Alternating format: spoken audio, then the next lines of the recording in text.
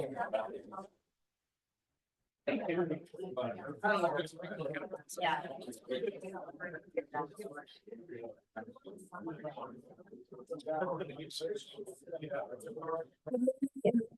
the Lyon County Board of Commissioners meeting for Thursday, December 4th, 2025 at the Lyon County Administrative Complex.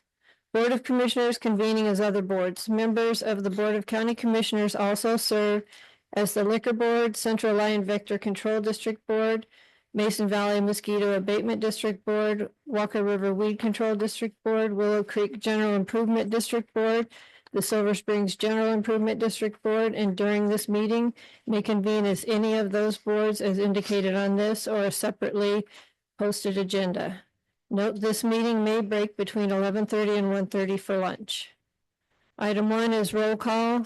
Commissioner Keller is on Zoom and all other commissioners are present in chambers. Item 2, the invocation will be given by John Poundstone of Joy Church. Morning, Commissioners, and thank you for this opportunity. Heavenly Father, we come before you so grateful for this opportunity to meet in a republic or a democracy in this way and with citizen engagement.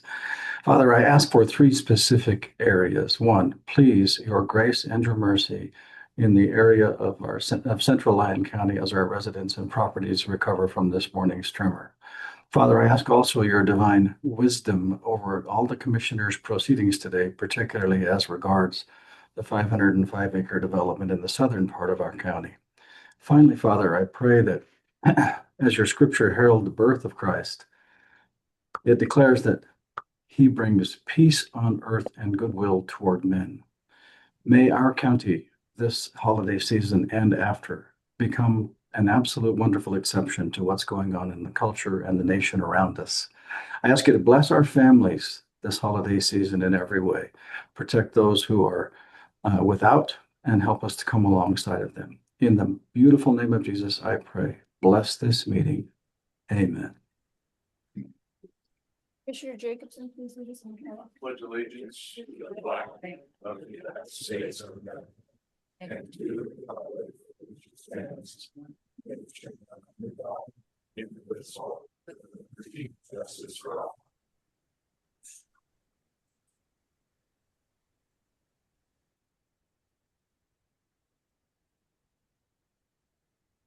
For public participation. No action will be taken on any item until it's properly agendized. It's anticipated that public participation will be held at this time, though it may be returned to at any time during the agenda. Citizens wishing to speak during public participation are asked to state their name for the record. And will be limited to 3 minutes. The board will conduct public comment after discussion of each agenda item, but before the board takes any action. And this area of public comment is for things that are not on the agenda only. We'll take public comment on each specific agenda item. So if you want to speak to that item, please wait until then. Is there any public comment at this time? Any online?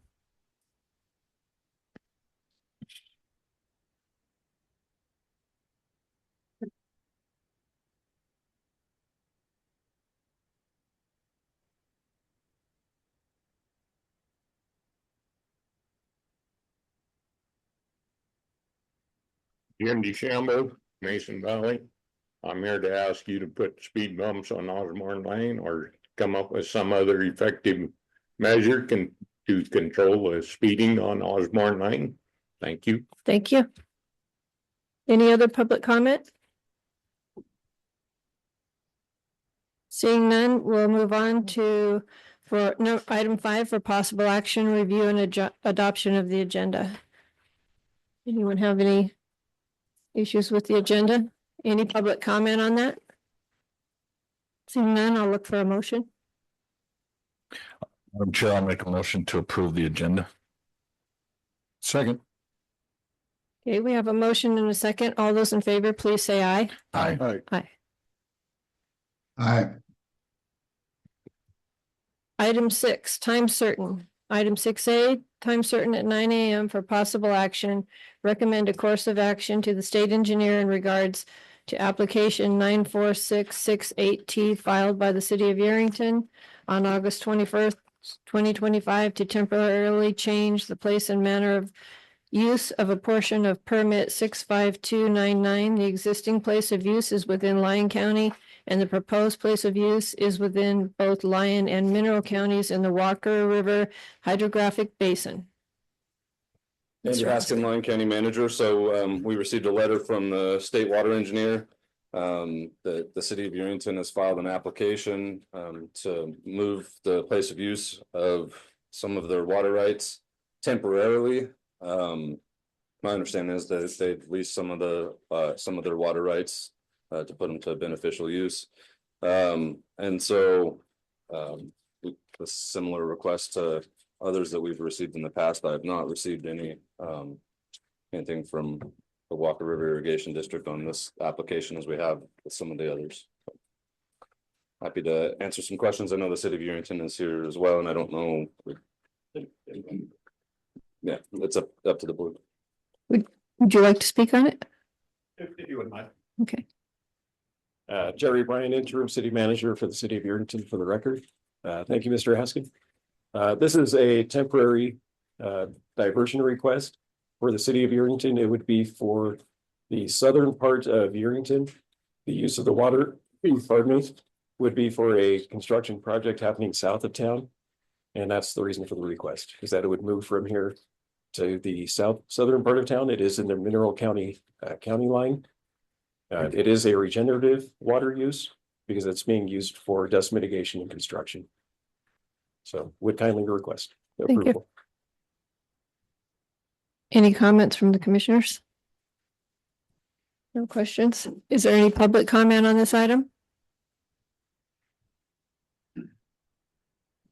Good morning, everybody. Nick Beaton, Yerington City Councilman, for the record. There's like 5 city items on your agenda today, so I apologize for how much you're going to see me this morning and afternoon. As our interim city manager said, we very much so request your guys' thumbs up on this. It is a regenerative use. The water report came back that the aquifer will be able to replenish with no issue. And this could potentially be a very mutually beneficial water use for the city of Yerington as we look at some of our public works budget items coming up and being able to sell this water to a commercial user. Thank you. Thank you. Bring it back to the board. Is there any comments? No questions? Okay, then I guess I'm ready for a motion. Public comment. I already asked for public comment. I'll ask again. If there's public comment, please come forward. Jim DeChambeau. I'm against you transporting any water out of Mason Valley or Lyon County to any other county. We have enough problem with our own water. And until we know exactly what this is, where it's going to be used, how much is going to be used, it shouldn't be approved. Thank you. Dr. Christopher Devine. Please write your name for us too, so we can get it right in the minutes. I just am requesting clarification on this project that's going to occur down in southern Lyon County. A little more detail if that's possible.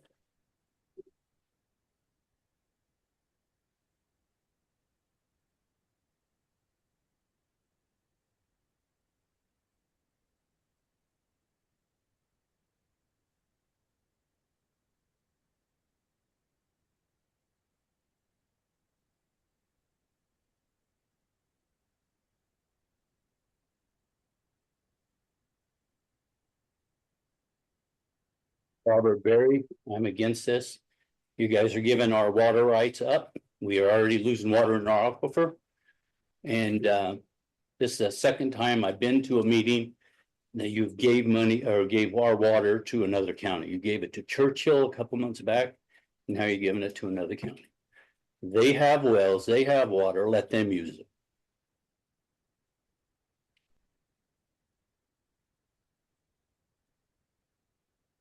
Good morning. I'm not Sherry M. Smith, Minania. My name is Sherry M. Smith. I live in Schurz. I don't think there's enough information at this point to do the transfer. they say it's regenerative so that it won't have an impact. I disagree with that. There's not enough information out there that hasn't been provided to the public. The last 2 years, I irrigate insurers. The last 2 years, there's been a substantial fish kill.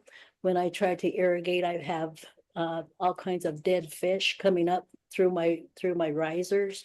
It's killed some of my hay. It's caused burns, chemical burns on my arms.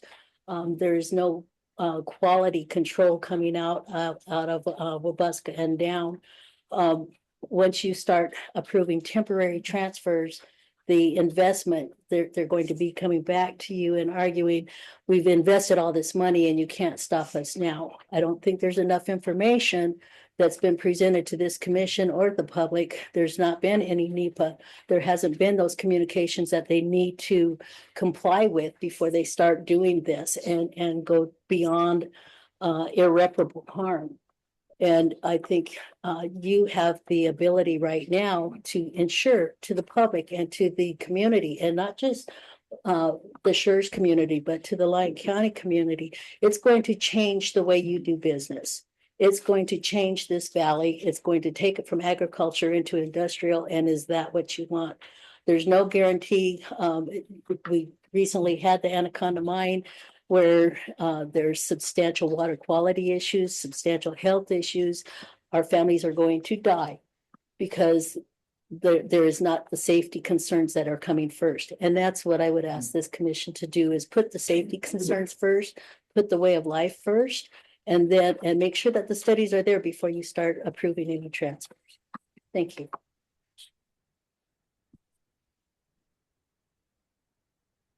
One other thing is that this watershed is already 125% over appropriated. So I don't know where that water's coming from. The state engineer has no new wells.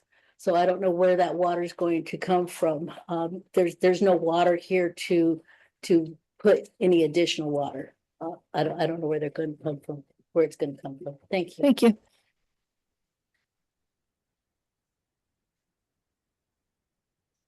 Beverly Smith. I totally agree with what Mrs. Smith said. I don't need to repeat it. Thank you. Yes, I'm Frank Delforo from Yankton, Nevada. And the water that the city give to the Pumpkin Hollow development was earmarked just for that reason, just for that project. Now that I got to take it and give it to Mineral County, and they're going to profit off of it. Okay, let's say the next guy down the street wants to do it. Are we going to take that water and give it to somebody else? I don't think that's legal, but I'm not a lawyer. But it don't sound right to me. To piggyback off of one to another, and the county's not getting no benefit off of it. Is the city getting any benefit off of that? They're selling more water and it's hurting the local people. You know, so that's all I have to say. Thank you very much for letting me speak. Thank you.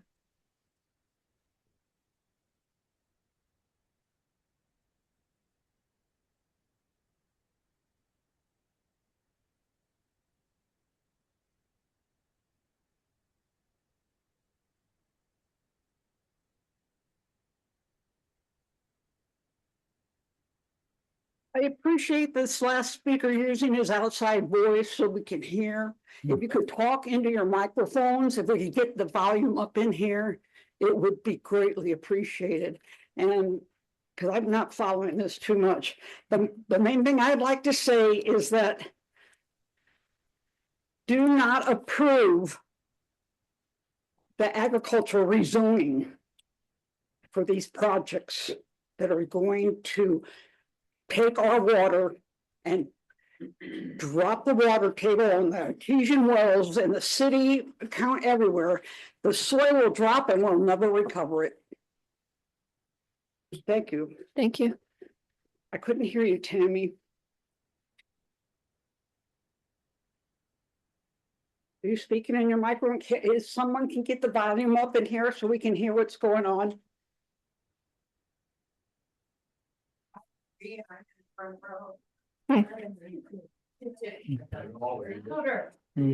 Okay,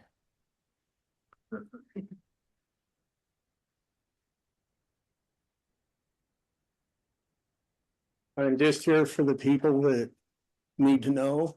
They need to know what's going on because you people keep your secrets. I have proof of it. You have broken the Water Act, Federal Water Act. In this county, you broke your own laws in this county. I have given you a 31-page on contamination, asking for help from Rio Tinto, Kennecott, all these mines, mine copper and gold, doing their drilling. I have documented proof off of their site where they drilled their GPS of contaminated oils that flow through my property. I have dead animals and I have heavy metals. And you people have had it for 5 years. I've asked you, every one of you, gave you the deal. Nobody's done their job. thank you, Federal laws. thank you. Ms. Chair, if I may, Yeah. anyone, just so that way I can note your names for the record, just please, when you come up to the podium, can you please state your name? Just, I want to make sure I get the right info for the record for you, okay? And during public comment, the only person that can speak is the person at the podium. I don't want anybody else talking. You need to respect each other, no matter whose opinion it is, and let whoever's at the podium speak. Good morning. Thank you for letting me speak. I concur with everything that was set up here. Can you state your name, please? Kathy Murfeld-Huguenin, Thank you. and I believe that the information should be out to the individuals that live in this area, and we haven't seen hardly any of it on this. Thank you. Thank you.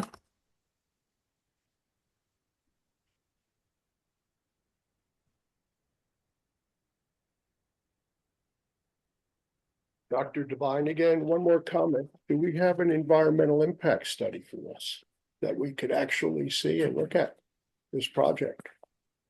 I don't know if there is one.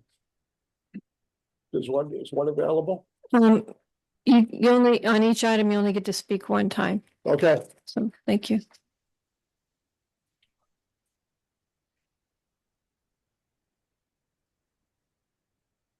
Hi, I'm Linda Marlette. And I'm here to talk about this project.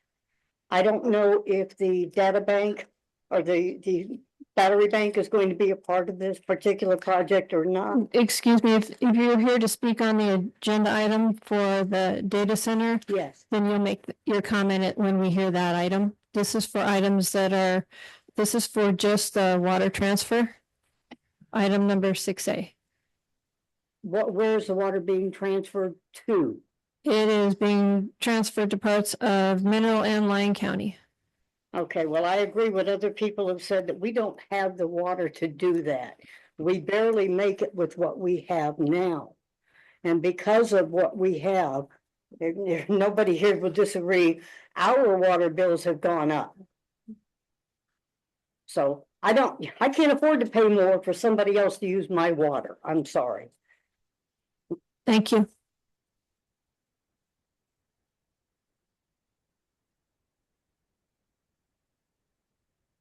My name's Tony Moore, born and raised in this valley. To circumvent a technicality, I have a question. Is there an environmental impact study done on this?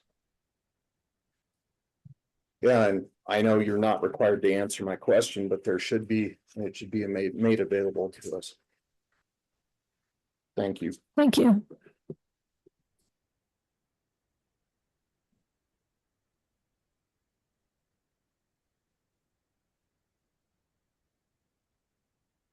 Dan Crown, and I live in Walker Lake, and we feel that we don't want any more diversion happening from the water. Our water quality as citizens in Walker Lake is very poor. we all have to have some kind of water filter to be able to actually drink the water. Because anytime we do a diversion, it affects our aquifer. And our aquifer starts pulling from the lake, which is already saline and everything. So we would like to see more information on how this diversion is going to actually affect water downstream and how it's going to affect our water, city water.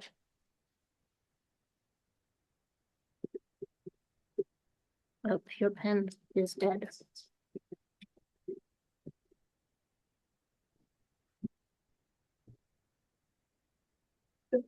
Leo Solari, I just want to come up and say, definitely oppose any transfer of water. And the pen's dead. Thank you. Can we get another pen up there, please? Sure.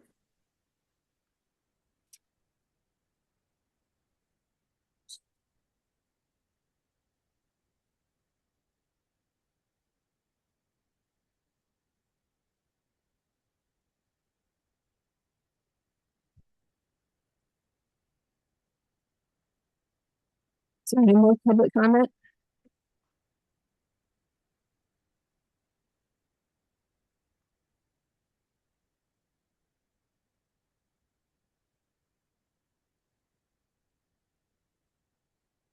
Good morning.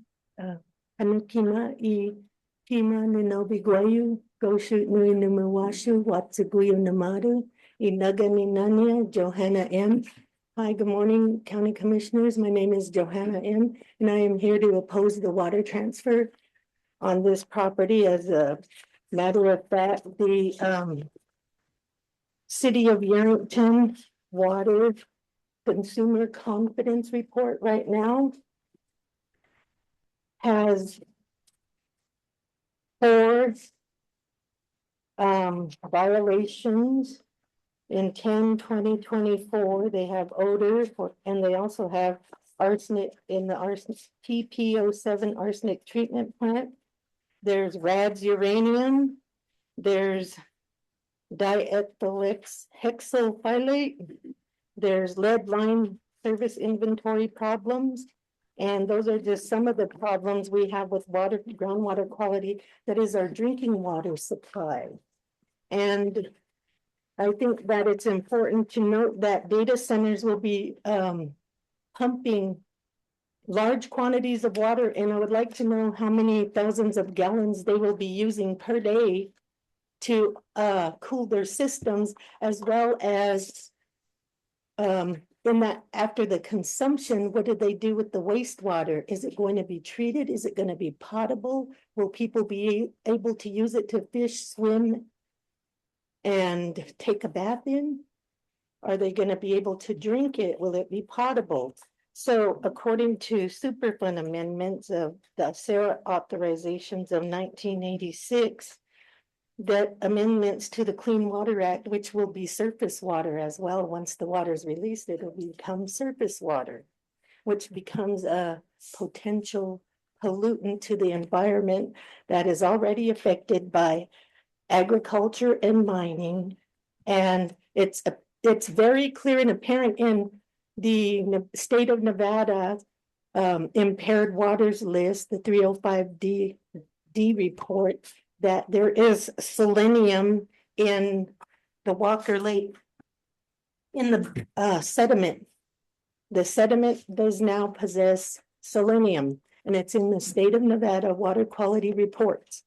I just want to say that testimony from tribes carries the weight of rebuttal presumption when determining losses and restorations.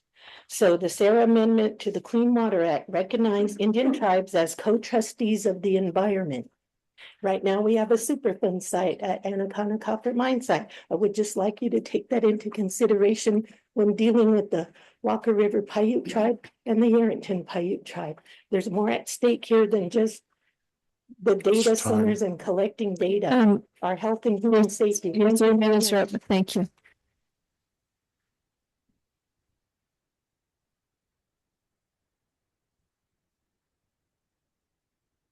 Is there any more public comment? Paper's gone. I'm Russ Smith from Lyon County. Last month's meeting, I believe you're told by the BLM that the Libra solar site where the water is going to be transferred to is indefinitely on hold. So why would, who knows how long this is going to be? If you guys approve the water for that, how long can they hold it without using it? And it doesn't make sense to me to give it to something that they don't even have the official access yet. They have so much to do. Just doesn't make sense to transfer it. So completely against it. Thank you. Thank you.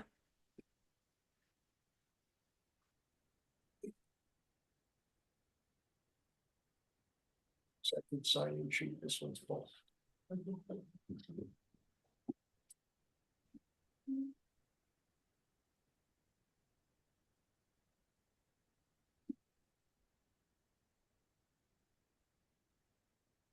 Is there any more public comment on this item? I don't, is there any online? If not, I'll bring it back to the board. Anyone else have any questions or comments? Commissioner Jacobson? Thank you, Chair. Can we get reps from the city bank?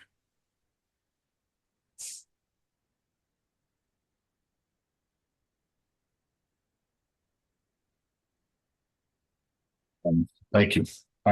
So this was filed August 21st. Seems like we've got this city of Yerington requesting this, and I've yet to hear a resident of Yerington for this. With that being said, I know that's Captain Obvious. But did you have a meeting regarding the request for this? And apologize for my ignorance. I don't attend the Yerington City Council, and that's for the record. But you had a meeting notifying the public that you were going to request this and what it was for, just so that that information was out there. And then, I mean, I don't know if the folks from Schurz live in Lyon County or Mineral, but I know the gal that lives at Mineral, Walker Lake is obviously in Mineral County. She's against it. Do we have any reps from Mineral County here? I guess just starting with some of that communication since August 21st with the folks, because I mean, I want to support the city of Yerington, but same time, I'm not hearing many folks from Yerington impressed with this request. So help me out. Yep. Thank you, Commissioner Jacobson. Again, interim city manager for the city of Yerington, Jerry Bryant, for the record. Yes, this was a public meeting back in, I don't have the exact date in front of me, but it was probably in late July or early August. That the city of Yerington had this as an agenda item. The council did approve this item to move forward. We are in discussion with Libra Solar for the 1-year lease of this water for the financial terms of that agreement. It is not solidified yet. This request just simply allows us to move forward with those negotiations or those discussions. To the comment of the possibility that this would increase rates for the users, I would encourage you to reconsider that, because allowing us to actually partner on agreements such as this, it actually helps us alleviate the burden on the users for our water infrastructure. So it actually gives us additional funding so that we don't have to go back to the end users for those increases. So we're in negotiation with them. We are not giving up our water rights. We are simply leasing them for a year on this application. The ownership of the water rights remains with the city of Yerington. And although it says Mineral County, what it's doing is it's moving to the Lyon County side of the valley, but it is a Mineral County line that it crosses. And that's the reason for the state engineer going in to approve it as well, because it does cross county lines, which is why it ends up in front of you, as well as the Mineral County commissioners.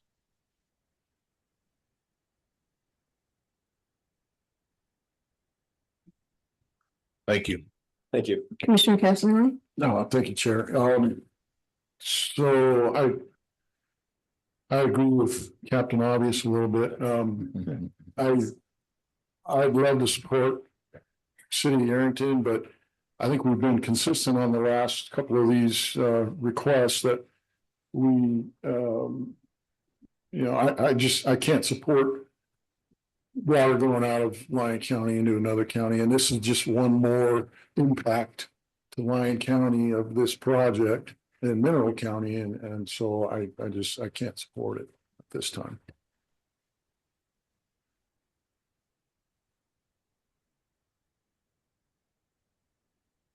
Just one more comment here. Commissioner Hockaday?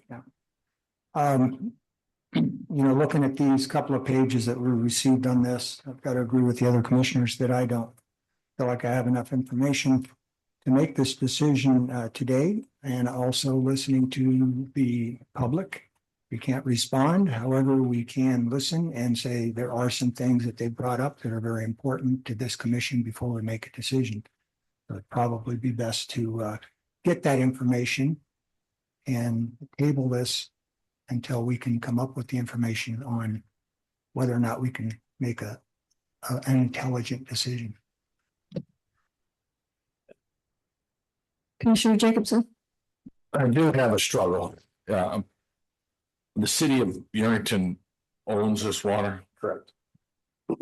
So my struggles with property rights and the ownership of something. So I struggle with that piece a little bit. So just want to throw that out. Okay, well, and I'll be available as well. If after the meeting, if there's a consensus on what specific items you're looking for, I'm happy to retrieve them and make them available for you as well. I have a question for the county manager. I see Commissioner Keller's hand is up as well. Okay. Could you just clarify what our role exactly is in this? Yeah, absolutely. Andrew Haskin, Lyon County Manager for the record. So the Board of County Commissioners is just making a non-binding recommendation to the state water engineer on this. This board does not approve the transfer. It's just a recommendation. Thank you. Commissioner Keller? Yeah, looking at this thing, this is a water right that's owned by the city of Yerington. It's up to them what they want to do with it, I believe. I look at it and this is a temporary, not a permanent. And in this state with water rights, if you don't use it, you lose it. And to me, this is a way for Yerington to protect the water that's in Yerington by temporarily using it so that it goes to the state engineer that we're using the water within that basin. So I would support it for temporary use. Any other comments? I do see one more public comment online, but you have closed public comment, so it's up to. I have closed public comment, but I'm going to open it back up. Okay. Mike Powell? I'm sorry, we can't hear you. Thank you for allowing me to speak. My name is Dr. Mike Powell. I've been in Yerington for over 20 years. And if there's anything I've learned, it's water and water rights are super important to the community. And they need to be protected, they need to be used. There are many examples of things where people have rights to different things. You have a right to drive your car, but you don't have a right to drive it at 90 miles an hour in the wrong lane oncoming to my car. Water is like that, yes, we all have water rights. Many people in this room have water rights, but you can't actually misuse your water rights because it does impact everybody else. The amount of water in the basin is, it's a fixed amount. And when you overpump, when you overuse water, it actually does affect all of us, even though you own your water rights. And so until we actually have a real water use analysis study done, an environmental impact study done, I really don't see how we can responsibly approve even looking into a temporary transfer of water rights. I just think that would be irresponsible on all parties. Anyway, thank you for allowing me to speak. Thank you.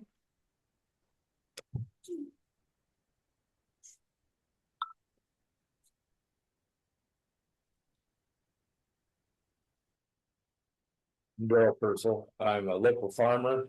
I'm also vice president of Nevada Farm Bureau, have a lot to do with water with the state over the years. Plus, I'm on the water committee, water and environmental regulation committee for American Farm Bureau. But Mr. Keller is wrong. It's a use it or lose it only on ag water, not the city doesn't have to worry about that. That is not something the state's going to come after them and say, oh, you didn't use that water. See it doesn't happen. They hardly do it on ag water, so they'll let guys go 8-10 years. It's supposed to be like 5, and they're supposed to notify you haven't used your water, and they don't do it hardly there. So it's not a problem that way. Thanks. Thank you. Is there, I see online Sean Manteca? Yes, good morning. Apologies for not being in the room. Sean Mantuca, I am a representative of SB Energy, the owner of the Libra Solar project. Happy to answer any questions or address any concerns that were brought up earlier today from the public. Certainly, I don't want to talk about I'm not a water expert, so I'm not here to talk about the water quality within the city. I will state that the water is to be used for the Libra Solar project, which is not a data center project, as Jerry Bryant had mentioned. This would be for dust suppression, basically for road improvements and grading on the project site. It would stay within the Mason Valley, so even though it's going from Lyon County to Mineral County, it's staying within the valley. And again, happy to answer any of the questions. Oh, sorry, one other thing. There is an EIR that was done with BLM. Mr. Smith did state that the BLM has put the project on hold. That is fairly true. We are still working with the BLM to get the final approval. There's a number of other things that we're working on, this being one of them. And we are also intending to eventually drill 2 wells on site to pull water from the project site itself. This particular permit is to basically temporary truck water from Yerington, from one of the fire hydrants out to the project site, again, for grading and dust suppression. And then once we get the permit to drill the wells, we would basically pull water from the project site itself out in Mineral County, same valley, same Mason Valley water basin. And then we would only use trucking water to supplement any water that's not available through the wells. Thank you. Commissioner Keller? Yeah, if people want their water lawyer or representative from city of Yerington to come, I'd postpone this if someone wants to table it, because I'm not going to sit here and be saying I got things wrong or right, or I'm not into that. But it's a usufructuarial right, and to me, I'd like to know what the water company how it impacts them right now, because I know I'm part of a water company. I sit on a board, and that type of water is actually revenue to the city too. So until they drill their own well, right? So I think maybe we could have some more input on that. I'd be open to that. Is there any more public comment or comments from the commissioners? The interesting thing here is that we've known about the Libra project for many years now, it seems like. And why a well has not been dug is kind of confusing to me. And when my daughter just bought property over in Smith Valley, and within about 2 weeks, they had a well dug. Certainly a domestic well. I know they need a bigger one for commercial, but that just seems like it was poor planning on the part of Libra.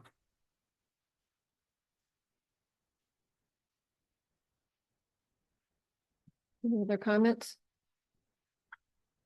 Can I get a, sorry, Jeff, the interim city manager again, please. So what type of timeline?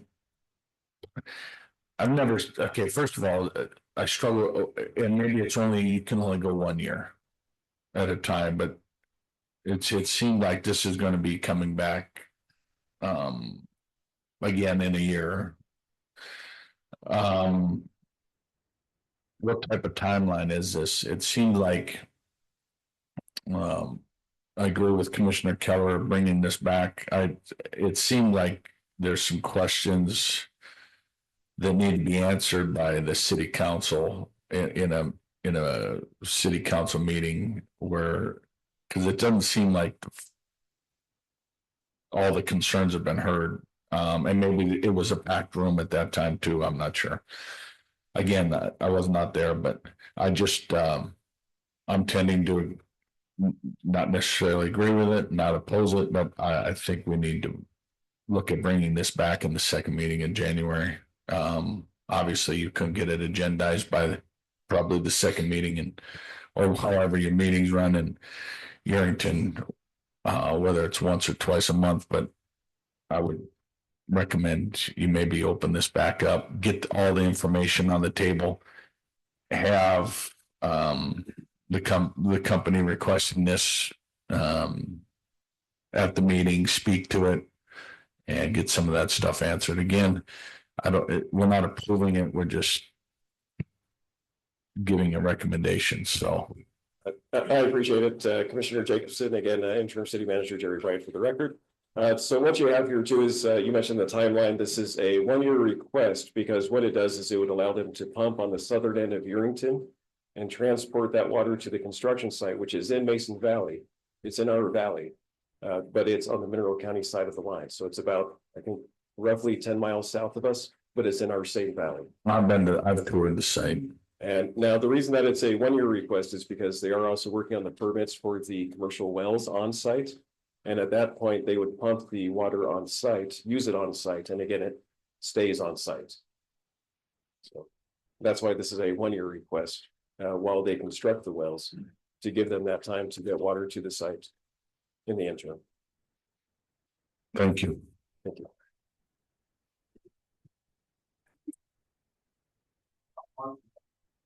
No, you only get to speak one time for 3 minutes. That's. I concur. They don't have- Excuse me, no outburst from the audience, please. We got a lot of contentious stuff to get through today. We need to follow the rules and just keep it clean. That's open meeting law. You get to speak one time for 3 minutes. That's how it works. I had already closed public comment and opened it back up to give additional comment, and I'm like, I can't go any further than that. So.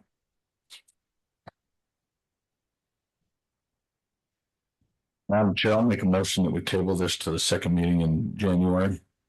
Second. Okay, we have a motion and a second. All those in favor say aye. Aye. Aye. Okay, motion passes unanimously. Item 6B, time certain 9:05 for presentation only. Excuse me, Madam Chair, I did have a request to move the Board of Health meeting up ahead of 6B. Okay. Because Senator Titus has another commitment. Okay.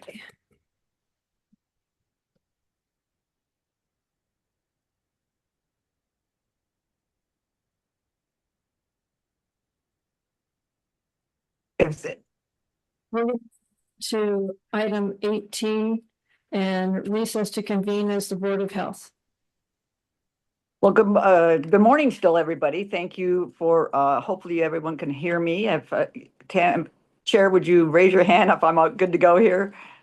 So I apologize for not being there in person. As it turns out, I actually have a water meeting here in the valley after this meeting, so that's why I'm not there in person. And thank you, everybody in the audience, for being there in person and sharing their concerns. And I appreciate what the vote that the commissioners just took. Having said that, I'm going to call the meeting of the Board of Health and do a roll call, please. I think is the sheriff in the room? Yes. I'm sorry? Yes, Madam Chair. Do we have a sheriff, a deputy, or somebody representing him in the room? I'm sorry, I can't hear you folks. He's sitting right next to me, Robin. Okay, good. Yeah, I have a very small view of the screen here, so I apologize. So very good. We'll call this meeting to order. I know we type public comment after each item if we're going to make any decisions. So I don't see anything with decisions being made. So no, unless there's some public comment now, Chair. Okay, great. I do have a comment before we get started on the rest of the agendized items. Recently, on November 7th, I hope folks saw that we, in conjunction with the epidemiologist from the Carson City Health District, Taylor Allison and I were notified that there was a case of hantavirus in Smith Valley.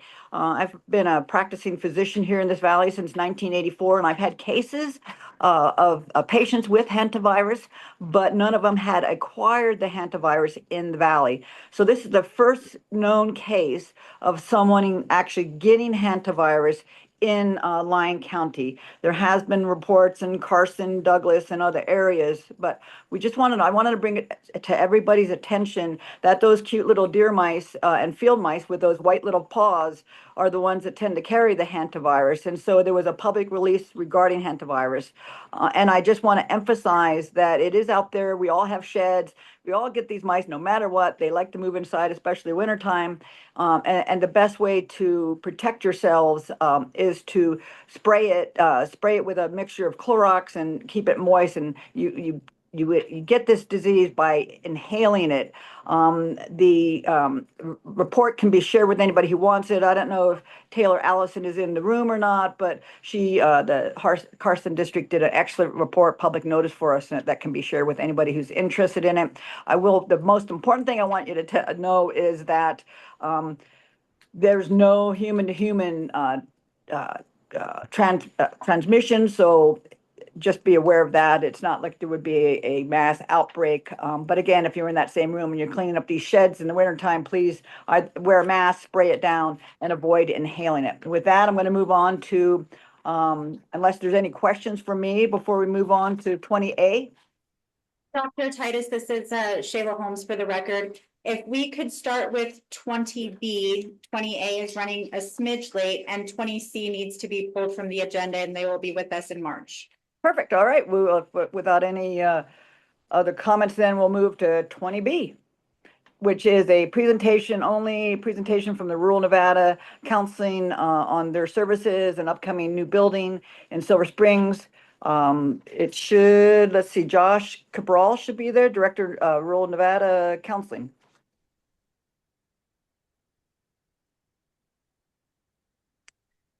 Are you there? I am. Thank you, Josh Cabral, for the record. Thanks for taking the time to listen. I'll try to burn through this thing kind of quick, just because it appears it's going to be a busy day for everyone. So if we wanted to start with the next slide there.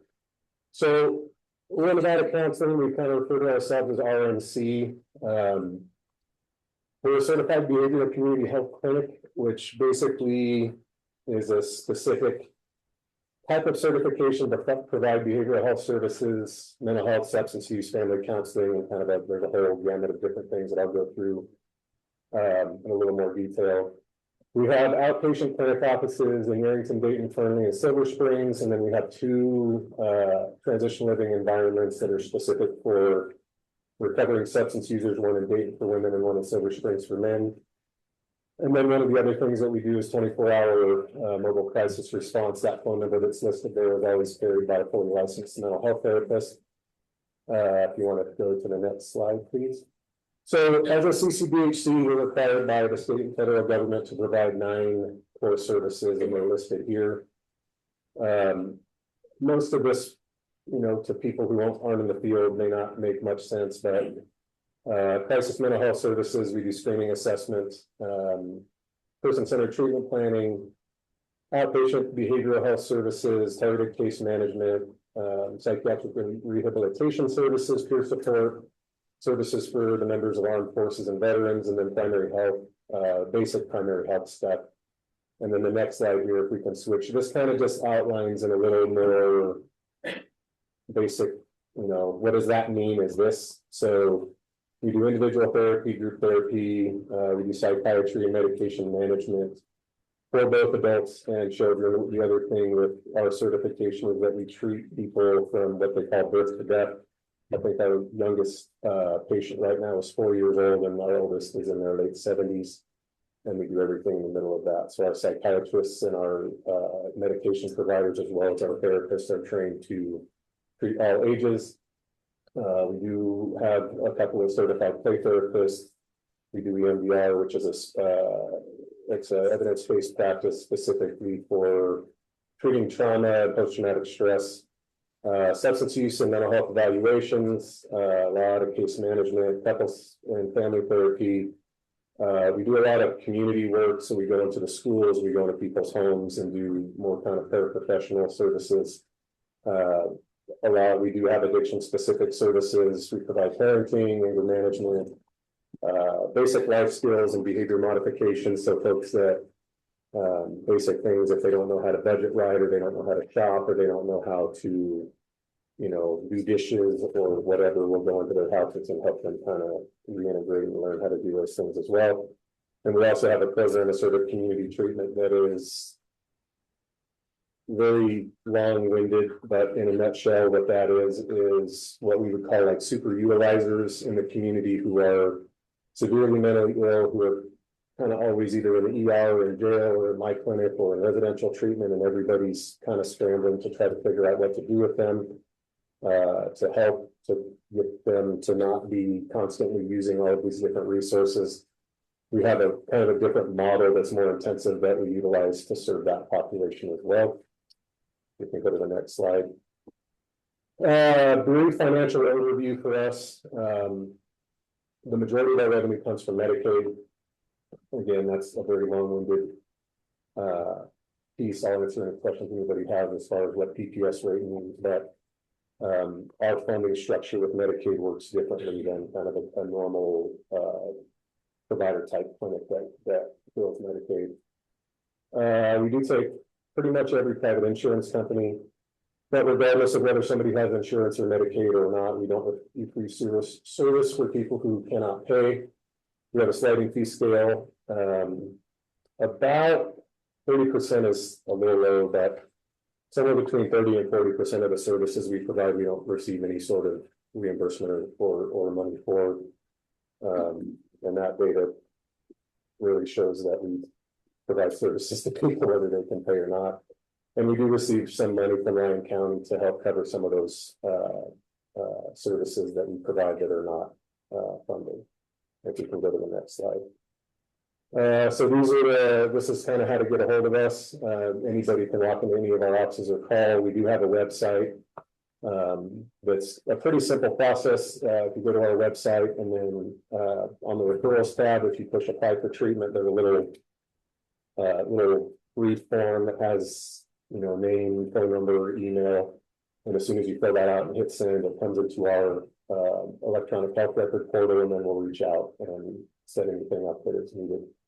If we want to go to the next slide. So this is our newest project that we are actually having a groundbreaking ceremony on Saturday for in Silver Springs. They have already started pushing dirt around here a little bit. This is kind of a helicopter view of, there are 3 different lots here that we purchased. The middle one there is the building that we're building. The furthest north there is kind of a little park area and a parking lot. In a nutshell, we have a clinic in Silver Springs. We have had a clinic in Silver Springs for many, many years. But it's very small. It's not big enough. It's very inconveniently located for the populations that we serve. And we are running out of space because of the amount of services that we're offering and the amount of therapists and other paraprofessionals that we employ. So we decided to build a bigger clinic. So this footprint here, this clinic is just shy of 11,000 square feet.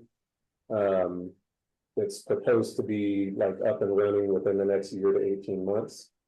If we want to go to the next slide here, this is the appearance from the outside of this, and what we're doing here is, actually, let's go to the next slide if you don't mind.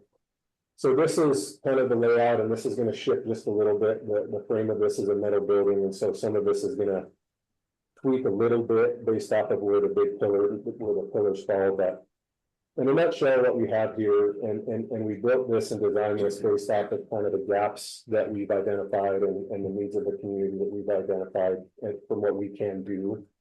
So looking at this footprint, we have kind of two sides to this building. One is for adults and the other side is for youth and families. On that far left side of the screen there, that's kind of a big empty 2,100 square foot recreation area. And the intent with that is to kind of leave that open and just kind of, we'll have some pool tables in there, maybe a basketball hoop, ping pong, whatever else may be. And the hope with that is to give the teenagers and kids in the community a place to just be, go after school or to come in and just kind of have a safe place. Silver Springs doesn't really have a ton of resources or things for that population to do.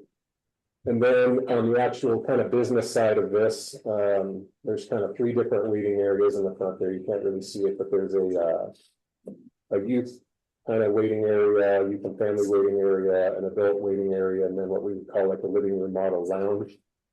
That really anybody, if they just, this time of year it's cold outside and they're homeless and they need a place to be, they can just come in and sit down on the couch and watch TV and have a place to be that's warm and safe. That will only be operational and open during business hours. And the reason that we separated the waiting area really is we want everybody to have a place to go and receive services. And, some of the adults that we serve are, homeless and disheveled and can be a little difficult to be around at times. And we still want to have a place where a parent can bring their 3-year-old and have them play with toys and not have to worry about that and deal with that. So we have two separate group rooms, two separate, really kind of everything separated. Within this, we do also provide primary care services. So there's a couple of doctor's offices in here as well. A group room for adults, a group room for individuals. There's a room that's going to be allocated for like a relaxation type room. So if somebody's in crisis and they need to just have a calm place to be, they can do that. The far entrance on this, on the right side is going to be a law enforcement only entrance. So if law enforcement needs to drop somebody off or pick somebody up without creating a scene in my lobby or without, people freaking out that are walking through the building, that'll be available to do that. And I think that's my last slide. Nope. Here's where all of our stuff currently is. The Silver Springs address is obviously going to change, hopefully sooner than later. And I'm happy to answer any questions anybody may have. Anybody have any questions there? I'll have the members go first before I ask my questions. And thank you, sir, for being here. Dr. Titus, if I may, this is Commissioner Jacobson. Please, go ahead. So, and I guess I said comment, but there's kind of a question. So I heard this correctly, steel building, correct? Yes, sir. All right. And that makes sense fiscally. Seen a lot of money going to buildings around the county, and the look on the outside should never be more important than what happens on the inside. And so this will be a very welcome addition to Central Lyon. So thank you. Thank you. Anybody else have questions or comments? Commissioner Hockley here. Thank you for having this presentation. It is very informative. Thank you. I'll just also echo that, and I thank you for being here, and thank you for being an additional resource. I think this time of year, all of us are very busy celebrating the holidays, but it's also a huge increase in depression, suicide, etc. So it's a very timely presentation, so I appreciate it. My question, I guess, is about, you talked about physicians' offices and providers. one of the things that we always see in rules especially, is lack of providers and wanting to know if you have providers that will take up those spaces, especially like physicians' offices and your counselors, et cetera. Or do you have adequate, providers? The short answer is yes. I think that's a moving target. But for right now, one of the other pieces with being a CCBHC is that by statute, we're not allowed to maintain or have a wait list. And so far with the amount of providers that we have, we've been able to comply with that. Would I hire a couple more therapists tomorrow? Probably, and I could probably give them the work. As far as prescribers and doctors, I currently have a full-time psychiatric APRN that works for me as an FTE, and then I have a couple of other folks under contract that both primary care and psychiatry. And with this new building, we likely will expand the primary care aspect of that. As it sits now, as far as psychiatry goes, we're completely fully staffed and not in the need of any additional folks in that realm. Well, great. That's excellent news. Is there any other questions? Dr. Titus? Yes, go ahead, Commissioner Keller. This is Commissioner Keller. Yeah, I just wanted to, it's been brought up in Silver Springs Advisory Board about what they were doing there. And so I wanted to ask them if they wanted to take a chance to attend that advisory board and let the community know what's going on. If I would? Is that the question? I think so. Yeah, I would absolutely do that. Thank you. Great, thank you. Great question and great response too. So being in the community is the key, and knowing how to reach out to you is also really important. We get a lot of presentations and then it never goes anywhere. So thank you for that. Any other questions? Well, with that, we'll close the 20B, and I see that 20A, the presenter is in the room, so we'll go back up to agenda item 20A, presentation only. Presentation from Community Health Alliance regarding the programs and services they offer in the community regardless of economic status. And it should be, I believe, Oscar Delegardo, and I apologize if I mispronounced your name.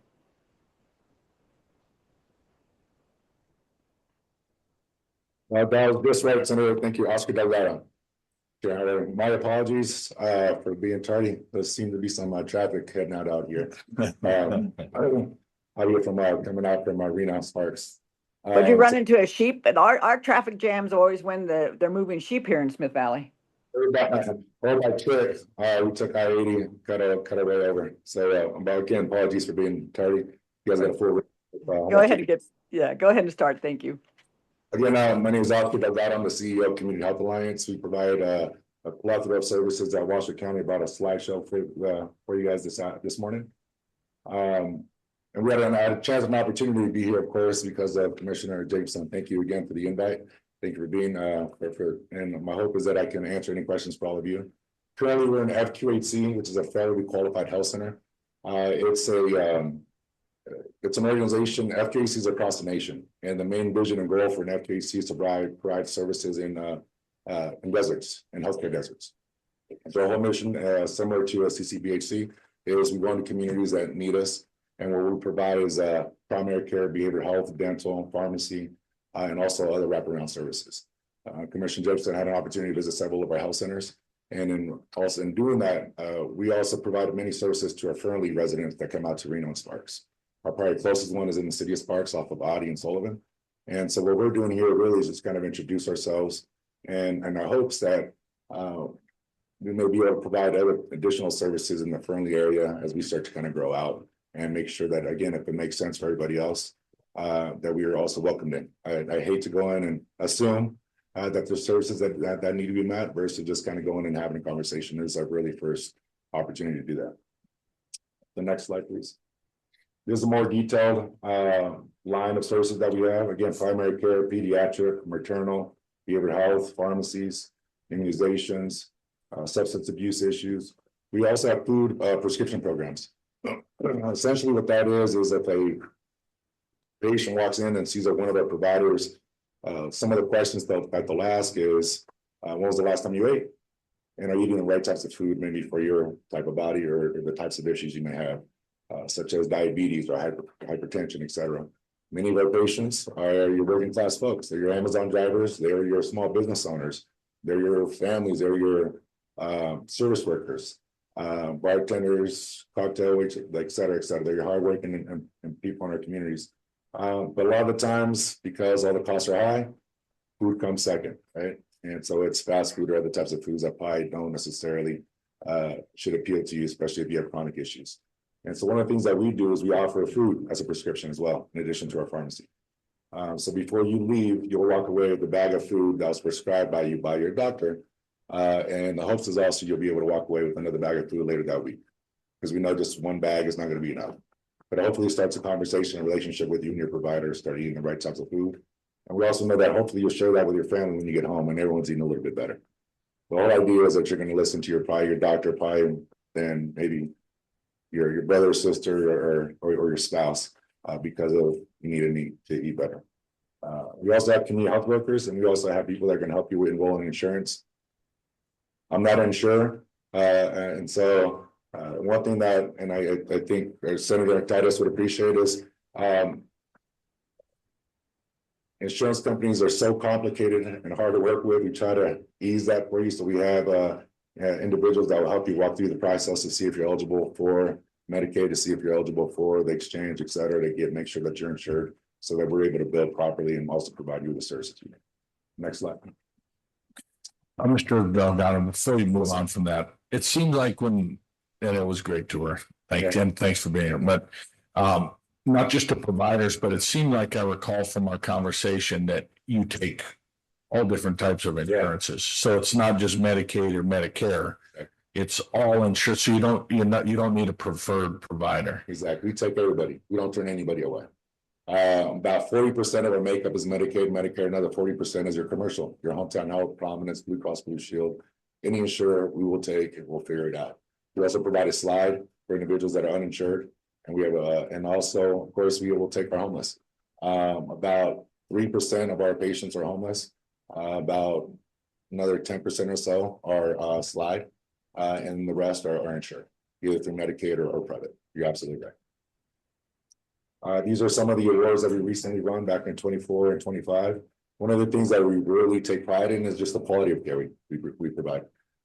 As a kid that grew up around several of the health centers that I now have the fortunate and blessed to be able to lead, is making sure that we lead with quality, not just to say that we're there just to provide. And it's been a really big mind shift with all of our providers, and I think it's done wonders. We're recognized nationally now, and we're also not recognized here within our state in terms of the quality that we bring for our patients. We are now just over 320 employees at Community Health Alliance. Right here on our data, our slide, we have 46 medical providers. We have a strong relationship with the university. So just recently, this past summer, we hired 2 of their medical doctors that now work for us. We work with their physician assistants, APRNs, 2 midwives. We have some behavioral health, dental, and pharmacists. Our dental program has grown. It's mainly focused on pediatric, but we do some adult. It's more urgent, emergent kind of care. We're currently working with the state legislature. I know Senator Titus hears this all the time, is we need to provide more adult dental care and making sure that there's parity between pediatric and adult. And so we're constantly advocating and working on that. But we're one of 2 FPCs in the state that provide dental. Next slide. I'd say in about 2 months from now, we'll be close to serving about 35,000 patients, and about 32% of those are children. And I say another like 20% are women. And it's what we see are generational. We see from babies to seniors in all of our facilities. And so if you were to go into any of our lobbies, you'll see families. And that's one thing that we really pride ourselves in, is we go directly into communities. We want to make sure that people see us as scalable. We fit into those neighborhoods. We don't want to outshine anybody else, or we don't want to be a big entity out there. We just want to make sure that we see ourselves within the communities that we try to serve. We have 6 locations. Our newest one, excuse me, as in Sun Valley. We've been in Sun Valley for the last 15 years, but I found another site. We were in a dilapidated building. I never want to play to the stereotype that we only serve a certain type of clientele, and that's the way we build our facilities. I strongly believe that our facility should be as gorgeous as anything else, and nobody should know a difference. And I also take that charge from my board of directors, which, as a federally qualified health center, 51% or more of my board members have to be patients. And so every month I got to go before my board and making sure that they get and they understand the quality that's there. I'm not ran by some organization in New York or another organization somewhere else. I'm here directly from our patients every month and making sure that we abide by that. But here are some of our facilities, our Wells location. I'm in my 6th year now as a CEO. And some of the things that we pride ourselves in is making sure when they drive into our parking lots or they walk into our facilities, that they feel top tier, 5-star class. And I believe our facilities speak for themselves. Next slide. These are our dental, exam rooms, our farm food prescription program. That bottom corner, it's empty, and that's a good reason. We get donations and from the food bank twice a week. And I love seeing it empty because that means it's being utilized. We have one also in our Sparks location. We have one in our Sun Valley location. Currently, I'm doing an expansion at our Neil Road facility, which Commissioner Jacobson, you're able to go visit. We currently serve 3,500 patients there. We're doing a $8 million build out. We'll be able to serve another 4,000 individuals in that community, where we're adding 4 additional exam rooms, a pharmacy, a food prescription program, and 2 behavioral health offices. Is our North Valleys over in the Lemon Valley community. Next slide. Is our Sparks facility. Next slide. Is our newest in our Sun Valley. And I will say the next one. And this is gone now. It's we're currently doing rehab, so it's been gutted. My hope is, commissioners, if you guys would like, once we do a ribbon cutting, hopefully in the early part of next year in the spring, you'll be able to kind of see what we hopefully would be able and would love to bring to Lyon County and to serve the communities out here.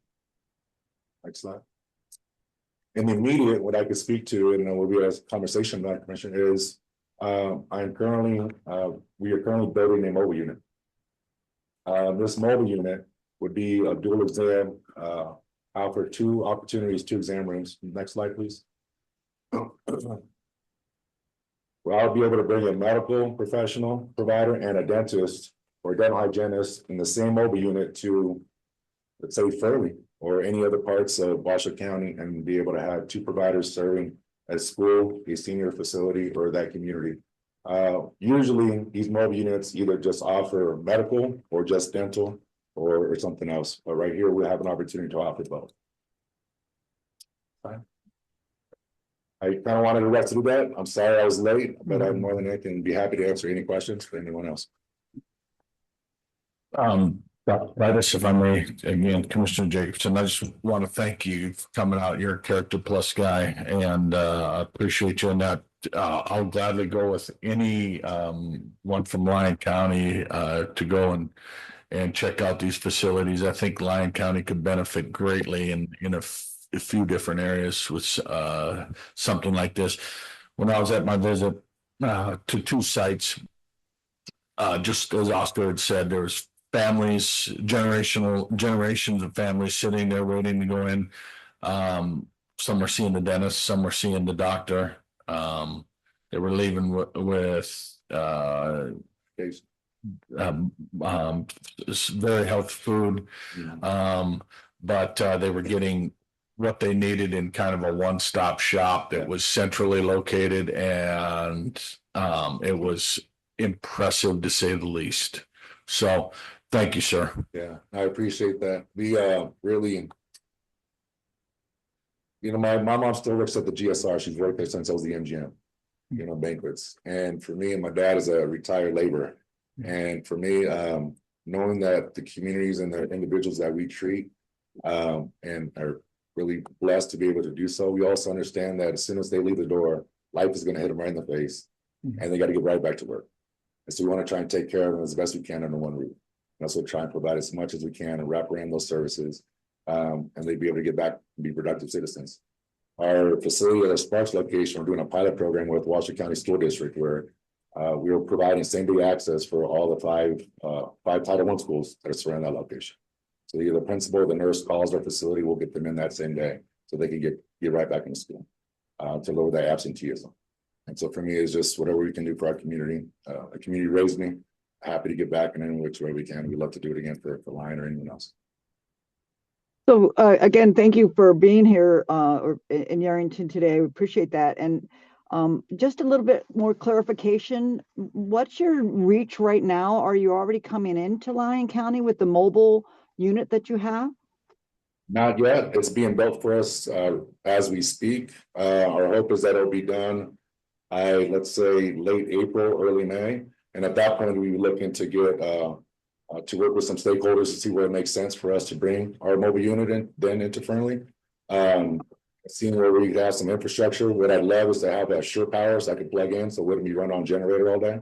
And that way we can set up our providers and also reach out to either stakeholders or nonprofits in the community to help us schedule those appointments at that time. Well, again, one of the major issues for anywhere in rural Nevada and sometimes in urban areas too is access to care. So having more providers and more access for folks, I think, is critical. Are there any other questions from the board? I guess Senator Titus, I just had a comment. Please. Commissioner Hockaday here. I wanted to thank Commissioner Jacobson for bringing Mr. Delgado here and also for your outstanding presentation. It was very concise. Learned a lot. Thank you. Thank you. And Commissioner Casanero here for the record. Appreciate the presentation. And do you envision once the mobile unit is up and running, do you see that going further into Lyon County other than Fernley? Do you see it going to Yerington or Silver Springs or Dayton? Or we'd love to pilot it in Fernley and make sure that we are again welcomed in. We're building reaching out to everyone that we need to, and at that point we'd be open to just hearing from me other locations that would need our support. But I think that'd be the first place to kind of pilot, and then we kind of go from there and build out schedules for providers and make sure that again that people can depend on us. We can show up when they need us. The last thing I want to do is promise something and then we not show up, right? I don't want to be that guy. So of course, being able to do something at least early enough at Fernley, get some things started. But also for anyone that lives out here or anyone that needs access to care, we're more than happy to serve you in Washington County until then. All right, we serve everybody. Thank you. I appreciate it. Would you give perhaps when our director of our human services, Shayla Holmes, speaks, and maybe have you talked to her about areas of void when you talk about these healthcare deserts where there isn't any access? I think there's definitely important that if you do come to Lyon County, we want to make sure, of course, that you're used, and then getting out the information on location, your availability, and all of those things is critical, so that another provider is available. I think that's really important for communication to the citizens that need it.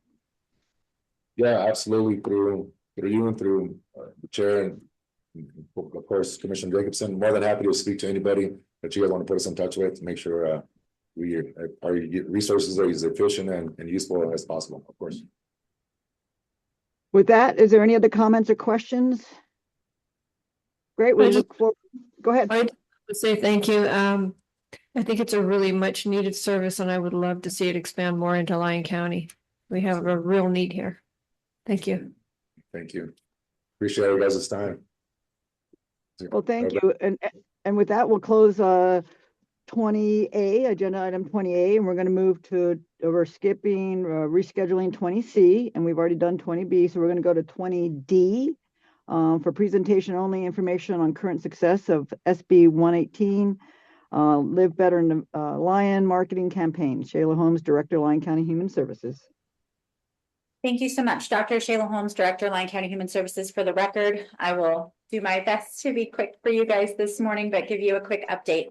So reminder, SB 118, I believe, came out of the 2023 legislative session, which were one-time public health infrastructure funds.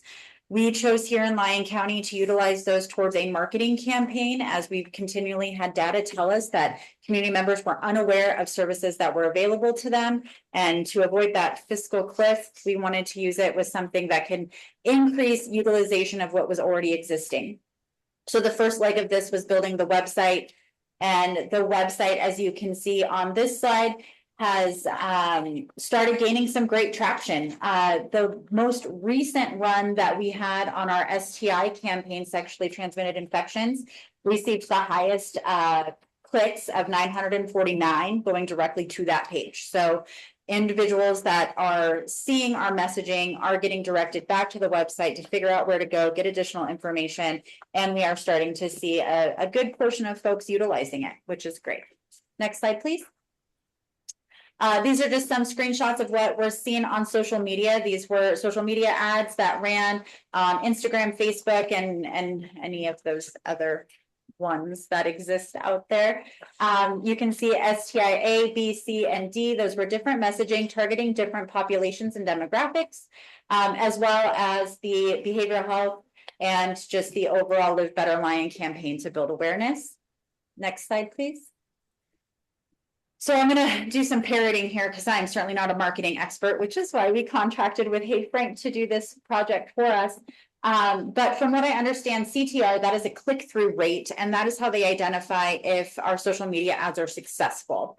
So what we see here, so when it says brand, that's Live Better Lyon entirely, there was almost a million impressions, which means almost a million people saw it. 2,229 people or 2,299 people clicked it, and that's a 0.23% click-through rate. What I am told is that 0.20 or higher is great. We delivered in social, I don't know what the IMPS stands for. I'm so sorry. Impressions. There we go. Across Facebook and Instagram, achieved a really high click-through rate of 0.58%. So that's getting out there. The STIs are getting out there at a 0.21% click-through rate. The behavioral health is just right below that ideal 0.2, but it's at a 0.19, so it's super close, as well as the most specific. So the behavioral health crisis response partnership with the Sheriff's Department and Human Services. So they have their own set of funds going towards marketing that program out. Next slide, please. This is the creative group performance overall. So there's audio ads that are going out where people listen to radio or streaming radio, the social media campaigns, as well as some commercials on different streaming devices. So if you don't opt out for those ads and you live in Lyon County, you might have a Live Better Lyon commercial pop up.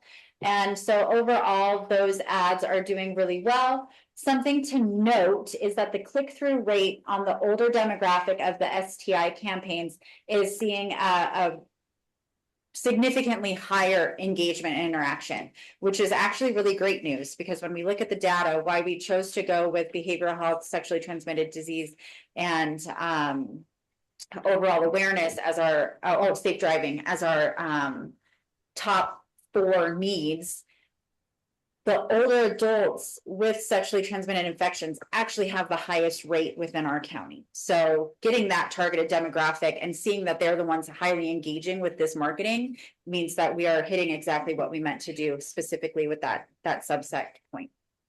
Next slide, please. This is the audio performance. We can just click right through that. It's doing good.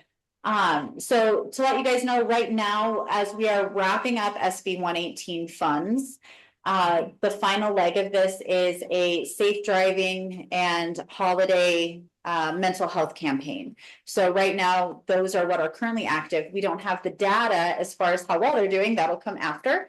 But I just wanted to show you guys what we've got up right now. So we've got some billboards. If you want to click to the next slide. So we've got these 2 up in it. So sorry that the images are a little bit small and you can see where they're at. They're actually out there. So if you're driving on 80, or if you're driving, I think that other one's on 50 up north heading towards Fernley, you can see those ones are safe driving campaigns. Get home safe is the best gift. And all we want for Christmas is for you to get home safe. Next slide, please. These two are on the 50 corridor. So I'll be home for the holidays if you drive safe, and getting home safe is the best gift. So you can see these billboards as you're driving through our highways, reminding folks to please drive safe, because we do have ridiculously high accidents on our highways and roads. Next one, please. Thank you so much. These are the current snapshots of the behavioral health social media ads that are out there right now. So you should be seeing these, as well as some audio, and as well as some of those streaming commercials. If the holidays aren't so happy, we're here, and give yourself the gift of help. All of these leading you back to the Live Better Lyon website, where we have extensive information on where people can go locally to get connected to any of the services that they may need. I believe that's it. Thank you. Excellent. Now, are there any questions there? So Shayla, I believe that it has been refunded, and I know that we're using up the fund from the initial allocation, but I was under the impression that it was in the governor's budget and there will be more money to continue. You are absolutely correct, Dr. Titus. It has shifted from public health infrastructure dollars under the SB 118 interlocal to consistently funded every biennium. Thank you to you guys in the 2025 legislative session. So we recently did get our interlocal executed. We are going to start moving that towards some ongoing services, since we know that it's regular and consistent. However, we will be dedicating a small portion of those funds to maintain marketing, to keep the awareness up. However, and also so we can shift based off of what data is telling us. So if we really nail this older adults with sexually transmitted infection, and we start seeing that number come down, then we can shift into a different data point where we might need to be making some progress. That's great. I just want to note that see, occasionally good things come out of Carson City. So just having said that, are there any questions for the director?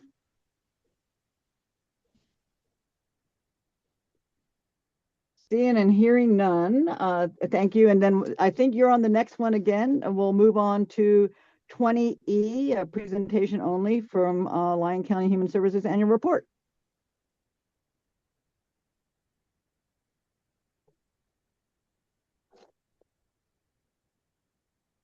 PDF.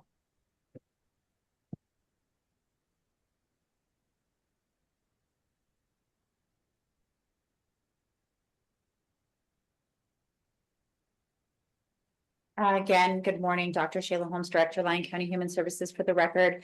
Again, I'll get through this fairly quick. I do have to present this to you all at least once a year, so that way we can meet some of our grant requirements. But it's also really good to just be able to share the information as far as what your Human Services Department has been able to accomplish over the year. This report is our fiscal year 25. So we're talking July 1, 24 to June 30, 25. Wrapping up grants and numbers, and the fiscal side is what always prevents us from being able to do this quickly.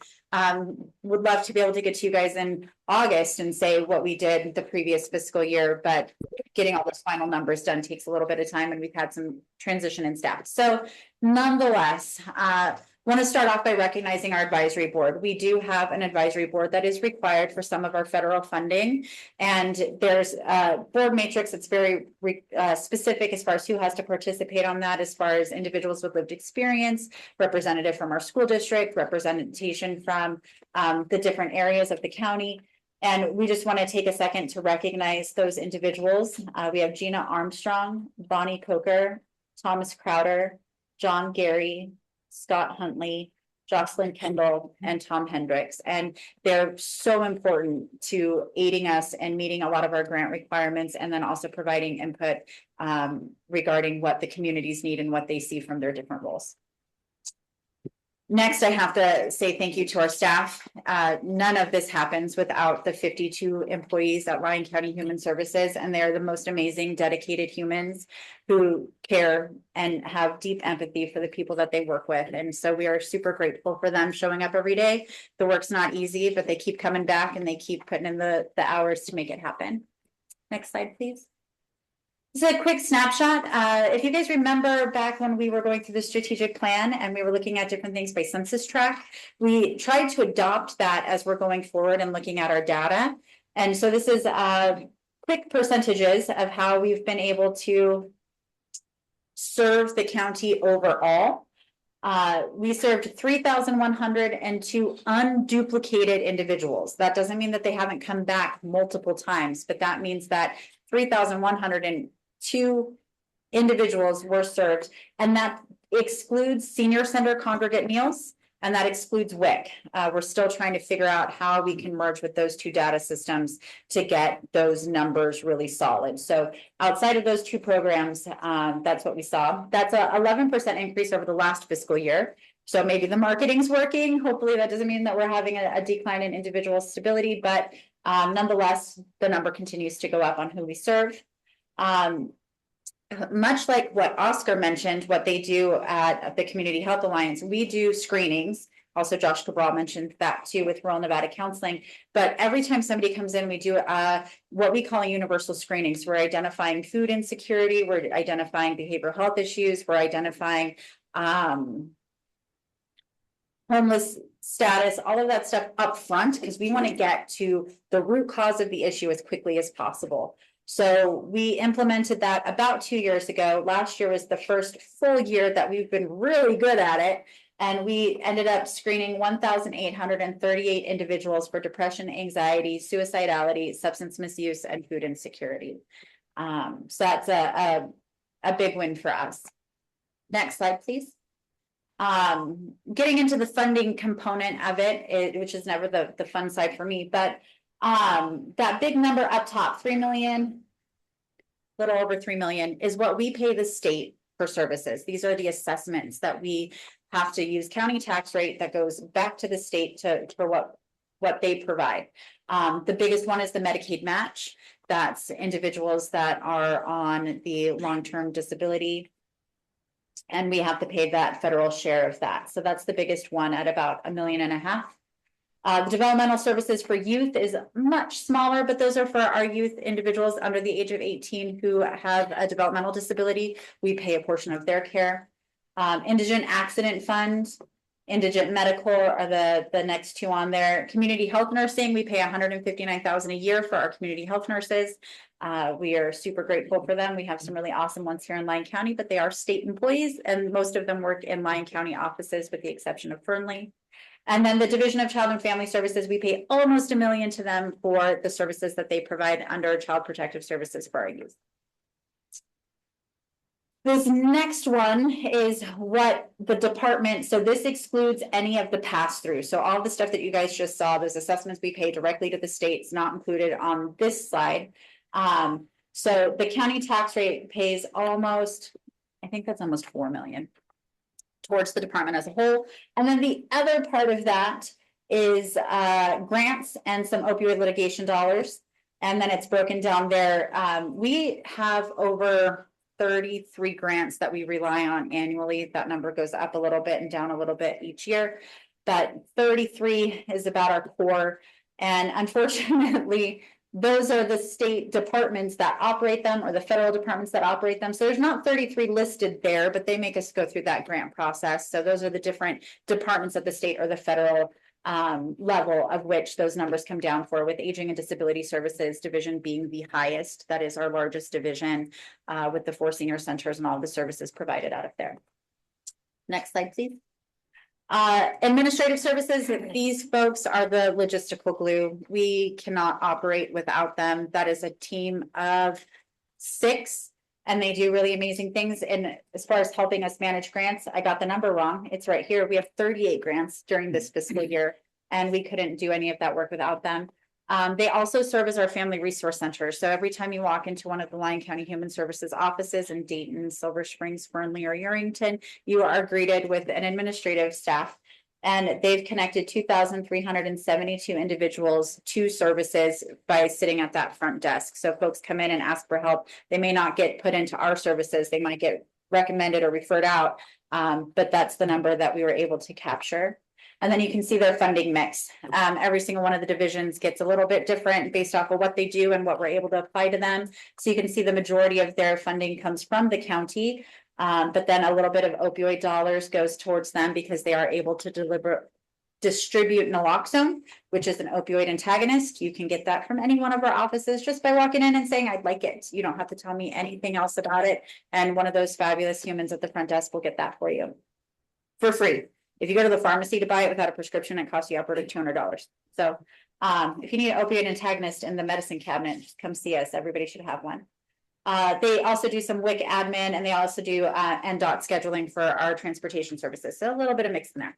Next slide, please. Public guardianship. We have a deputy public guardian who is amazing. I should probably mention I'm the official public guardian, but she does all of the work. She's amazing at her job.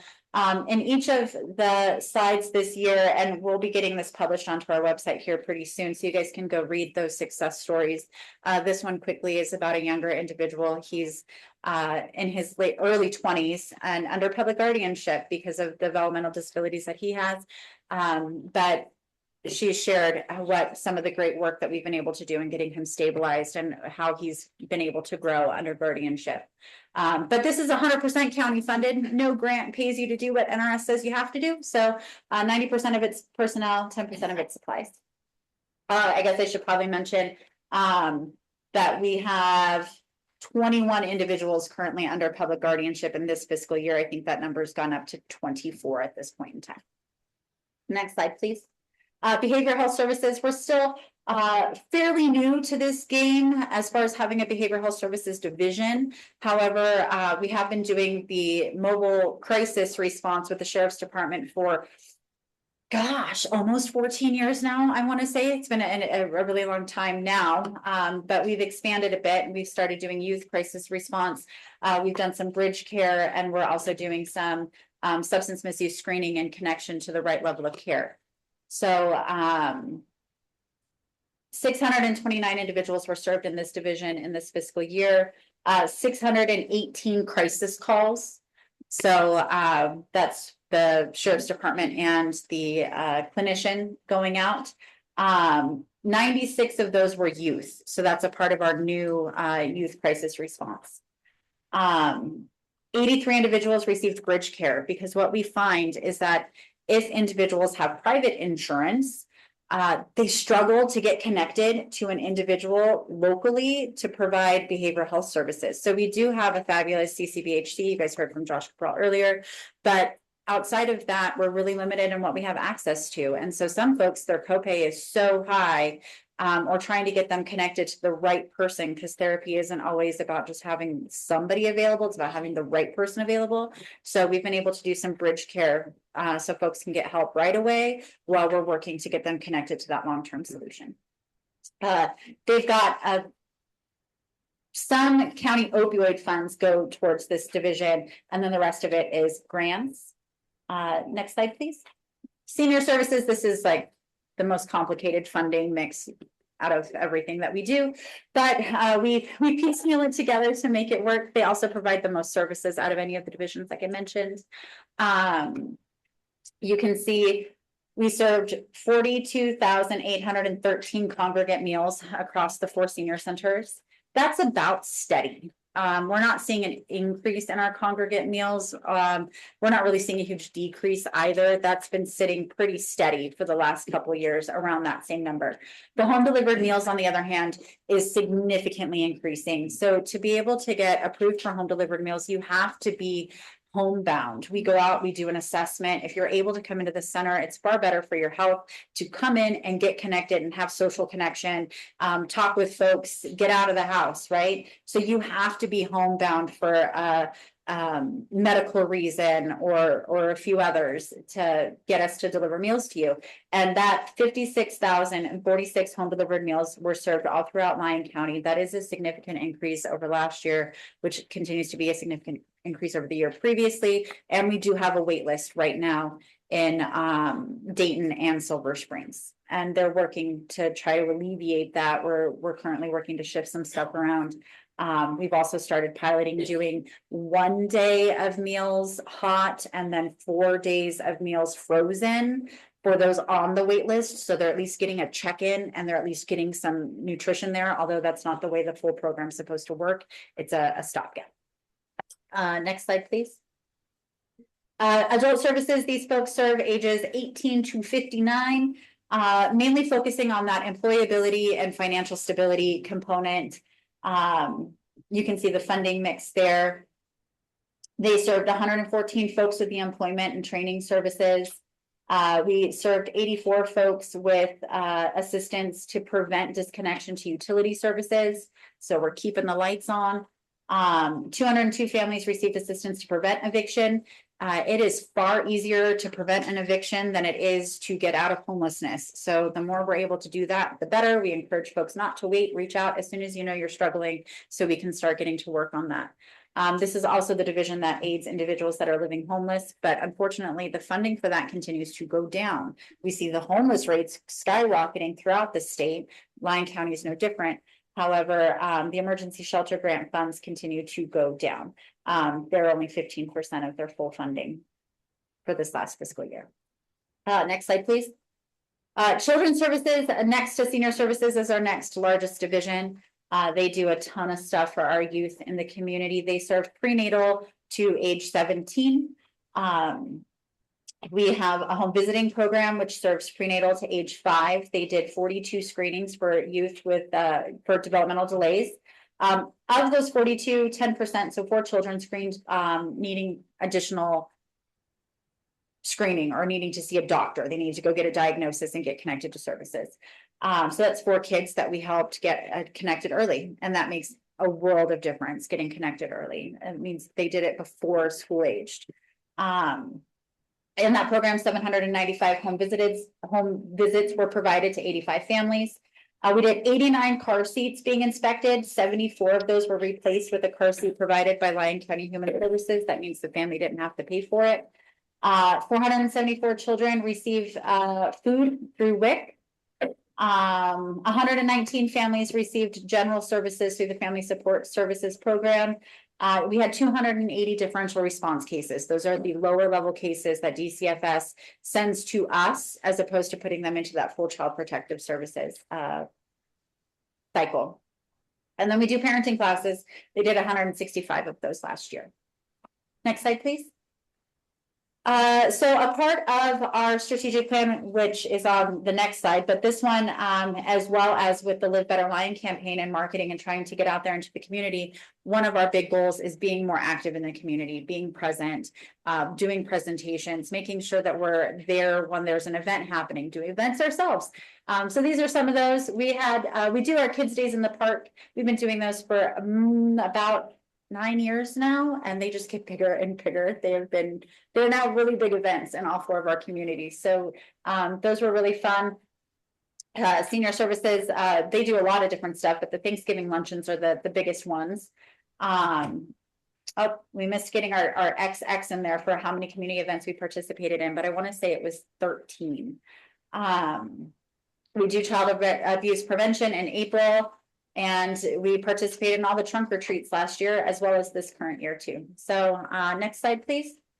You guys already got a really good presentation from me, I think last Board of Health on the strategic plan, but it would be a miss to not mention we did that last fiscal year. So it ended up in our annual report. Those are the goals. I won't go over them all again, but you can find that currently on the website, and then our annual report will be up there once that final draft is done.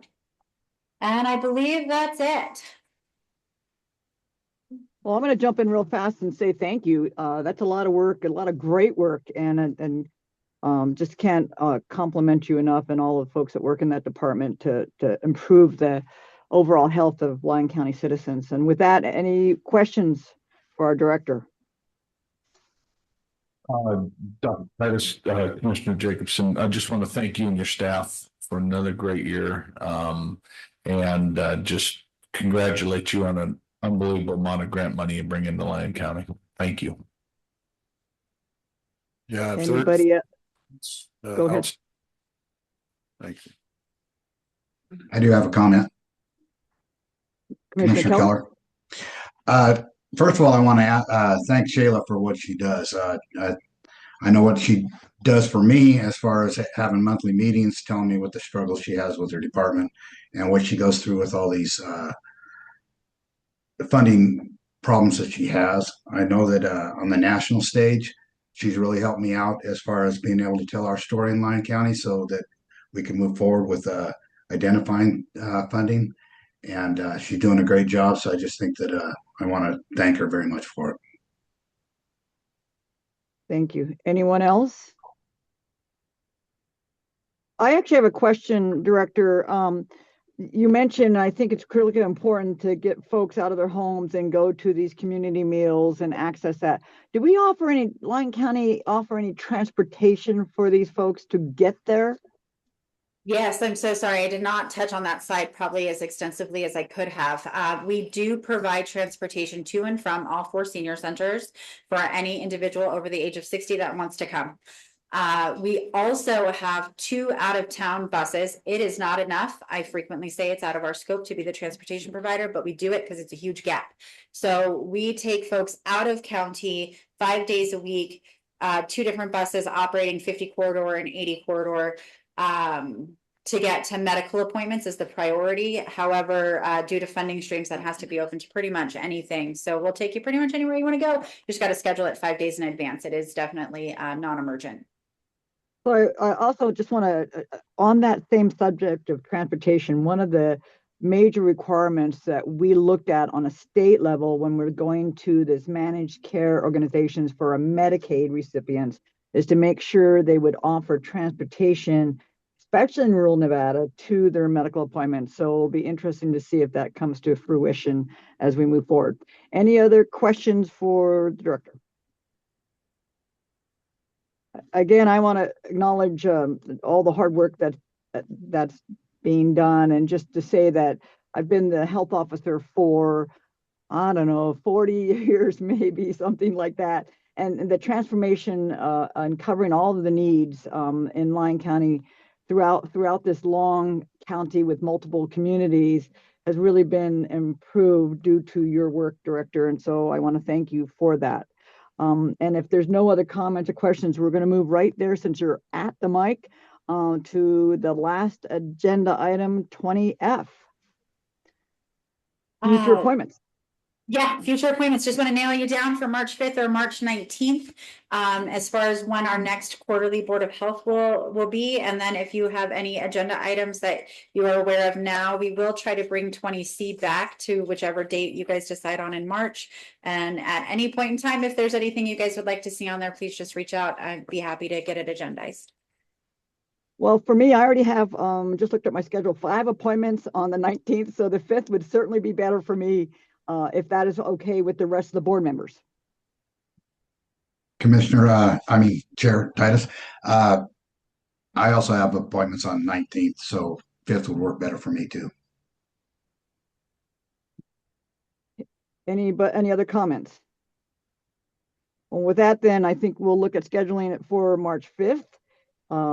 And then I believe we need to go to public participation. If there's any folks in the room that have public comments regarding the Board of Health, now's the time to come to raise your hand or come to the podium. Dr. Titus, I believe that was an action item. So I will make a, if you go back, motion that the next Board of Health meeting be held on March 5th. Second. Excellent. Thank you. Great. Any opposition to that? And a vote would be an aye vote to meet on March 5th. Everybody in favor? Aye. Chair Titus, we do have to do public comment on it because it's an action item. Okay, very good. Is there any public have an opinion on 20F, the future date of the Board of Health?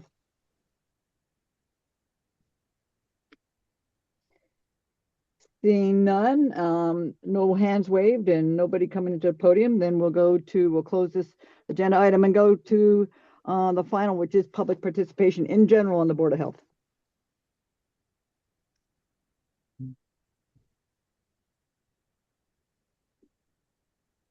Hi, Dr. Titus. My name is Linda Marlette. I do have a question. And I'm sure that our sheriff has encountered this multiple times. As a parent of a person who is mentally disturbed, I want to know if there is something that we can finally get done to untie the hands of family members of someone who is mentally disturbed. Many, many times we are left screaming, the red flags are there, please help us do something. We're told there's nothing we can do because they haven't made a credible threat or tried to kill anybody yet. And then when they do, it's too late. So it certainly, thank you for coming to the podium. We really, I would love to have that conversation. And I think some of this is, we can't respond necessarily to public comments. But I know that's an item that perhaps you could reach out to the director there for further input on that. Just so you know, we have to follow the rules regarding HIPAA violations and information, but there are avenues for you through the mental health folks to perhaps get some more information. And with that, we can't do that under public comment, however. Okay. But I hear you loud and clear. Any other public comment? With that, I'll move to close the Lyon County Board of Health meeting, and I appreciate all of you for being here. And I can't overemphasize the need for mental health and awareness during this month of the holidays. And it's not always merry for everybody. So please, everybody stay safe out there. And I'll take a motion to close the meeting. I'll make a motion to close the meeting. Second. All right. All in favor? All right. And we'll close this meeting and thank you all again for attending. Okay, we're gonna reconvene as the Board of County Commissioners. Our next item will be 6B, but before that, if everyone is okay with that, I'd like to take a 10-minute break. We'll be back at 11:01. Please be seated. It's 11:01 and we're gonna start back up again.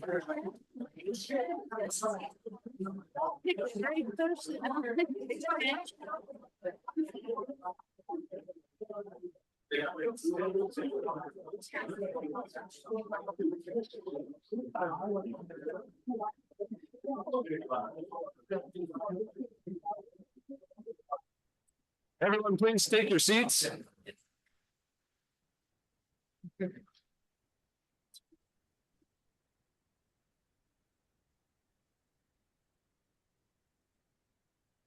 We're back to item 6B, time certain 9:05 a.m.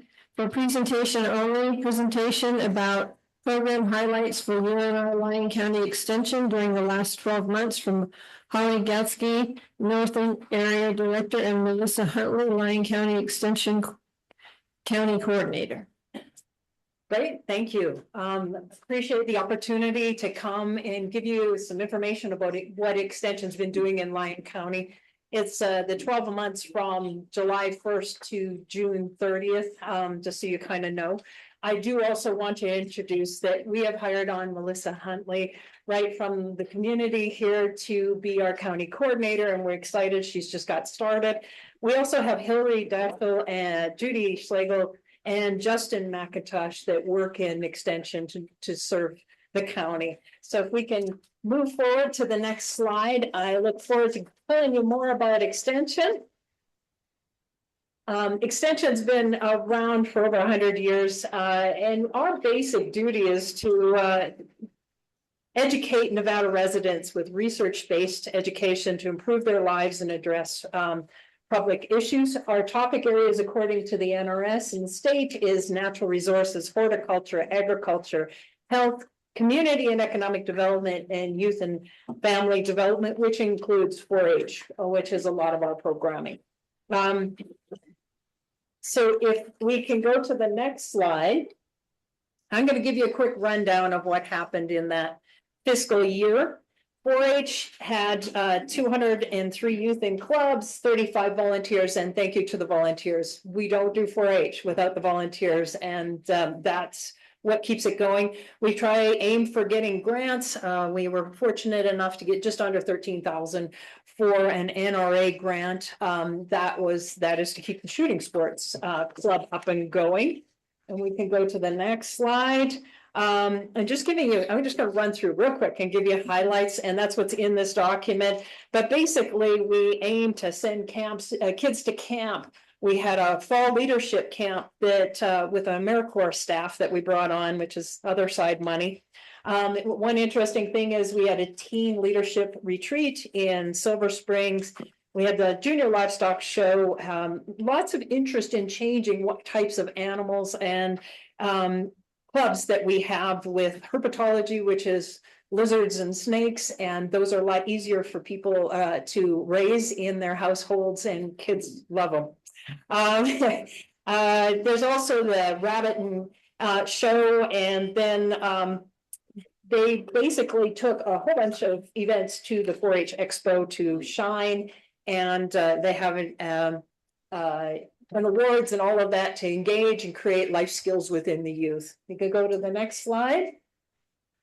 So as I mentioned, we have been expanding the national, the shooting sports club, and we actually had several youth get to the national level out of Lyon County. So we're excited about being able to grow that opportunity for youth, because when we get them outside of the county, they get life skills that they would never have otherwise. We had an AmeriCorps member on that was helping with youth county programming around the county, especially in Silver Springs and Dayton area. And probably the most exciting thing that happened last year is that we had 11 teens go to a leadership conference in Atlanta. And that's the picture that you see on the screen.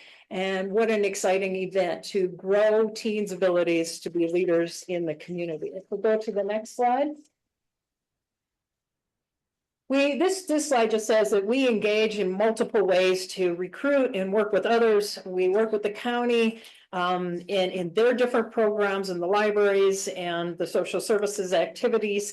And we also encourage activities such as giving back, raising money for food banks and different activities. Educating the youth on being an important person in the community, man, I can't get it out, is really a key component of the 4-H program. That's what sets us above and beyond, is that it is an important part to teach life skills as we do different activities. And that means creating a project, carrying it through, and contributing to others, knowing what your part is, working as a team. Many of those factors go on in life and make a big difference. So if we go to the next slide, we're going to just highlight what we've started doing in other areas. Justin was hired on, I'm trying to remember, I think it was about May last year, or, in this year. And he is our SNAP Ed representative. Sadly, that funding has been ended, but we have enough carryover funds in working with the state to carry that program through until July. That we'll do programming on the ground. And so that's where he is right now. He couldn't be here because he's doing programming on the ground right now, but that has been a program that we've had for over 25 years in the state of Nevada, where we go in and work with different groups, especially youth, but sometimes adults, in teaching about healthy lifestyles of all kinds. And there's some examples here.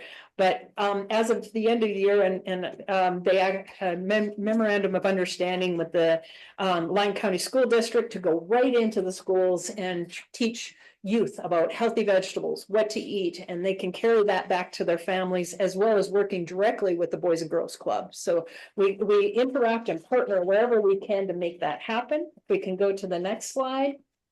We also have Radon Education Program. We had an event last year, but Melissa's telling me she's already got one event planned for February, where we want people to know that radon is something that occurs in the state of Nevada. Naturally, it occurs everywhere, but in Nevada, it can get to dangerous levels, which can cause lung cancer.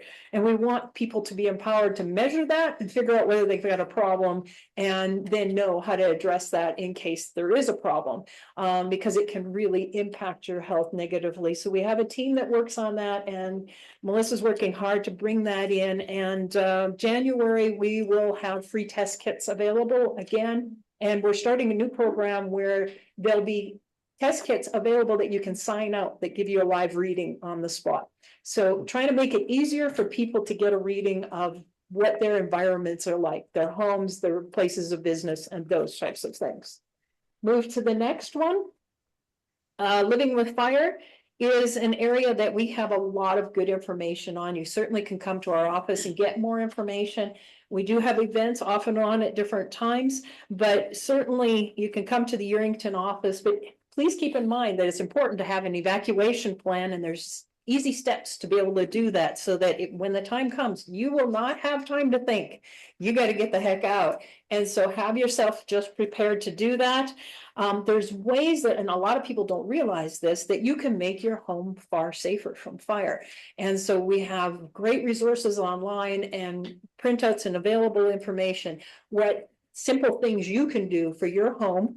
And that includes a defensible space. How do you protect around your home? How far away do you have plants? What kind of plants burn? What kind of plants don't?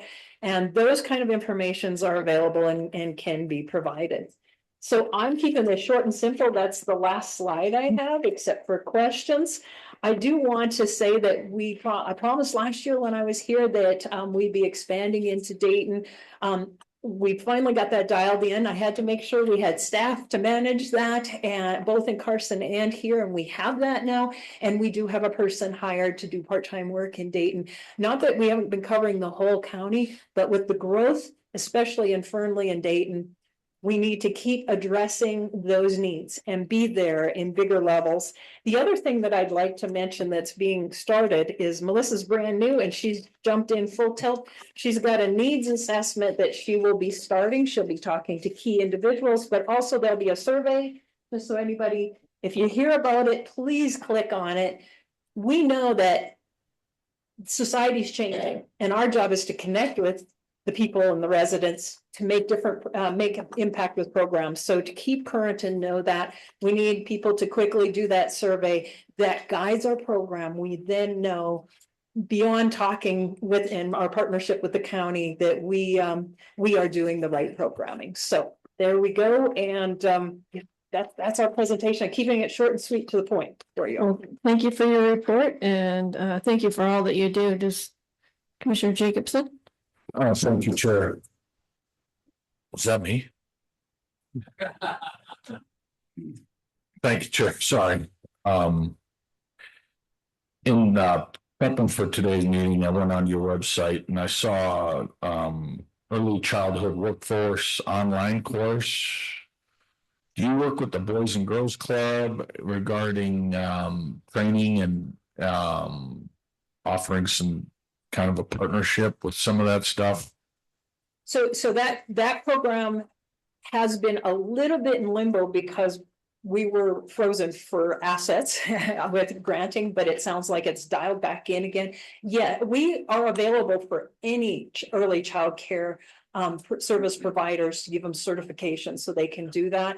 But certainly we do and are at the point where we're going to ramp up and make sure that they know that program is available.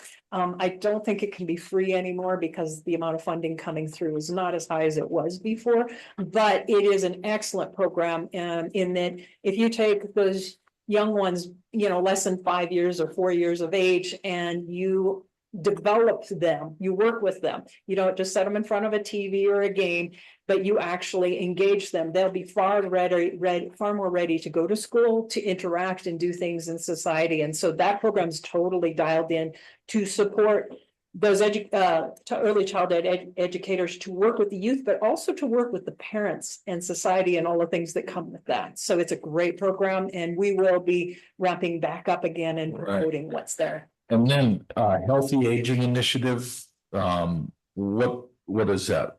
So that's a program that definitely has worked in the past a bit with your social services, but we're dialing that into figuring out the different parts. So they have a newsletter that comes out regularly, which is very supportive in different hot topics that aging people need to know about. And we're looking at other types of connections that we can bring in. And that's why we have Melissa hired, is her focus will be to look at exactly those programs and with the needs also be able to dial in. How do we reach people with them in this community? Because that's what we do in Extension. We don't just say, okay, we're going to do the same thing everywhere, because every different community has different needs. And so we read that and how do we reach that and make that happen? And so that one has really great programs going in Las Vegas, I'll be honest, and we need to move it into the counties and we're looking at it. They've got really great classes for people. Yeah. And then I guess my final question would be, what can we do as a county to utilize your services better? I think it's a great question. I'd hope that we're working so tightly with your departments that you're not having to, certainly, if you hear something interesting, come to Melissa first. I mean, she'll come and talk to me and we'll figure out how to connect things statewide to the county. I think the thing is just stay in close partnership and discussion is the key. But that's why we have Melissa hired, is her job is not only to find out what the needs are in the county in different communities, but to be the liaison and the connection to yourselves and to key groups in the community and knowing where those partnerships are so that we can bring in research-based education for the public to grow those communities, make them stronger. Right on. And is there a model county out there that you really have a great working relationship with, that you just totally involved with and might be a model for us? Or every county is so different. Now you got me thinking. I cover 14 and a half of the counties in the state, and I think we have pretty good relationships in most of the counties, but the communication back and forth regularly, and I know you guys are really busy, so that's hard to do. So the ones that really shine are the ones that take time to connect with the staff on the ground and say, hey, I discovered this, and then we can figure out going back and forth. And better yet, our staff go and talk to you guys when we have questions and issues that we hear about. So it's all about that communication back and forth. And then I can tell you at the level statewide, we're working really hard, and we've realigned and redistributed staff, and we're empowering that connection from different areas a lot more. So we have clusters and we have ways of having our staff talk to each other. So if something great is happening in another county, they discover it in the next meeting, and those happen monthly. So the reality is that we build it together by knowing what's going on, what works, what doesn't, and give it a try in different counties. So, yeah. Right. I will thank you, ladies, and thank you, Ms. Huntley, for stepping up for that. Great. Thank you. Commissioner Hockaday. Yeah, thank you for the presentation. I do have some specific questions for Ms. Huntley. I will make a phone call in the near future about some ag situations. Okay, thank you. Thank you. Okay, thank you. Great, thank you. Okay, moving on to item 6C, time certain at 10 a.m. We're a little past that. For possible action, discussion and possible action on a resolution concerning the submission by South Lyon County Hospital District of a proposal to issue a medium-term interim debenture in the maximum principal amount of 2.8 million in anticipation of the receipt of funds from the issuance and sale of a medium-term obligation in the maximum principal amount of 2.8 million in order to defray wholly or in part the cost of financing a new primary care clinic, RHC, approving the issuance of such medium-term interim debenture and medium-term obligation and providing the effective date.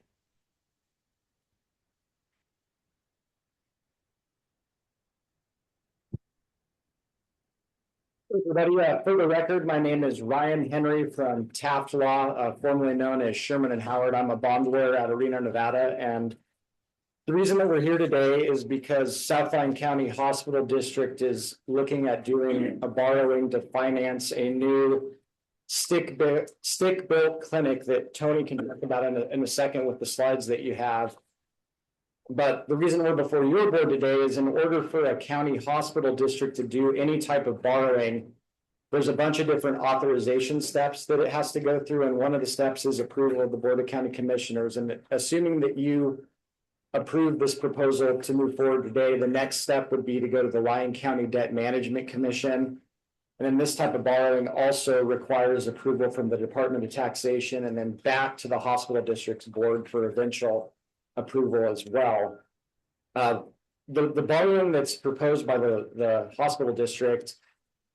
You know, is an interim debenture, which that's just the Nevada law term. If you think of an interim construction loan, which would finance the construction of this facility for about a year's time to be taken out with the permanent loan, which is the medium term obligation described in your resolution. And right now, the hospital district anticipates that you know, permanent financing would be borrowed through the USDA, who has given, you know, a preliminary approval letter of conditions to move forward with this type of borrowing. Now, I know that in the resolution, there's two maximum amounts of $2.8 million, but at no point in time would each of them be outstanding. So it'd be a maximum of $2.8 million for the interim construction loan to be taken out with that permanent financing of $2.8 million. So it's not, you know, it's not a combined over $6 million financing. It is at no point in time more than $2.8 million borrowed. And right now, Tony can talk a little bit more about the project specifics, but right now, the hospital district anticipates that loan with USDA would be for $2,715,000. Yeah, we appreciate you taking the time to consider this. I'd like to turn it over to Tony as CEO so she can talk a little bit about the facility that's proposed to be financed, and we can answer any of the questions that you may have. Thank you, Tony and Sarah, administrator for South Lyon Medical Center. We are the operating board that leases the building and grounds from the South Lyon County Hospital District. So next slide, please. Go ahead and next slide. The current background right now is we have an existing temporary modular structure that was placed in the front of the hospital parking lot in 1998. When the need arose to have more primary care providers, temporary modular was the easiest and quickest solution at the time. Again, that was 25 years ago. The infrastructure is aging, as you can imagine, as well as no longer meeting current ADA standards. Next slide, please. This is a copy of the site plan that shows the proposed location of the new clinic. The existing clinic is to the left, where it's in the middle of the original hospital parking lot. Over the course of 25 years, the district has been able to procure the property that you see kind of in that entire square. All of that property now is under the hospital district's name. That current location, or the new proposed location, is off of Bridge Street, and it's currently a dirt lot. So it is an existing dirt lot, and it has plenty of space to provide a location for the clinic, as well as provide adequate parking, which is missing now. Next slide, please.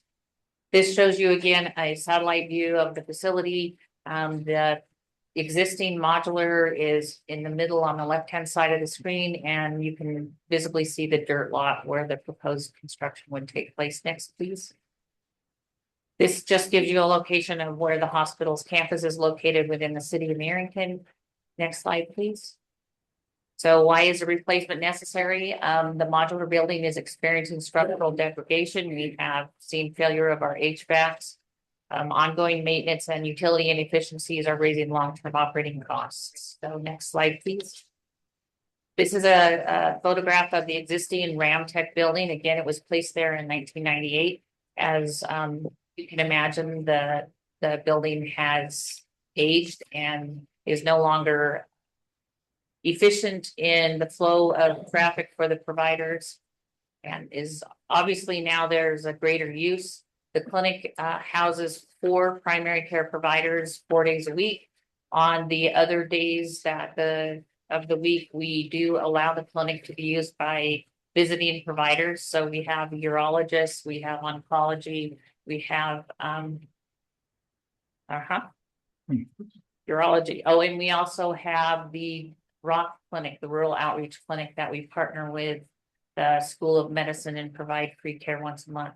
So the clinic, it provides use, but it is definitely out-used. Next slide, please. So the community benefit, obviously, a modern facility will improve workflow and throughput. It'll also support recruitment and retention of providers. Providers seem to like to work in a more modern area, also with better designs. So it'll be safer, more private. It will also allow us higher integration into telehealth. Next slide, please. So the scope of the project is construction of a stick-built permanent healthcare clinic. Again, it will include modern exam rooms, treatment areas, telehealth care coordination, improved infection control design, and it will be fully compliant with today's ADA, today's building codes, and healthcare safety standards. Next slide, please. This is the proposed layout of the clinic. This shows a copy of where the provider offices will be along one side. Each provider will still have 3 exam rooms. We'll have 2 procedure rooms. We will have the only new area in the clinic is going to be a dedicated disaster recovery site. So we right now house that in a bedroom in a duplex. It's very difficult to keep that temperature at a level that is safe for the equipment. So that would be the only clinical part of the clinic. So next slide, please. So again, it aligns with the Nevada Health Authority. So Nevada Health Authority requires that the district get a certificate of need. So that was successfully communicated during a public hearing last week, and it does seem to meet their goals. Next slide, please. The funding overview. So USDA financing is approved for the project. We did get that. The reason that we have been given this opportunity at this time is that the Pennington Foundation has offered to give us $2.5 million for the project, understanding the need for new buildings and the primary care. So the South Lyon County Hospital District has set aside and budgeted $500,000 of their own funds. Cost containment and sustainability planning are incorporated in the project design. So next slide, please. The planning for the project, we are planning and permitting to proceed. The planning and the permitting should be completed by February. We're hoping groundbreaking and construction, they're telling me, is only about 9 months. So I'm excited that we may see before next Christmas a new clinic building on that site. Next slide, please. Also, our request, as Ryan explained, is formal approval to proceed with the planning, recognition of the public need and long-term benefit to the region, support in strengthening rural healthcare access and infrastructure stability. Next slide, please. Again, the replacement of the deteriorating modular unit is essential to sustain clinical operations and community care. The project ensures long-term continuity of services, and certainly we appreciate your consideration and the time that we get to have before you. Next slide, please. The last slide, please. Oh, it did not make it to this, but in the paper packet, there is a rendition from the architecture of what the clinic would look like. So I think in beautifying, I know that there's definitely a push to help beautify. It would definitely help beautify Bridge Street. Is there questions for us? Is there anything that? Commissioner Jacobson? Thank you, Chair. I had a wonderful tour of your facilities. Seemed like yesterday, but at my age, it could have been 3 years ago, I guess. Just a comment, we should probably rename modulars as permanents. As it seemed like they never go away, but any staffing issues anticipated with this facility upgrade, or is it going to remain? There really isn't. I think that the benefit that it will bring to the community is, I think that right now one of our missions is to attract more specialty care. And we are partnering with Carson Valley Health so that we can bring, we'd like to see endocrinology and pain management. And I think that in a newer building, having that available, I think it would definitely be more attractive to those different specialties to provide. And I think that obviously, I'm fortunate enough that right now we have 4 primary care providers. So the clinic is fully staffed, and believe me, in our world of short or low staffing, I am very grateful for that. We have some great providers in there. So I think that they're all looking forward to an improved office space to work in.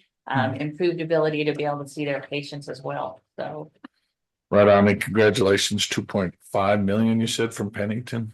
I know we just received 4 million on a project that I was working with, so that organization is really unbelievable. they're truly angels. And Yeah. when you see their name and obviously their name, Oh. we will proudly, that name will be on that clinic as well. So, I just wanted to give a shout out to them publicly as well. And that's all I have. Thank you. Thank you for the presentation. Commissioner Casanelli? Oh, yeah, thank you, Chair.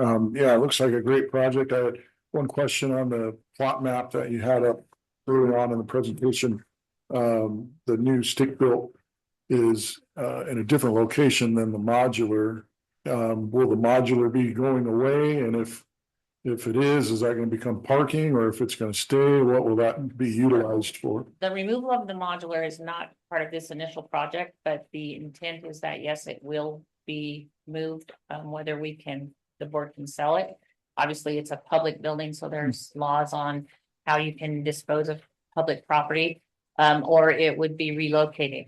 So the district was actually gifted property where the Bridge Street Park is. If everyone kind of remembers, across from that, there's an empty dirt lot. So that lot was donated and is now also part of the hospital district. I don't know the feasibility, and I don't really think that moving old buildings is always the great solution, but we definitely would like to have it out of our front parking lot. It's not conducive to attraction to the front entry. A lot of times it causes great confusion for patients trying to find where we are. And for patients trying to get into the clinic to see their primary care provider, parking is very limited. Right. So in 1998, there must have been laws that were different as far as how many spaces you need for how many square feet of building. And, we're grateful that we had it because it has served the community well for many, many years. Thank you. You're welcome. Commissioner Hockney? Yes, again, thank you for the presentation, and I believe that was 2 years ago, Commissioner Jacobs. Yeah, I knew it. Yeah. That was a good tour. So, I just wanted to make sure that, we thank you for the, information, and I guess after public comment, we can make a motion. Commissioner Keller, do you have any comments or questions? No, I don't. Okay. Before we do public comment, do I need to read this in? I'm sorry, the resolution, Yeah, it's up to the chair. I'd rather not. It's like 4 pages. Okay.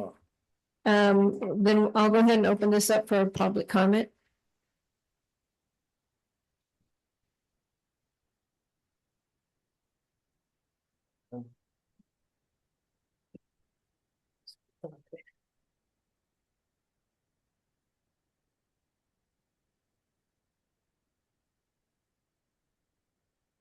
Good morning. My name is Leah Wilkinson, and I'm a member of this community, have been since 1969. Right now, I'm speaking as a citizen and also as a member of the operating board of South Lyon Medical Center. I started going to monthly meetings about 1.5 years, 2 years ago, and I just want to say that I went in with questions about operations, and our community always had rumors, and good rumors, bad rumors. But all of those have been fully answered. Our hospital is fully staffed with 150 employees. That's a major employment for this town and this area. Dr. Workow oversees the quality providers that we have here and in Smith Valley. Tony and Sarah, as the CEO, has provided some outstanding leadership along with our financial wizard, David Bizard. They have sound planning and fiduciary. They make sure this is going to be supported financially, that we as a hospital are going to continue even when there are other hospitals in rural areas suffering. They've had a solid plan for us to continue.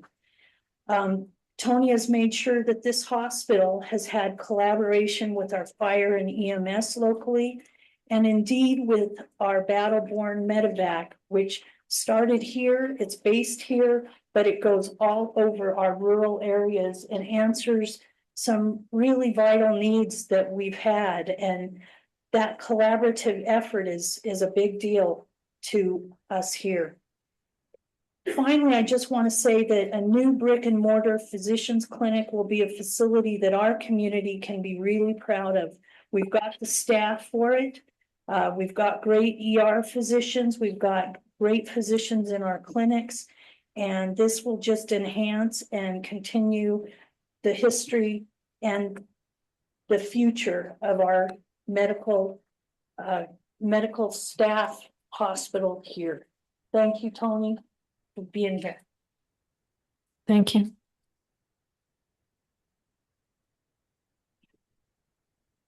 All right. Thanks.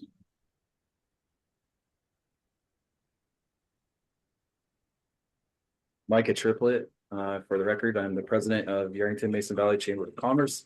And I just want to support the project, and I'll echo Ms. Wilkinson's sentiment, so. Thank you. Thank you. Jimmy Shamble. I would like to thank Tony and the other guy for their presentation, clarifying anything and everything about this. The other people in this room for the previous water transfer and for the upcoming Copia Power could sure take lessons from them on how to present all of the facts and the facts clearly so that we understand them. Thank you. Thank you.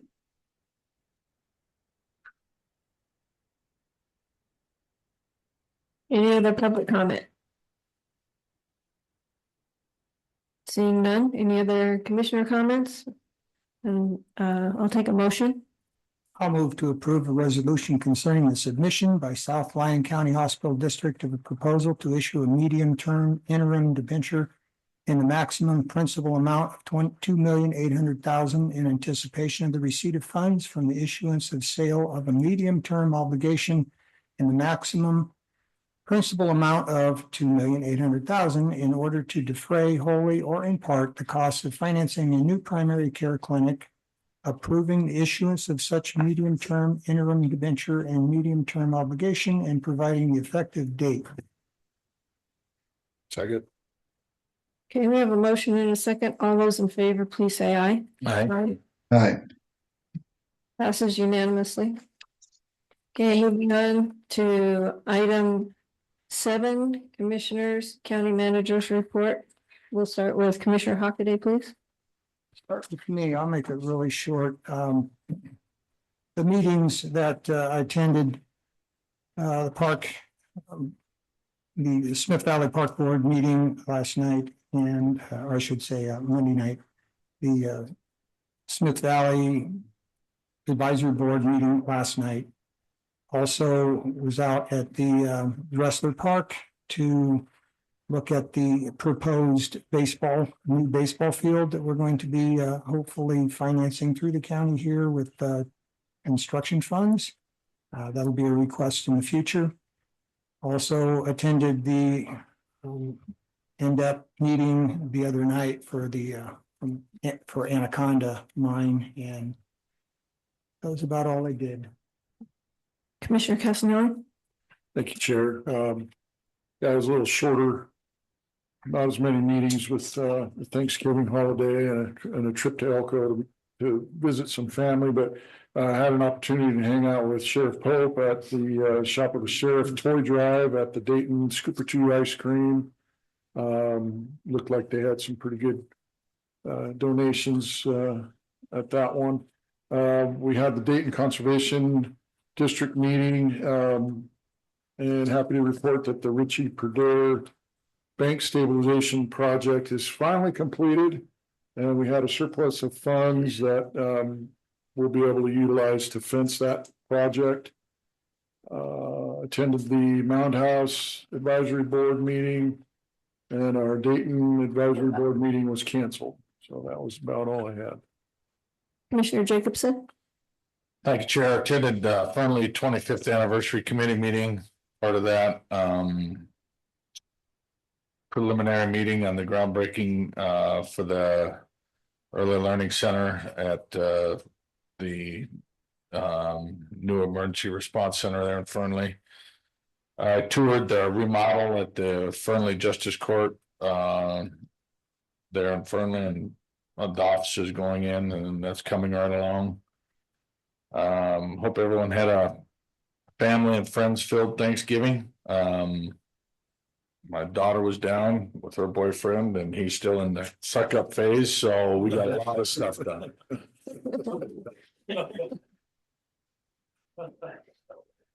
Okay, Commissioner Keller. I don't have anything to report for right now. When I get back into town, I'll give a full report. Okay, I attended the NACO Public Lands and Natural Resources Board. There's a lot going on with that, with the landscape health rule and trying to the rescission on that and the changes to NEPA. Also attended the NACO Board of Directors meeting. And one of the things we did was we voted to create, we directed NACO staff to explore doing a statewide audit of the seed tax distribution from the Nevada Department of Taxation, because it seems like every county was affected by how that was done this last year. Met with county manager and Copia Power, and I just returned from the National Association of Counties Rural Energy Academy peer review, and that was very informative. Has to do with all renewable energy projects, data centers. We got to tour a lot of facilities that have been in use for several years and learn from their mistakes so that we don't make the same mistakes. And that's it. County manager. Andrew Haskin, Lyon County Manager. It's been a long meeting. We have quite a bit more, so I'm going to hold most of my comments, but I did want to let the board know that we have scheduled the budget workshop for April 3rd, and the tentative budget hearing for May 20th. So please mark those dates on your calendar. If for whatever reason there's something that absolutely doesn't work, let me know sooner rather than later so that we can take a look at something else. But that's what we have scheduled at this time. What were those dates again? April 3rd and May 20th.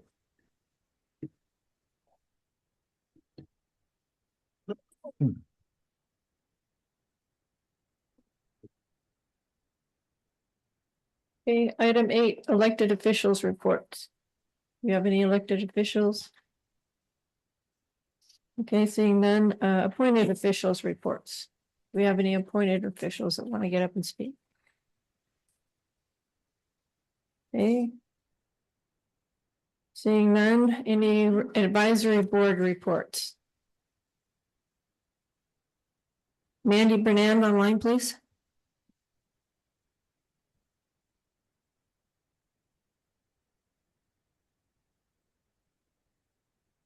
And you should be able to. Can you hear me? Yes. Hi, I'm with the Stagecoach Citizens Advisory Board. I'm the vice chair. And at our meeting last night, Gina Armstrong provided an update on the Comfort House and ways to volunteer and donate to this family style foster home. And there was also a very important reminder in our building about what this does. And this was reflected on the smiling faces of the foster children that attended the meeting with Gina. I provided a final presentation and outline for the Stagecoach World War II Pearl Harbor rededication ceremony, which is this Sunday, December 7th at 1:00 p.m. at the Stagecoach Community Center. And this ceremony has been almost a year in the making with help from the community, the county, and our board. And I also just found out that we will be having an honored guest at this ceremony. A World War II prisoner of war will be attending, which is quite an honor. The Lyon County Sheriff's Office. Can't hear you well anymore. Excuse me? That's better. We couldn't hear you there. Oh, okay, I'll get closer. The Lyon County Sheriff's Office Central Commander Jeffrey Miller provided statistics for Silver Springs and Stagecoach, and also let us know that the Stagecoach statistics will be separated out from Silver Springs at the future meetings. And the Silver Springs Area Chamber of Commerce and Stagecoach is part of that, provided information on their hometown Christmas, which will be Saturday, December 13th, 3 to 7 p.m. at the Silver Springs Senior Center. There'll be a craft fair and tree lighting, Santa arriving, and Santa will also be handing out gifts to kids. And on a final positive note, the Stagecoach Cab chair, Charlie Shirley, became a grandfather once again with the birth of his grandson, which occurred during the same time frame as our meeting last night. Thank you. Thank you. Okay, seeing no others, we'll move on to the consent agenda. Is there any items that the board would like to pull for discussion? Are there any items that the public would like to pull for discussion? Okay, seeing none, Madam Chair, I make a motion that we approve the consent agenda as presented. Second. we have a motion and a second. All those in favor, please say aye. Aye. Aye. Aye. Motion passes unanimously. Now back to the regular agenda. Item 12. Madam Chair, can we take not 5 minutes, but 2 minutes before this one may take a little while? We'll Yes. take 2 minutes, That's 3 fine with minutes. me. We'll take a 5-minute break. We'll be back at 11:20. Sorry, Madam Chair, 11:50.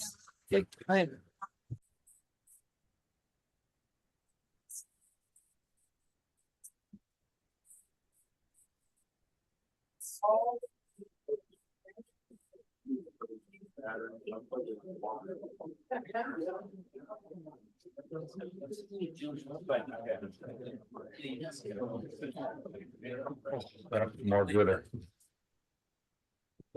Okay, it's 11:50 and we'll move on to item 12A for possible action. To approve the request from Copia Power Devco LLC for a master plan amendment from agricultural to specific plan for the Monarch Data Center consisting of 4.6 million square feet of data centers over 14 separate buildings and to include battery energy storage systems, a potential natural gas backup system, an electrical substation, high voltage power lines, and other accessory uses over 2 parcels totaling approximately 505 acres in Mason Valley, east of US Highway 95A, with primary project access proposed via Sierra Way, APNs 014-201-07 and 014-201-30, PLZ 2025-025. Before we get started, I'd just like to remind everybody when presenters are presenting, I don't want to hear any comments. Just please be respectful and wait for your turn to get up and speak under public comment. Louis? Thank you very much, Madam Chair. Louis Carriola, Senior Planner. Hello, Commissioners. So before I start the presentation, I did want to point out, as I'm sure this is not news, this is the second time staff and the applicants will be making presentations on this item. The item was heard at the August 7, 2025 Board of Commissioners meeting, and the board elected and voted to table the item based on stated concerns with the primary access to the proposed project area.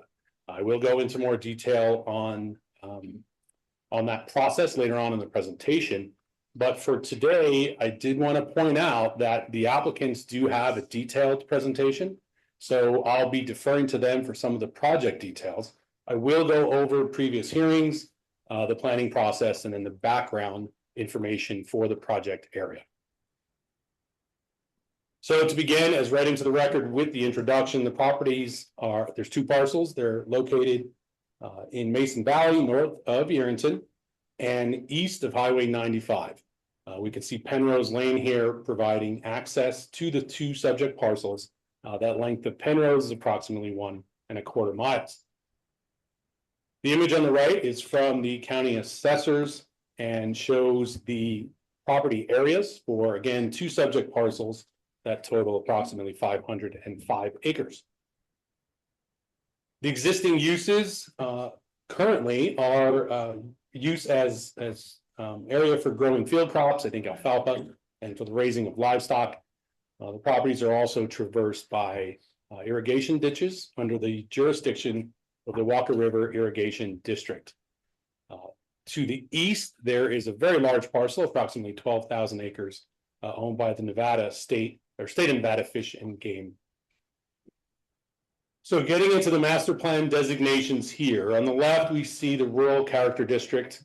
In Lyon County, we have two character districts, rural and suburban. Suburban districts typically have public utilities. So as you might expect, this area is rural without public utilities. The actual master plan designation is seen in the image on the right. That green area is agriculture. As you can see, the other properties, most of them also being agriculture. To the east, we have open space for that state-owned property. The existing zoning for the site is an expired district that converts to our current zoning district of rural residential 20-acre minimum.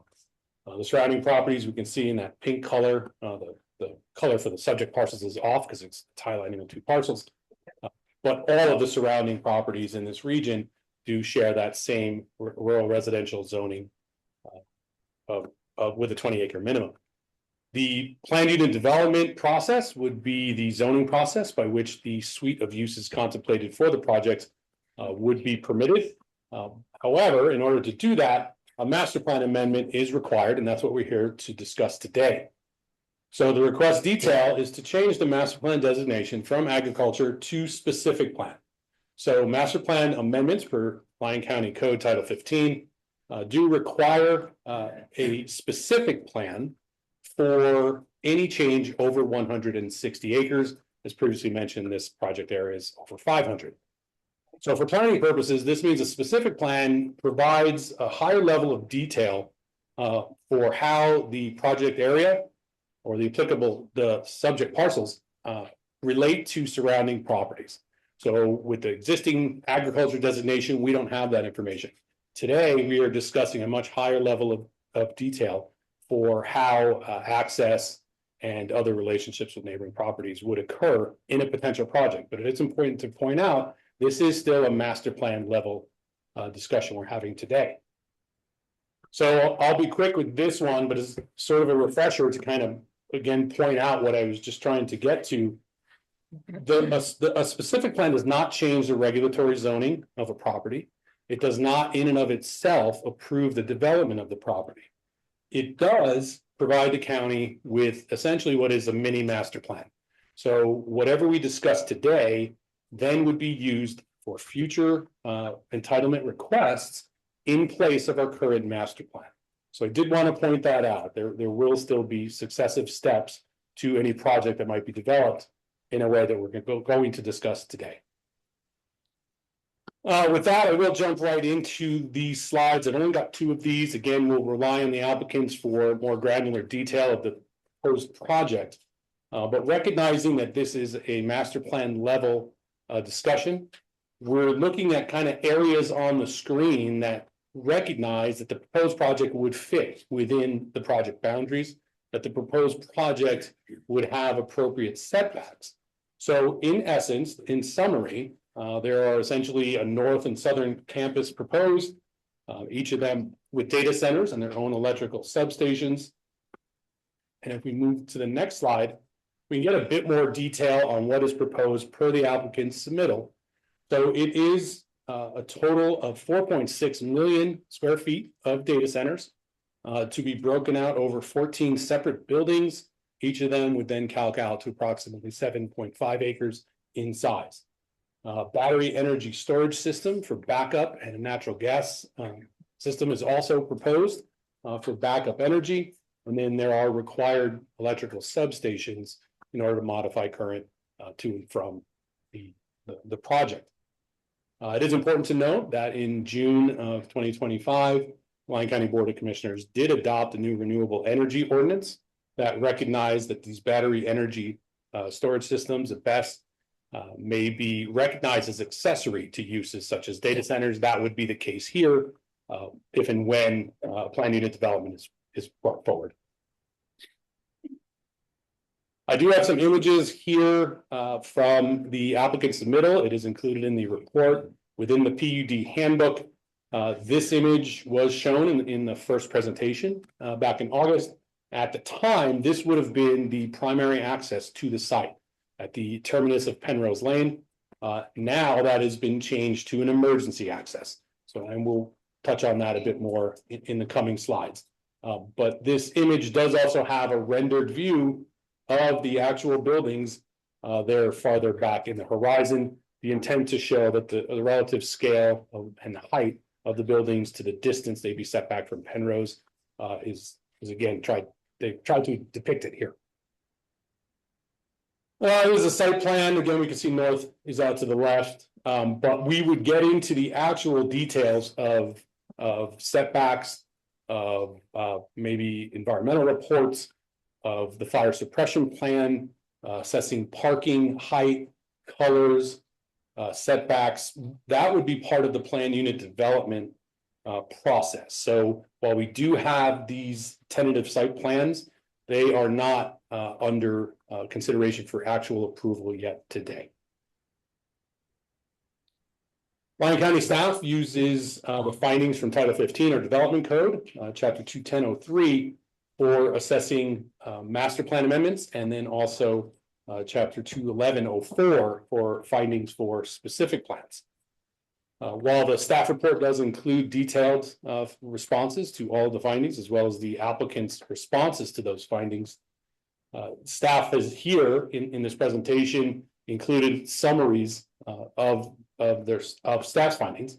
And I think the most important one is depicted here. This image that we're seeing is a cropped image from the BLM above ground utility corridors approved as part of the 2020 master plan. That master plan was approved in December of 2021.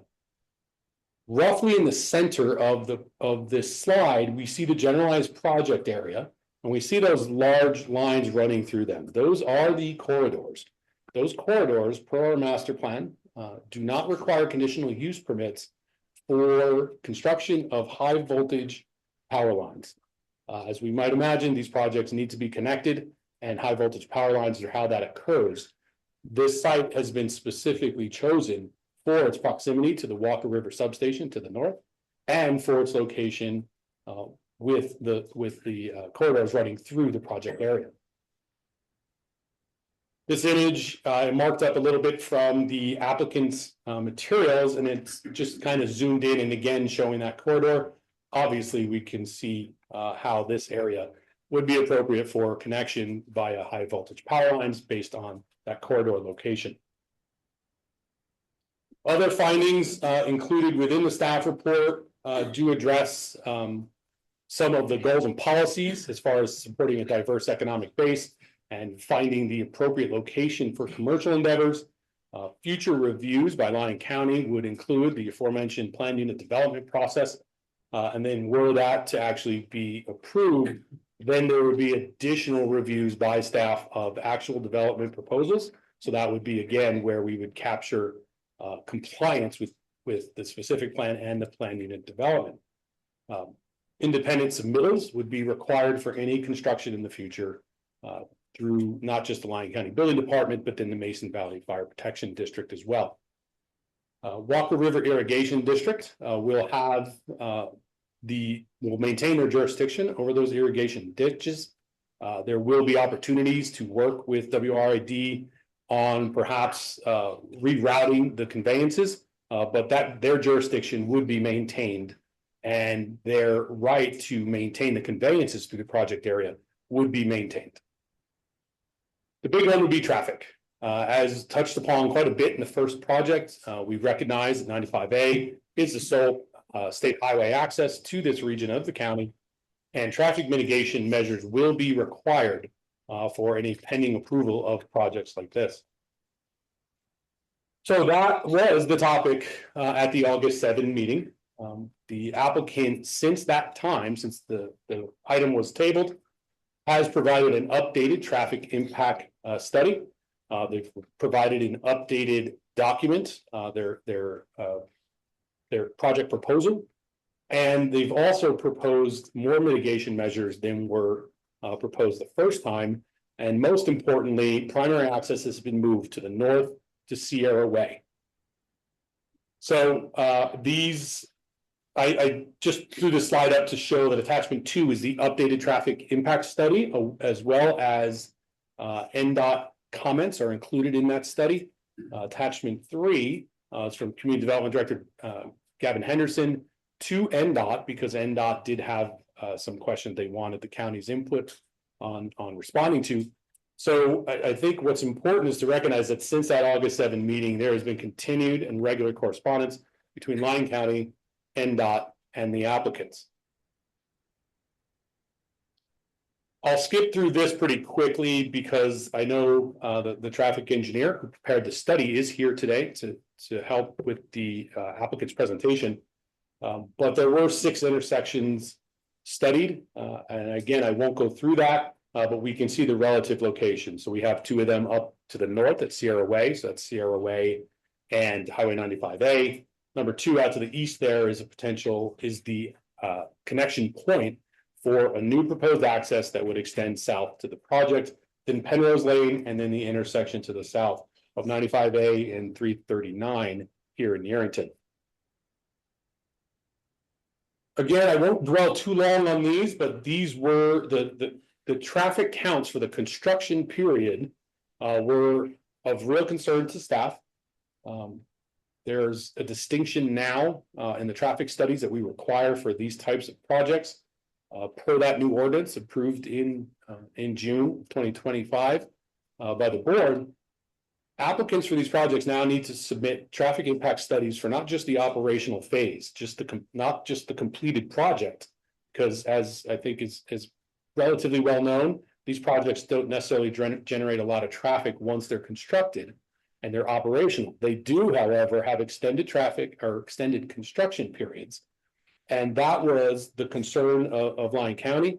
We've been able to work with NDOT, and they have been good partners with us on this new sort of ordinance and process that we have now instituted. So most notably, the peak hour trips from the sort of worst case scenario for the construction would hit close to 1,200, about 1,200 peak hour trips during that extended construction period, were everything to be occurring at once. The traffic engineer was very conservative, but those peak hours would represent the commuter hours. So that's 7 a.m. to 9 a.m.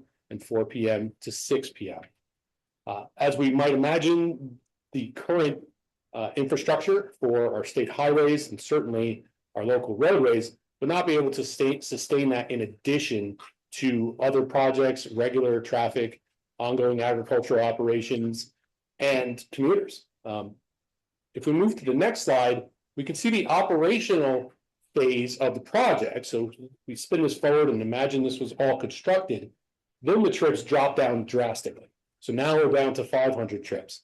And at that point, the same mitigations wouldn't necessarily be required. However, when we hear the applicant's presentation and when we hear from the traffic engineer, some of the proposed mitigations are not just temporary signals. They would be permanent improvements. So the permanent improvements, of course, would ultimately end up being a benefit to residents because the trip counts that would have triggered them, and I use that word because Nevada NDOT uses the term warrants for certain trip counts that then warrant some other improvements on the roadways, additional lanes, et cetera. In this case, we're sort of doing that process for a temporary situation, which would be the construction phase. This image, it will be in the applicant's presentation. I did just kind of crop it and throw in some arrows here to get some sense. We can see that the project area there in red in the center. The biggest change is primary access. Primary access is now proposed at Sierra Way to the north, heading out to the Walker River substation and the ongoing NV Energy Greenlink project construction out there. And then a new to be constructed would be constructed access that would extend south. Penrose Lane would be gated for emergency access only. That means no public access, no construction traffic, no regular access, even were the project to be constructed for operations. would only be for emergencies. To the south, there are some secondary accesses proposed during the August 7 meeting. The board did make it clear that perhaps we needed to discuss potential accesses to the project that work Penrose as primary while we're going through this specific plan level review. So again, as a master plan document and as a specific plan in line per Lyon County Code, what we're looking at are ways for this project to be connected to existing roadways. The actual approvals would have to occur during the more granular review of a planned unit development. I made a note here at the bottom that secondary access is not technically a requirement for Lyon County Code for these projects because they would have primary access to the north and then emergency access. Kathleen Way, per the applicant's resubmittal, while it is on the map, it is has already been stated to not be considered for primary access, just as Penrose is not considered for primary access. The Planning Commission did hear this item on July 8th, 2025, and voted 6-0 to recommend approval with the recognition that this was, again, just the master plan level recommendation, and that a plan unit development would be the vehicle upon which we'd have more details. I have just thrown this out for questions. I'm sure there'll be many, but I did want to point out that more details of the actual project will be provided by the applicant. So that will conclude my portion at this time. Thank you. Do any of the commissioners have any questions for Lewis? Okay, then I guess we'll hear from the applicant.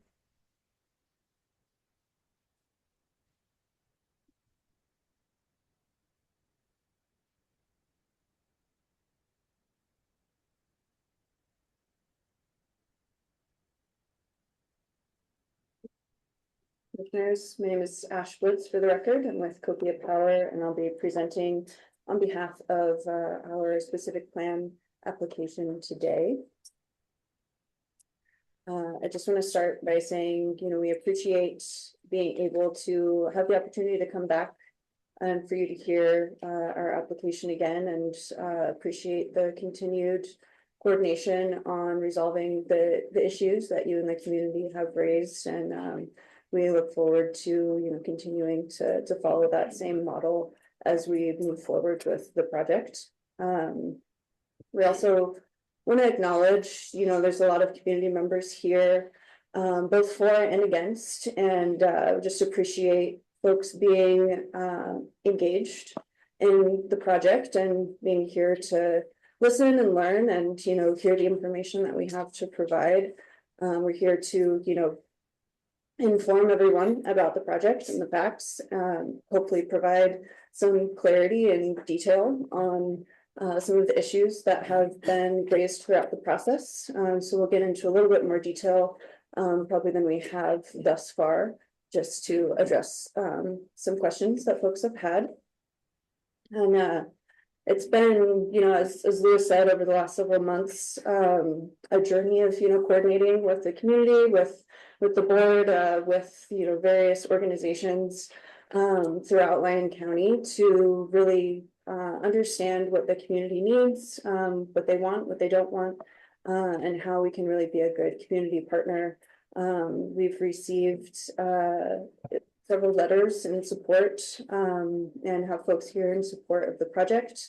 And we're happy to see that even Governor Lombardo has submitted a letter of recommendation for the project. So we're happy to see that, it seems like Copia can work with the community and the state and the county to really build a project that's great for everyone.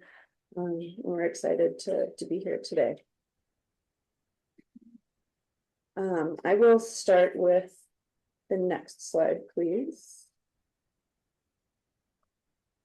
So just a little bit of quick background about Copia. Copia, we're a fairly small company in terms of, some of the really, really large folks in this industry that are doing these sort of construction projects.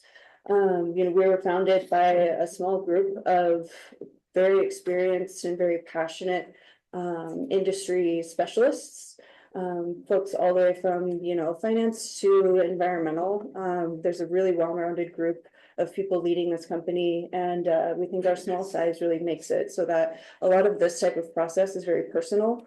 You know, I'm the one that you're seeing. I'm the face of the project. I see you guys all the time. It's not, you know, just a random person out of tens of thousands of employees. So these projects do become personal for us, and the community becomes personal for us, and that's, I think, a really special part about Copia. As you can see here, we've got quite a few different projects going on. We really started out as an energy generator. So we've got quite a few different solar projects and battery storage projects around the country that are also underway. And then as the need for data centers has really become apparent, and there's been more of a push from the federal level down to construct data centers, we've found a way to support that while also, you know, supporting the energy load that data centers need with the generation that we've already been bringing online. So we think it's a really kind of special and unique structure that Copia has. Please.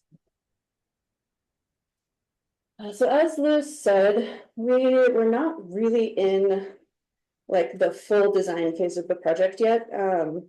The data centers are a very complex facility and take a lot of different studies and engineering and things like that that really aren't appropriate at this phase. We have a high level overview of like a concept of what the project could look like, and this is really at this stage meant to be, you know, something that we can start as a discussion point. And, you know, something we've already heard is folks want to see the battery storage like farther north because that's, you know, farther away from residences. So that's something at this stage, you know, we're hearing all of that information. And then at the PUD stage, we would actually incorporate that and finalize design in coordination with the county and the community. So this is just conceptual, but does show kind of the general components of the project. So, you know, obviously we have data center buildings that house the servers. Then we also have substations that would support the power going to and from the facility.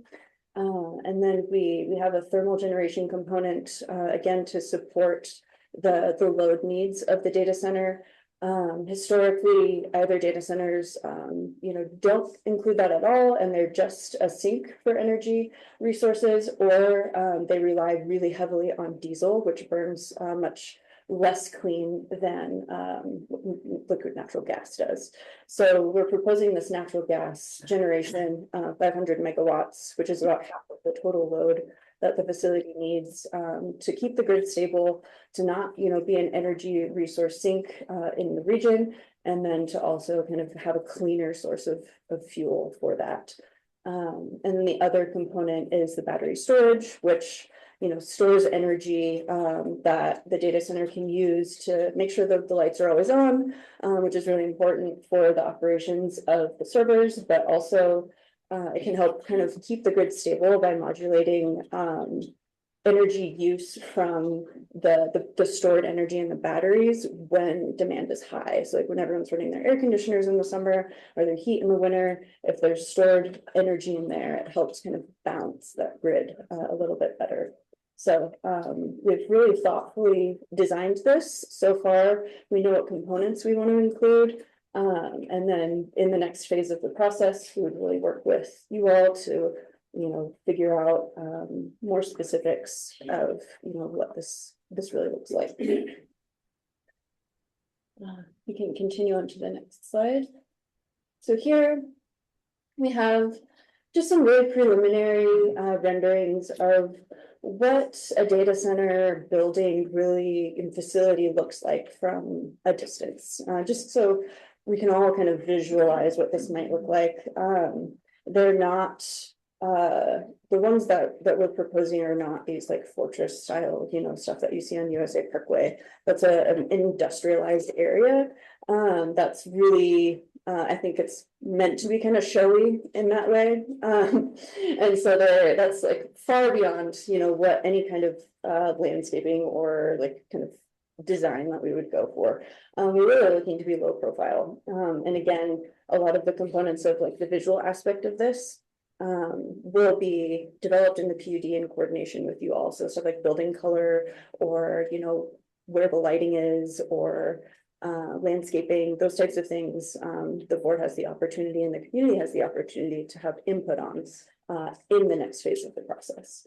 But here you can see Penrose Lane is used here because it's the only current public road that can actually access this site. So if you think about anyone in the future that's visiting Lyon County, they would have to go, this is the only road they could go down.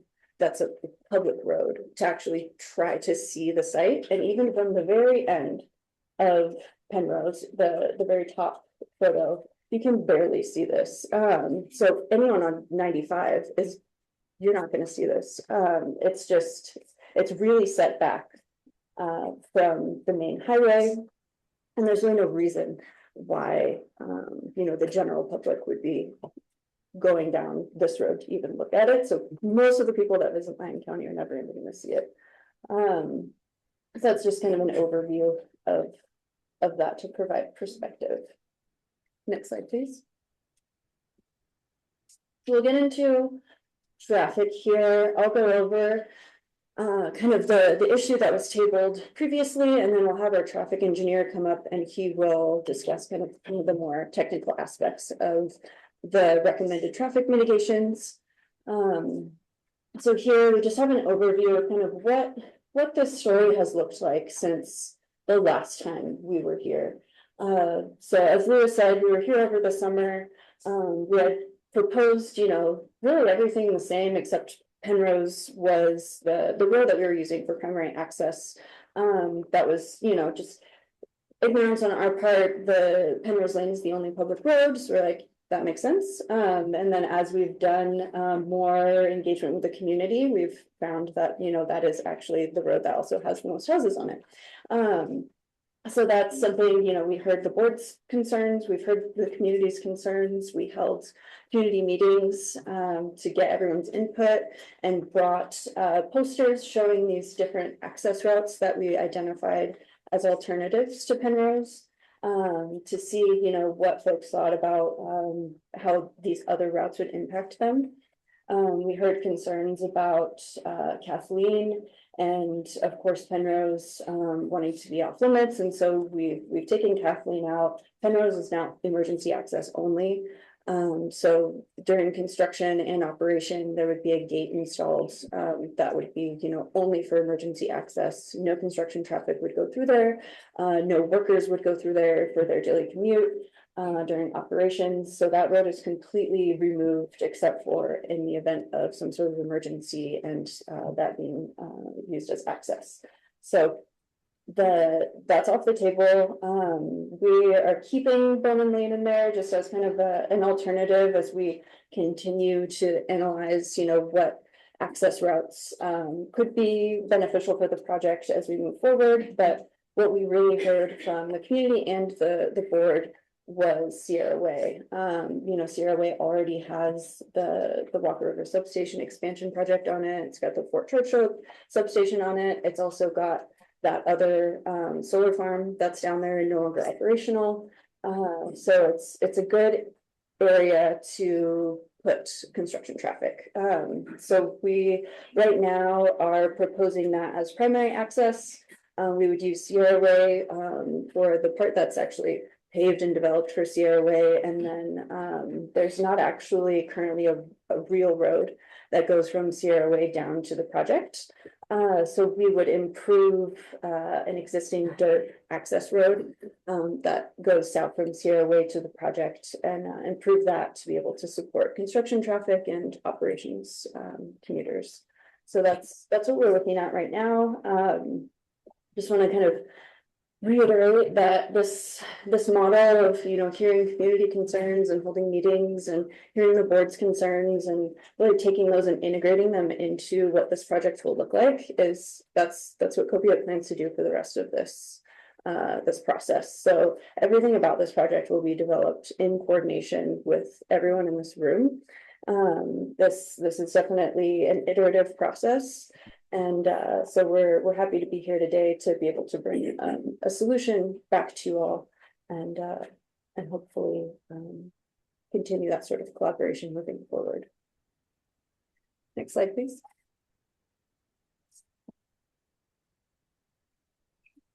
Hi, David Jockman, Kimmelhorn, traffic engineer for the record. So I'll talk about this slide. It's also about traffic.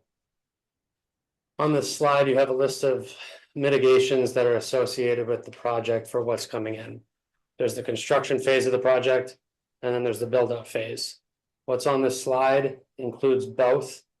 For the construction phase, which I think might be good for some questions that you may have, and I can get into more detail about that then. You have temporary signals that will come to 3 locations. Sierra Way, obviously, is where the project is going to have permanent access upon build out. You'll have Bowman Lane, and you will also have the 339 intersection that is closer into town. That's where the Golden Gate is.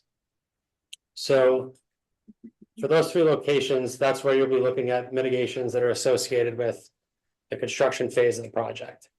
Then you have the build out phase. So if you can see on the slide there, first off, one of the concerns that you had was that you did not want to see access posed at Penrose. So this application that's before you does not do that. What's before you here is access at Sierra.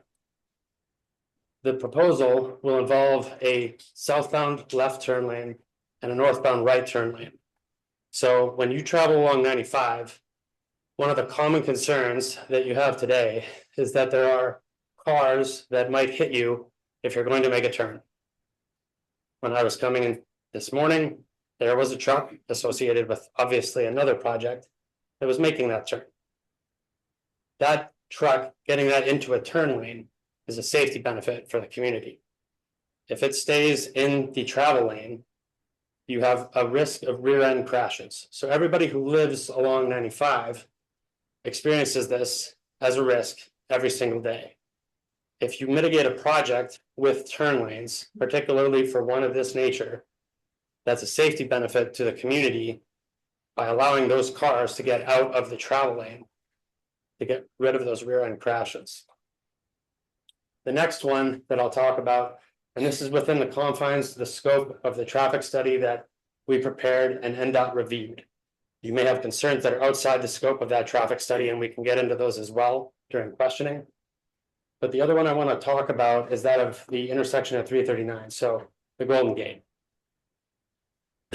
With this project, we're proposing a mitigation at that intersection for a southbound left turn lane. Everyone in this community probably goes through that intersection every day if you live in Yerington. And when you make a left turn, if you're going to here from Wabuska, wherever you're coming from, you run that same risk of being rear-ended in a crash. With this project, so with this application that's before you, there are mitigations that are in writing from NDOT that allow you to be certain that those will be upheld as the application progresses, no matter what. Putting that left turn lane there is a mitigation that, of course, is associated with the approval for this project, but it is also a benefit to existing trips today. So you might say, hey, everything at Sierra, that's primarily to focus on your project. The stuff at 339 at the Golden Gate is a benefit to every single member of the community today, with or without the project. So if I'm at that intersection and I'm making a left turn there, I've probably looked in my rear view mirror a time or two if I'm going to the Golden Gate here or wherever. Those are the mitigations that are associated with this project that are in writing from NDOT per the scope of that study. I'm happy to answer any more questions. I'm going to turn it back over to Ash, and happy to answer any questions at the end. Thank you. Commissioner Jacobson? Oh, yeah.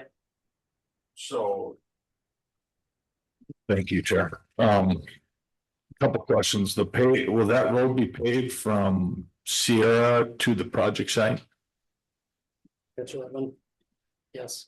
Yeah, Won't be a dirt road, it will be. Oh, yeah, Okay. approved so that I can support it. And then, as vehicles turn right out of, off of Sierra, will there be an acceleration lane?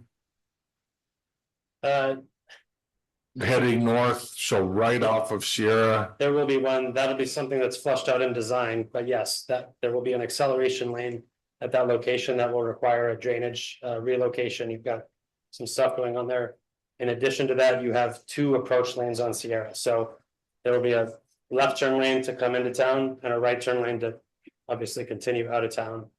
So you can have queuing occur in both lanes there, and for those right turns, an acceleration lane. Yep. Thank you. Commissioner Hockaday? Yeah, I appreciate you listening to the commission last time and eliminating En-ROADS.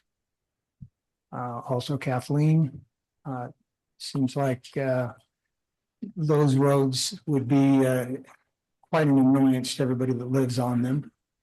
All the traffic is going to go down there. But I do appreciate listening to that. I still have problems with the location. So that's about the decision on the master plan, which anybody that knows my record as a commissioner, I object to removing ag land and moving in large projects. I do want projects in the county, don't get me wrong, but again, location is important in our rural county. I can't see Commissioner Keller online with the presentation up. Does he have any questions at this point? Not at this time. Okay, thank you. Okay, continue. Thank you. So here, for the remainder of the presentation, we'll get into some details of things that we've heard, both from the board and from the community that folks wanted more detail about. So we want to get all of that information out to everyone, so everyone kind of knows, what the project benefits are, what the impacts are. Again, this is all information informed by the phase of the project that we're currently in. We're in the specific plan phase, which is just the master plan amendment. As we move forward, if we get to the PUD process, that's really where a lot of the other questions folks have had can be answered, like doing really in-depth environmental studies and other things like that. That would be at the next phase. But I'll give you the information that we have based on the kind of early stages that we're at with the project right now. Over the last couple of months, we've been working with the Northern Nevada Development Authority to understand the economic impacts and benefits for the project. So they've developed a economic impact report for us, and these are numbers from that report. So this is showing numbers from a scenario of a application of a 20-year tax abatement program that NNDA administers. So all of these numbers here that our revenue would be what all of these jurisdictions would receive with that abatement program applied.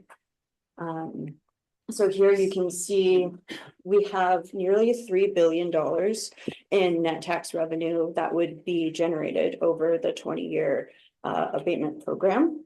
The 20-year program ends, and then the abatement is no longer applicable, and we would continue operating the facility. So we're just showing you under that abatement scenario for the next 20 years what that would look like. So $3 billion generated over 20 years. Of that $3 billion, about like 73% of it actually goes to local jurisdictions, not the state. So you can see here, the local taxes are almost $2 billion of that $3 billion. And of those local taxes, the county gets a significant portion, the schools would get a significant portion. And then special districts like the fire district and the hospital district, as we heard Mr. Delgado's presentation earlier, on all the benefits that additional revenue for those programs could bring to the county. All of that would be included in that special district number. The other thing I want to point out here is for this particular program, during construction, that absolutely no sales tax is abated. All of the sales tax goes directly to the local school support tax in the county. None of that is abated. So that's something I want to point out here as well. The real takeaway from all of this, like, yes, these are big numbers.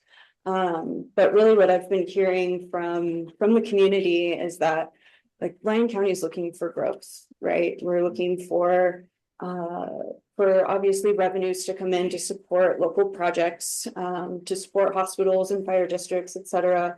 We're also looking for a reason for young people to stay here and have jobs here. And that's something that this project also provides. You know, there's 250 really well-paying jobs that are going to come into the county from this facility, and that's for the operational lifetime of the project.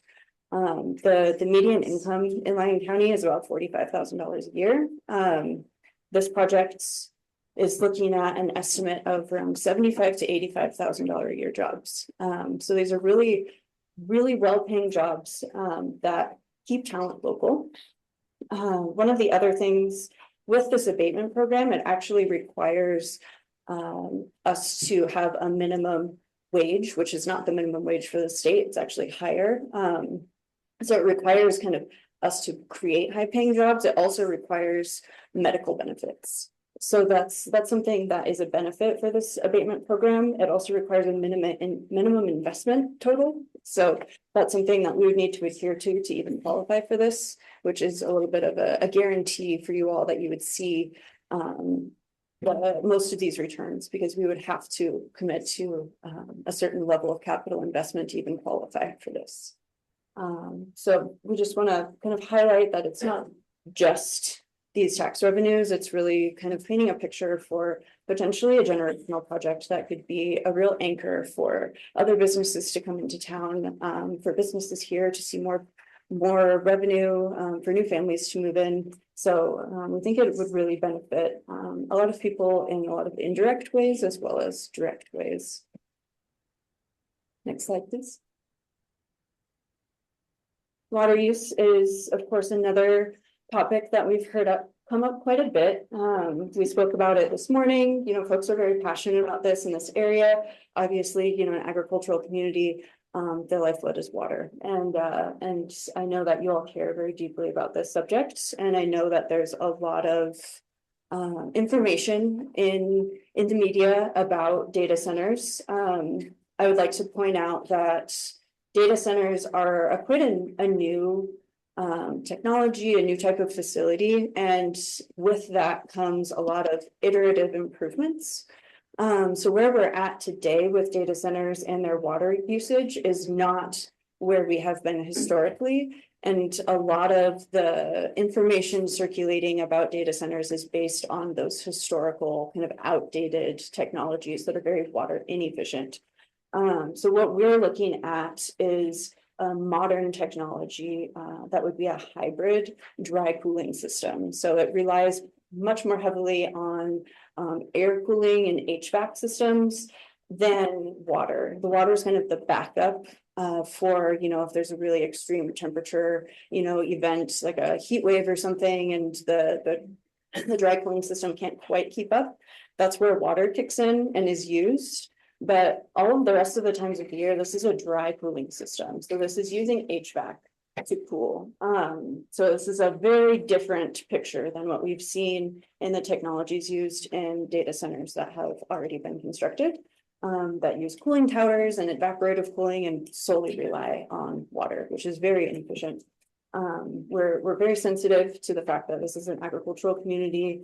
We again want to be community partners. We would never want to come in and you know, be a detriment to the agricultural use of the community. So what we're looking at right now with the current alfalfa farming that's going on the 505 acre property that we're proposing to develop, that property is currently using at minimum 2,000 acre feet of water a year. I've been told that alfalfa can even take a little bit more than that, and sometimes. So 2,000 acre feet at a minimum is what they're using right now. this project would be about a 50% reduction in that. And that's a 50% reduction in groundwater pumping. So these are groundwater rights. That would be a 50% reduction in groundwater pumping from that property. So that water is still available and would stay in the aquifer for other use. Just to put kind of in perspective, what we're looking at here, a typical 18-hole golf course is around 600 to 900 acre feet of water use per year. Our data center is roughly in that vein. So 800 to 1100 acre feet is what we're looking at. And that number is inclusive of not just the cooling aspect, but everything. So that's, you know, the emergency water that's needed for fire suppression events.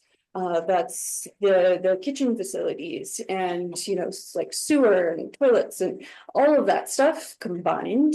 So we're being very conservative here and trying to really project like the highest water use possible.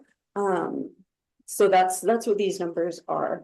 They're completely inclusive of all of those different factors incorporated. So we're hoping that this gives a little more clarity to kind of why this data center is different, how we're trying to really be sensitive to the water use in the area and to be good stewards of that resource with the data center. We think it will actually be a net reduction in how much water is used on that property. And again, that's also in the PUD process, something that the board would have the opportunity to condition as, you know, a condition of the project to be moved forward is the water use. So just want to point that out and just hopefully this provides a little more clarity to folks.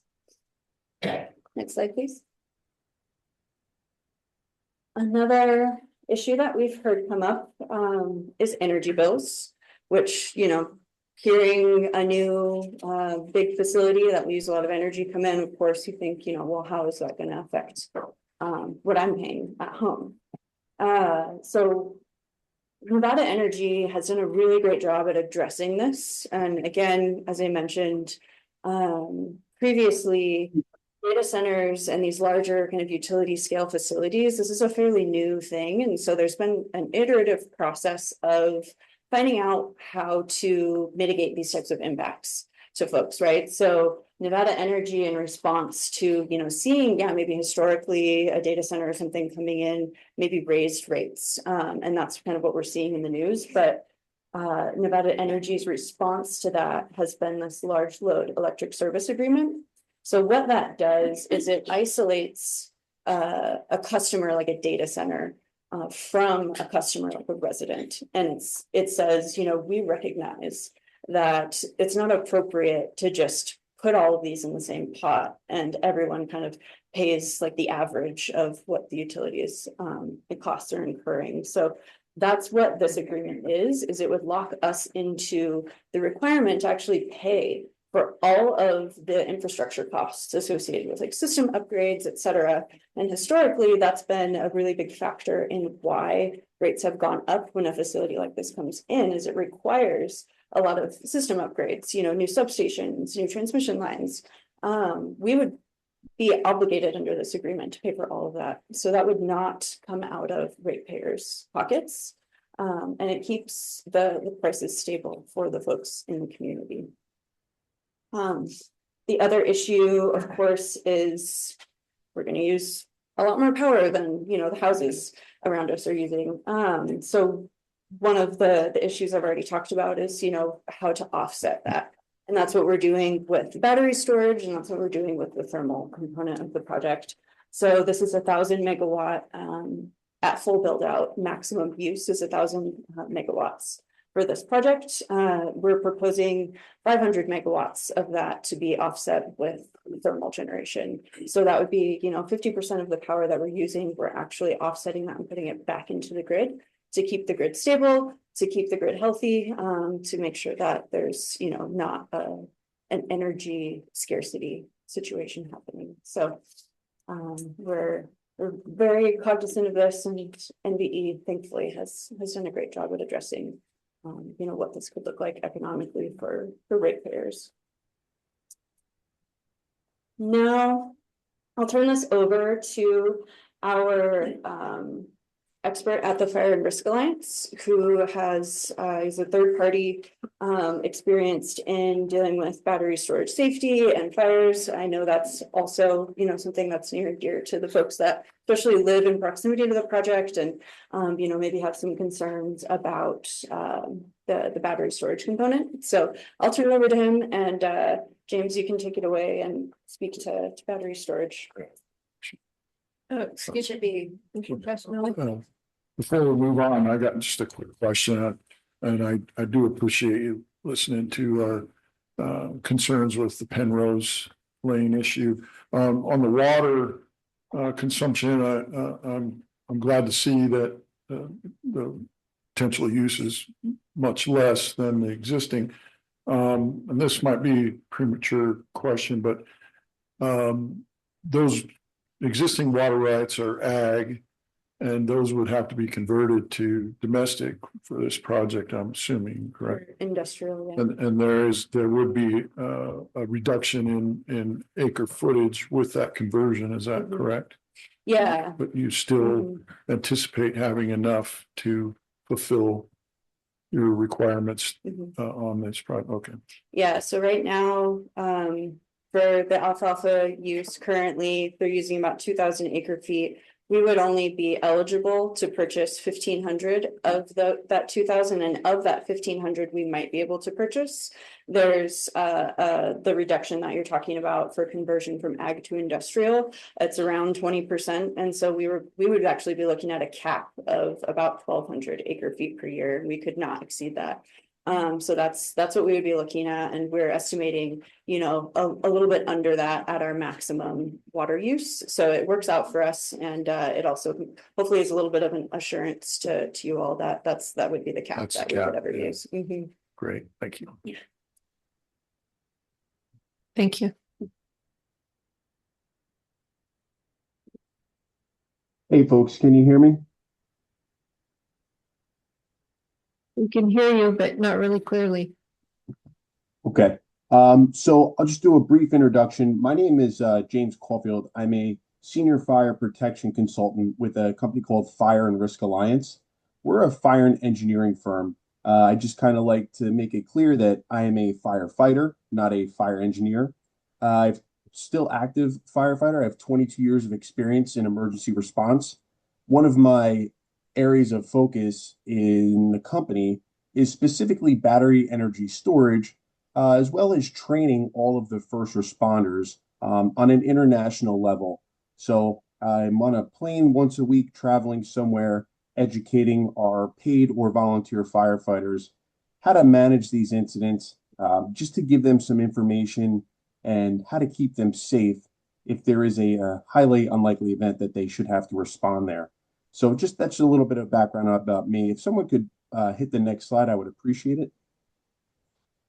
Oh, thank you. Again, that's just a little bit about me. Again, why I'm delivering this portion of the presentation to you. I'm sure there's plenty of people in the room with impressive resumes. Not that this is impressive, but just to kind of give a little bit of understanding of what my background is. So thank you. Next slide, please. So there's four areas that I like to address that seem to be the biggest concerns, and that's fire, explosion, plume, and soil. So I'm going to highlight those four areas of concern. I'm going to share some data. I don't like when incidents occur, but when they do occur, it allows me the opportunity to gather some facts and to analyze it and then kind of paint a more clear picture of what we're looking at. So in this slide here, it says exposure protection. So what that means is when we do the training for the first responders, specifically for the fire department, the application of water, you'll see here, it's actually not being applied to the container that's on fire. What we tell the firefighters is you get within 100 feet, nowhere closer, and you apply what's called intermittent water. So basically what you're doing is you're keeping the adjacent containers cool. You're keeping them within temperature ranges that are manageable. And ultimately what happens is that fire, that fire that's burning, it's burning off its own energy. So the example I like to give so everyone can understand is if you look at your phone and your phone's at 90%, that's a pretty full battery. If you have, 20%, obviously there's not much energy. So that's the guiding factor in how long these incident durations are going to last. It's all specific based upon how much we call state of charge. So again, from the fire portion, we really don't look to do any fire suppression. We allow that energy to burn off, and then we manage our exposures. And what we're seeing now with the testing that's being instituted and all the mandates, we're not seeing any propagation from one container to the next. So that's pretty much the fire response, which is not too typical of what we see as firefighters. But again, it's the safest and most effective way that we've learned, as the industry continues to evolve. Next slide, please. Explosions. So lessons learned. What we see here is a picture from an event that occurred in Surprise, Arizona. And there's a green door laying by the fence line. That door exploded off of that container, and there was a member or a couple of members of fire service that were injured. So when we say lessons learned, it's pretty much highlighting where we were as an industry versus where we are at now. So the way this container was built is that you would have to enter that doorway and it would give you access to the racks of batteries that are inside. We no longer build this type of system anymore. So the type of system we're building now is, I want to say it's very similar to what looks like a Connex box, roughly about 24 feet, but ideally there's no expectation, nor is there the availability for anybody to go inside of these containers. So again, the industry has changed. There have been two standards that have been instituted since this instance, NFPA 68 and NFPA 69. So just to give you a real quick overview, NFPA 68 is a deflagration vent. So what happens is if there's gases detected in the container, there's vents on top of the container that'll open and allow the gases to escape the container, likely preventing explosion. NFPA 69 is a fresh air intake. So if those gases are detected, there'll be a fan that activates. It'll take in the fresh air, and then it'll expel those gases out of the container. Again, we don't ask firefighters. We tell them don't get within 100 feet. We're able to manage the incident effectively and safely. But I like to recognize that this incident did occur, but the industry has changed its style and our response tactics have improved. So thank you. Next slide, please. Plume. So we say gases and behavior. What we like to say here is I look at this picture, and this is an accurate picture of what those gases do. And the plume is always brought up. And again, I like to compare apples to apples. So those gases, that white cloud, the three prevalent gases that we're seeing are carbon monoxide, carbon dioxide, and hydrogen. So when I sit down in front of a group of firefighters and I say, hey, is this harmful or could this be harmful? The answer is yes, but there's an explanation and we have to understand it. And again, I'm a firefighter, not an engineer. So this is how I understand it and I explain it. And I'm hoping it kind of makes sense.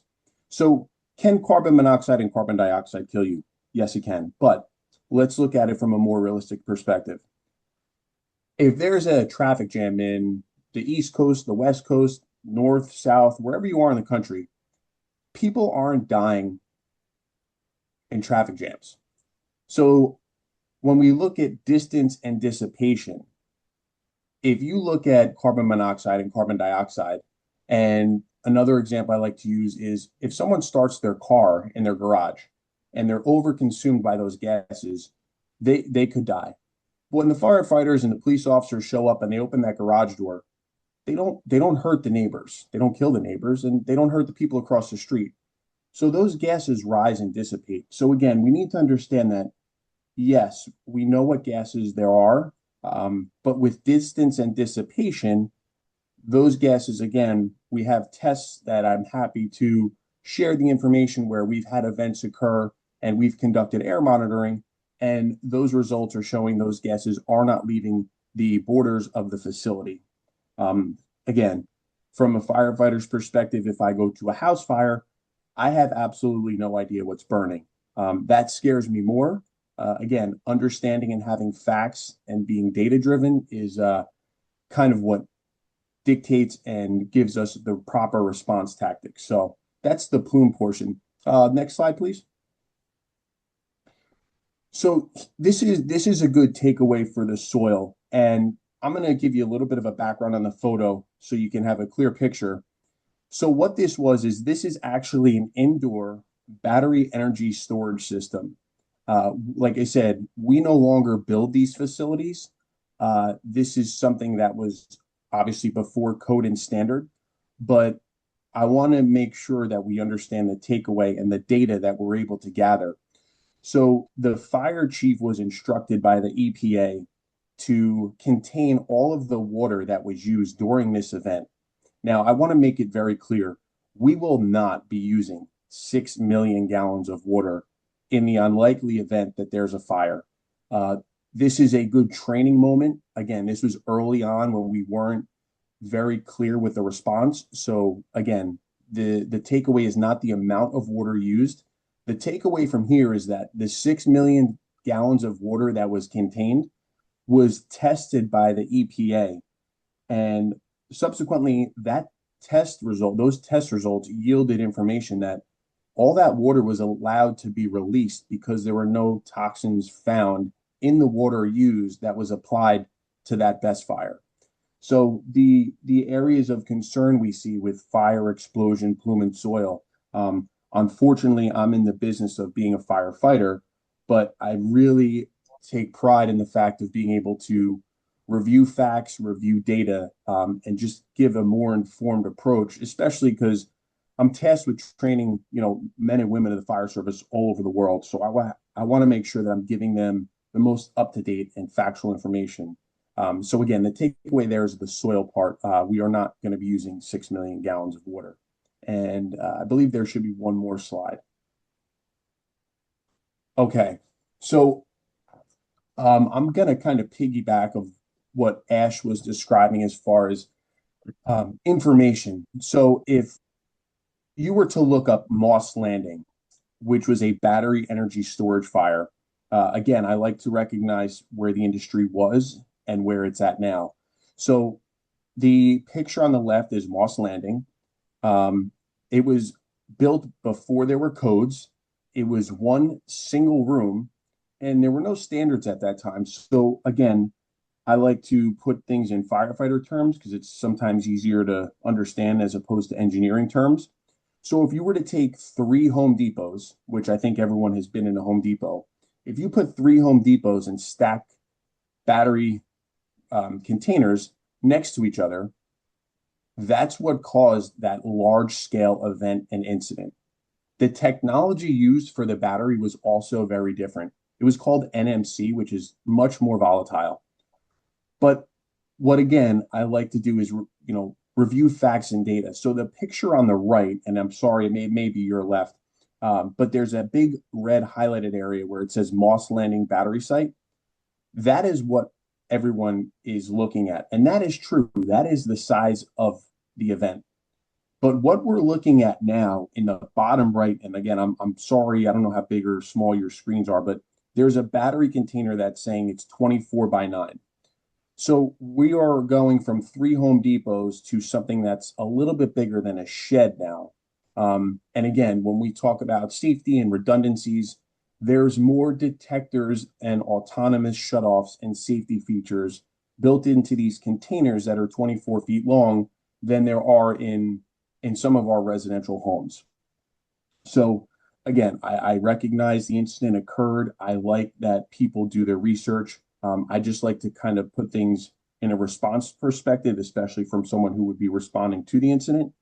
And the last thing I do just to kind of tie this up is we talk about training, and training is paramount. And one thing that's come along in the industry is there's mandatory training once a year for all of the fire departments all over. And what that means is if there's newer firefighters, older firefighters, whatever the case is, people retire, people get hired. We have to go out there and we have to train our men and women of the service once a year, if not more. If a chief calls and says, hey, listen, we need to do another training. We hired a whole bunch of new members. That's great. Again, I come from the fire service. I come from education. That's something I love. So I really pride myself on being able to do that. And I'm glad that the industry has, incorporated this mandatory training because it allows us to make sure that our response to these events is on point. And the last thing I like to say is as more of these battery energy storage systems continue to come online, we are seeing a decrease in the number of incidents. And that's because of the technology that we're using, the spacing between the containers. Again, there's a lot that has changed in the industry from a safety perspective that make these incidents very manageable. So again, I believe that's the last slide. Are there any questions that I can answer for anyone at this point?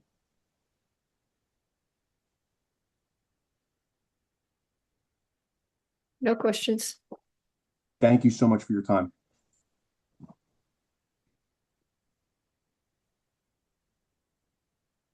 Thank you, James. Ashwood's back up on the record. If there's no questions, then I'll continue with the rest of the slides.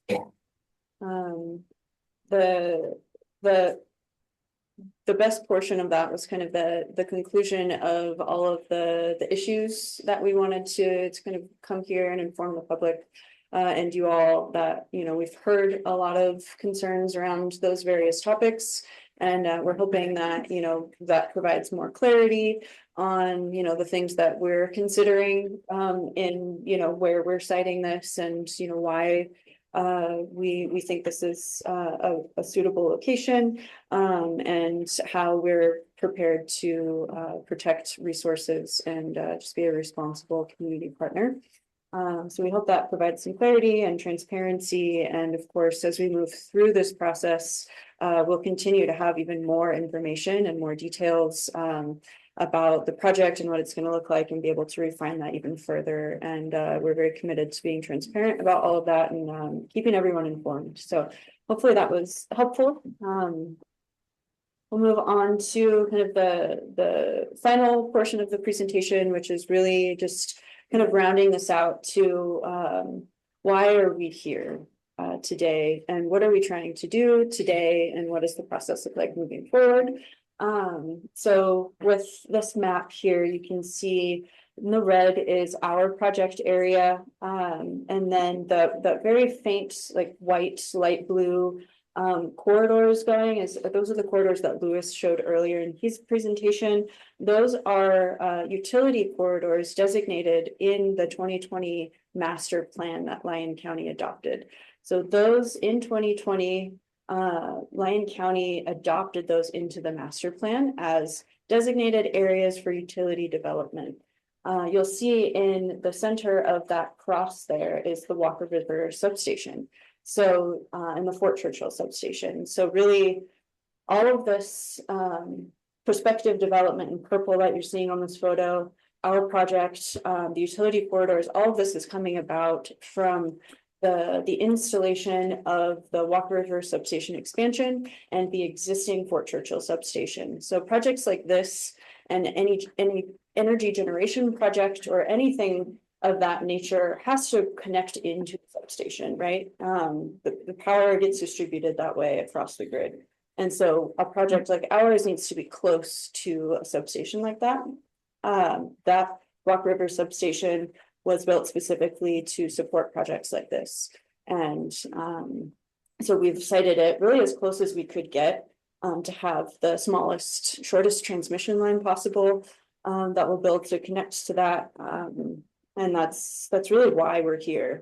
We've cited inside of the designated energy corridor as best we could, and as close to that substation as possible. So this area really is now, because of that substation installation, is kind of a hotbed for this type of development. It's really kind of created the conditions for this type of industry to expand in this area. as you can see from these other projects that are also being proposed here. And then there's also some on federal land that aren't pictured here kind of nearby. So that's why we're here. We have really tried to, site this responsibly away from as many homes as we could. Obviously, folks still live near the project, but we're away from town. We're 6 miles from Yerington. We're, right up against this undeveloped area, and we're as close to the substation as we could get. So we feel like this is consistent with the ask today, which is a master plan amendment to accommodate this type of land use.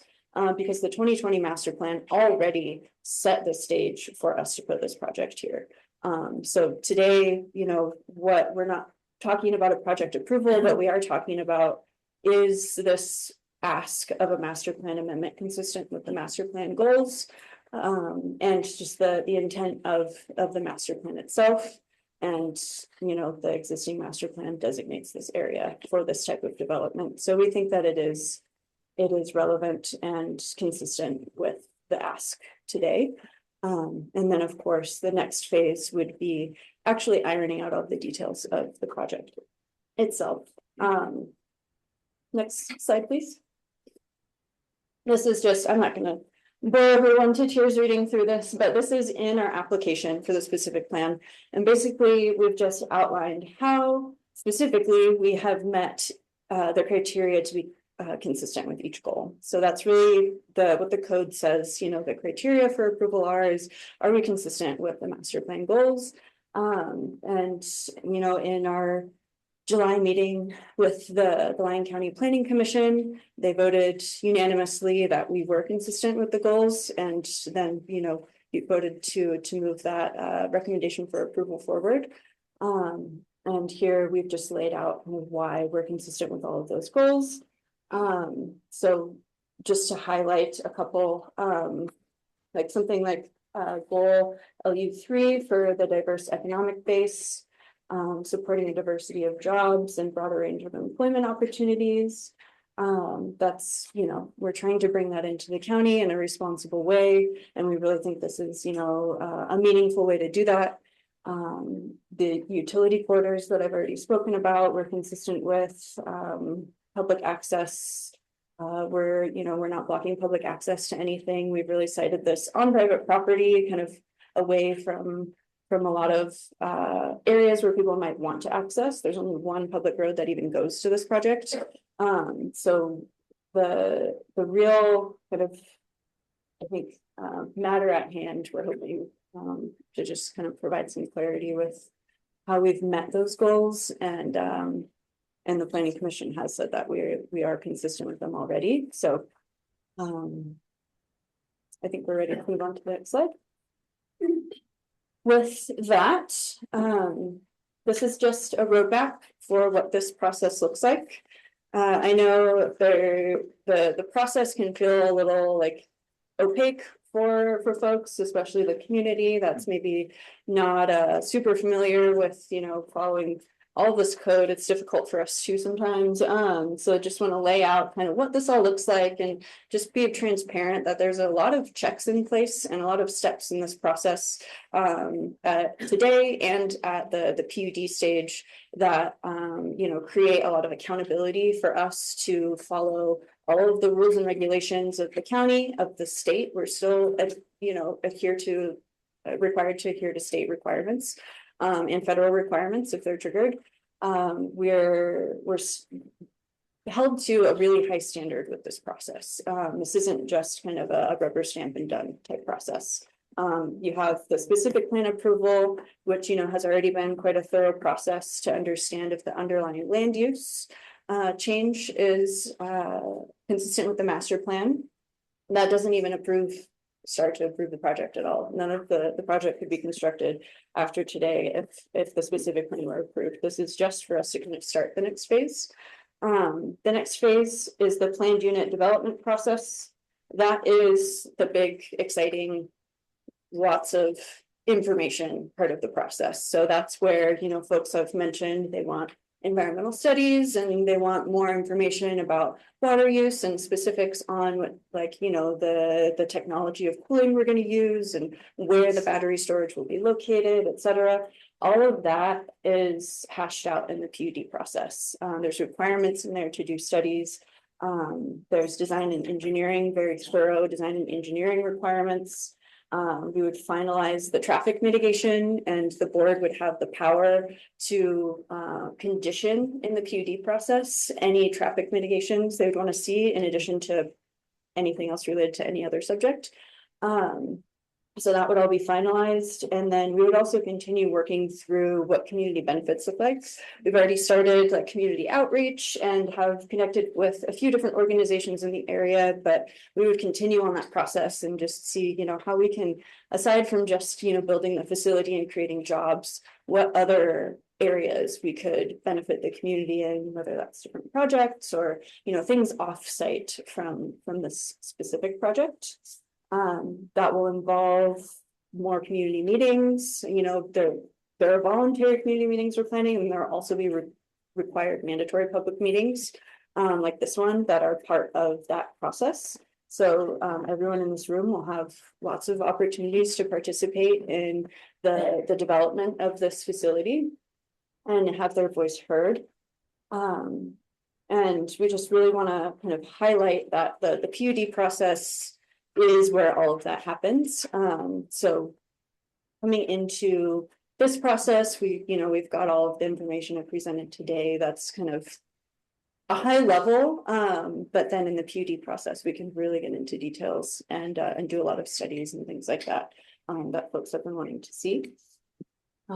So I just want to lay this out and appreciate all of the collaboration on the specific plan so far. I hope that we have been able to accurately hear, you know, the input from you all in the community, and we've really tried our best to incorporate that into what we've presented today. And then we hope that that really also demonstrates in good faith that moving forward, that's what Copia is going to do for the rest of this process. So appreciate your time, and I will open it up to you all. Okay, any other questions or comments from the board? Seeing none, I'm gonna open it up for public comment now if you're finished. And what I'm gonna ask is that everybody line up. We're gonna put the sign-in sheet over here on the desk so you can sign your name when you're next in line, so it makes it a little quicker for everybody who comes on up. Yeah, it did. Can I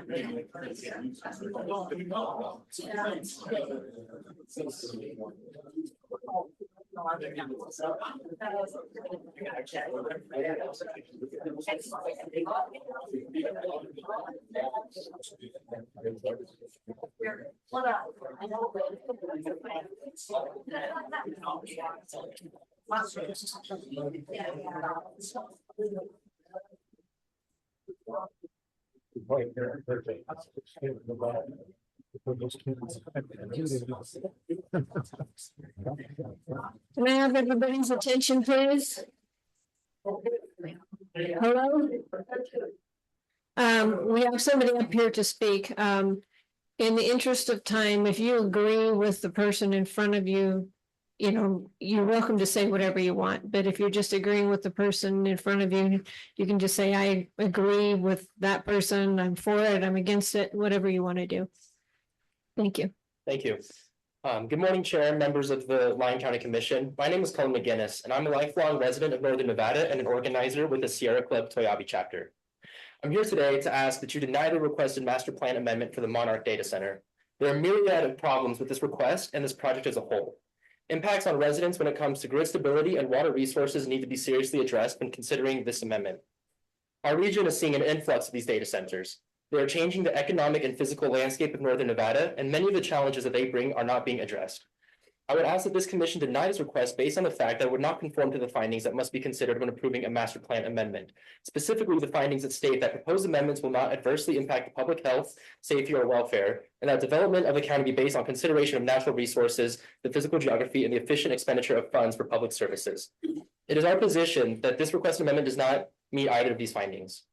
Data centers, especially one of this scale and magnitude, would certainly be resource intensive, requiring huge amounts of water and power to function. Natural resources such as water are precious in Nevada, which is the driest state in the nation. We're already experiencing drought conditions and depleted groundwater resources. A recent study published in Hydrological Process analyzed data from wells across the state and found that 40% were experiencing significant declines. This puts groundwater dependent communities at risk, and throwing a thirsty data center on top of that is a recipe for disaster. Residents across Lyon County rely on well water, and they, along with our agricultural industry, should have priority access to those resources over any data center. Copia claims that this center will use less water than its current agricultural use, but I remain skeptical. This hybrid cooling system seems to be better than a fully evaporative cooling system, but I have to ask, what temperature specifically counts as extreme heat?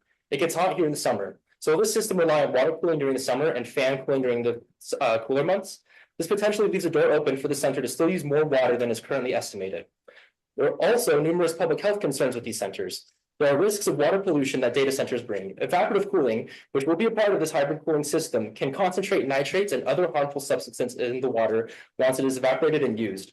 Unless there are strict guidelines and sufficient wastewater treatment processes, this water with high concentrations of nitrates would go back into the water table and cause health complications for residents who rely on this well water. We have seen examples of this causing health complications in other rural counties that have experienced an influx of data centers, such as Morrow County and Oregon. I would ask that you be skeptical of claims that this will be an economic boom that employs many people. Data centers employ less people per square foot than any other industrial use of land, and the construction jobs that would be created to build this would be largely temporary. The 250 job count that's been floated sounds great, but what details and assurances have been provided that these are actually high-paying jobs, and what will specifically would these jobs be for? This and the fact that data centers receive huge tax abatements make this a raw deal for the county and residents who will subsidize the center with public resources such as water, power, and infrastructure while receiving little in return. Because of the threat this poses to public health and the natural resources, this master plan amendment does not conform to the findings that the county commission must consider before approving. Thank you. Thank you. Next, please. James St. Angelo, and I live out there next to this supposed project. And I only heard one good thing here today, and that was from Hockaday over there. About not changing the agriculture stuff. We don't want this crap out here. It's all poison.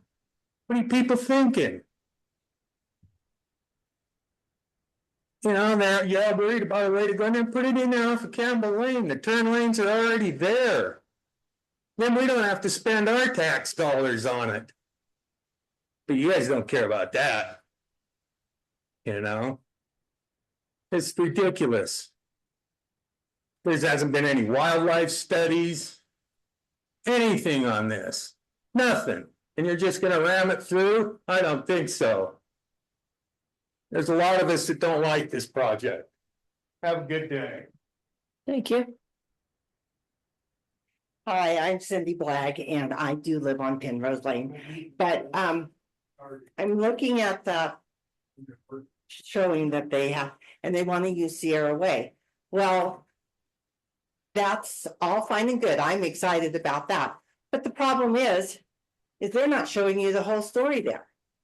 They want to use the dirt road. Well, if you live where I live, they can go down Sierra, they can take their dirt road, Massini's own that. But the only way to get to that piece of property that they're looking at, they either have to go through Joe Baptiste's property, which Copia has already tried to buy, and they've denied, or they have to go through the refuge. That road is adjacent to the Mason Valley Wildlife Refuge. It also backs up to the Mason Valley Fish Hatchery. This is all endangering. It's not, and then I'm looking, where are they going to run their power lines? They can't run it through the refuge. That's the shortest way through there. So they're still going to end up somehow using, if they use, Massini's use all of their dirt roads, they're still going to have to use Penrose Lane to access it. If you look at the maps, there's no way for them to get to that piece of property without using our road or getting somebody to sell to them. And we're not selling. Thank you. Next. Hi, I'm Michelle Trino. My house is on Penrose. Few things I want people to think about: 4.6 million square feet.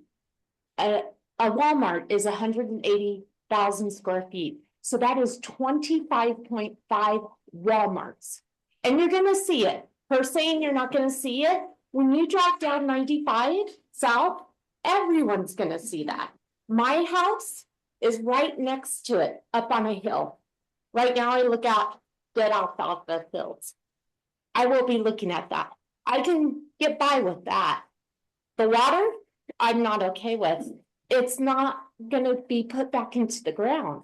When you have water and water rights, you're watering. It goes back into the ground. This water is gonna be for cooling, which is gonna evaporate. It's not going back into the ground. So it's gonna affect my well. I have 52 acres. I water things. We have animals. If the water gets poisoned, I can get it for myself and my husband drinking water, out of bottles. My animals cannot. So do my horses die? Do the dogs die? What? It's not in the right place. He is right. You wouldn't want it in your neighborhood. Right. It needs to be in an industrial neighborhood. And if it was in the green belt, which was approved, like she said, we wouldn't be having to do a change of zoning. She's next to the green belt. If you looked at that map she had on red, her red is right here and the green belt was right here. She's next door. That's why they're asking for the zoning. This is not beneficial for the residents. And they say air cooling, that's going to be noisy. They say that the average data center has 97 noise pollution that can affect our hearing. This is not good for residents. Google in 2003, which isn't really outdated, used 6 billion gallons of water for cooling. Google. So when our wells go dry, who's gonna pipe in water for us? Are you guys gonna afford that? It's just not something that belongs where houses are and cattle and horses and people. That's all I gotta say. Thank you. Hi, my name is Cherish. A lot of people are probably gonna hate me right now, and really, I don't care. I really agree with building this. I mean, we have a problem with unemployment. We have a problem with funding for schools. We have a problem with a lot of things that building this could actually help Lyon County. Yerington has a lot of problems. A lot of us, I'm a single mother of 4 kids. A lot of us are having problems with employment. A lot of us can't afford to raise our kids. We're having problems paying rent. There's not a lot of jobs here. We need this so that we will be able to then support our children. Thank you. Hello, how are you? My name is Calvin Ruffner. I agree too. I agree. This town doesn't have any jobs. You bring a big infrastructure down here. It allows multiple opportunities for more jobs, more people to get more jobs. It gives us opportunities. I'm young. I mean, I know computers. That's all I know. And that gives me an opportunity to get a job for her 4 children. We can start better, have more ability to get more money. And it's better for a small town like this. It's better. Have more people coming down, more abilities to get more things growing. And I think it's a good idea. Thank you. Thank you. Hi, my name's Leo Solari. I'm sorry, before you start, could we please not have so much talking in the audience? It's making it really hard for us to hear what these people are trying to see, what they're trying to say. Thank you. Hi, I'm Leo Solari. I'm here to oppose this due to the traffic impact report. It's horrible, outdated, hasn't been looked at since they started that other project out there. It's horrible on the freeway. Ask any first responder how often they're out there. You got to come to a complete stop on a highway. A lot of people following you aren't used to that. If you're coming over the hill, approaching Robuska, it's gonna be backed up over that hill. You got to stop to turn in there. They got 2 trailers, 3 trailers. You got to come to a full stop before you turn in there. I know there's a whole other list of other problems, but let's look at this. I'm looking at an incomplete traffic report. I was here last time and I don't think they really fixed or addressed what they said they were gonna change. Access in and out to this major project, just dirt road at best, and maybe I'm missing something, but I don't see anybody here from the state. That's a state highway. You're the county. I know you guys work together. Traffic impact report is not complete. It's not up to date. A lot has changed since they did that traffic impact report. You go out there now, it's horrible every morning. Not just horrible, not a personal preference, it's dangerous. You know, the freeways are dangerous. So how do you want people to come into your city, into the county, this part of the city? You know, look what's happening out in Dayton. How many more fatalities? But they got 4 lanes going either way. Wait, I watched a school bus out there. I was going out to this. They gotta cross over that to come out. We gotta sit here and try and leave Yerington and come into Yerington. That's one way in, one way out. Not many people go the long way around towards Fallon. Gotta deal with that highway. You know, saying, oh, we're gonna put a little turn lane so you can sit in that turn lane till it's safe. That turn lane will fill up with how many 3-axle trailer or 3 trailers? About 2 of them fill it up.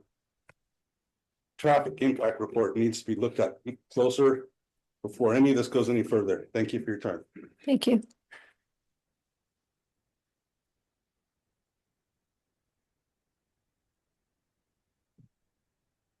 Madam Chair, Commissioners, JD, a local business owner. I'm in support of this project. My grandfather moved here from Italy over 100 years ago. He wanted to be a farmer in this community, but due to some bad luck, his dream did not happen, so he moved to Bodie to make a living. In 1933, he moved back to Yerington and opened the first Joe Dini's Lucky Club after the repeal of Prohibition. Our family has run the business for 92 years and 3 generations, with the 4th and 5th generations working in the business. We're the lucky ones. I've worked the business since 1972, 53 years. During this period, I've seen the good times, I've seen the bad times. The period when the Anaconda mine was in operation was one of the good times. Since that time, Mason Valley has been on a decline as far as giving our youth the opportunity to remain here in our community, as there is no place for them to obtain a good paying job in any other industry than agriculture, and those are few. We've been on this roller coaster ride for a very long time, and nothing substantial happens there.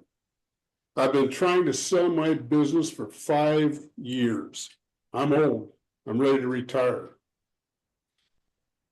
My appraisal at first was great. 5 years ago, it was really great. My second, after some very interested people wanted to look at the community, was not so great. The second appraisal was 29% lower than the first one.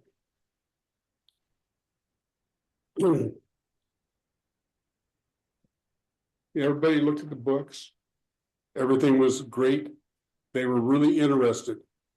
But in that second appraisal, the appraiser said that the reason for the 29% drop in value was that there was no opportunity here for a business to expand. When this was brought to my attention, I said to myself, wow, how true. This attitude from a lot of people here is, shut the door, I'm here. I ask you now, if not now, when? Thank you. Thank you.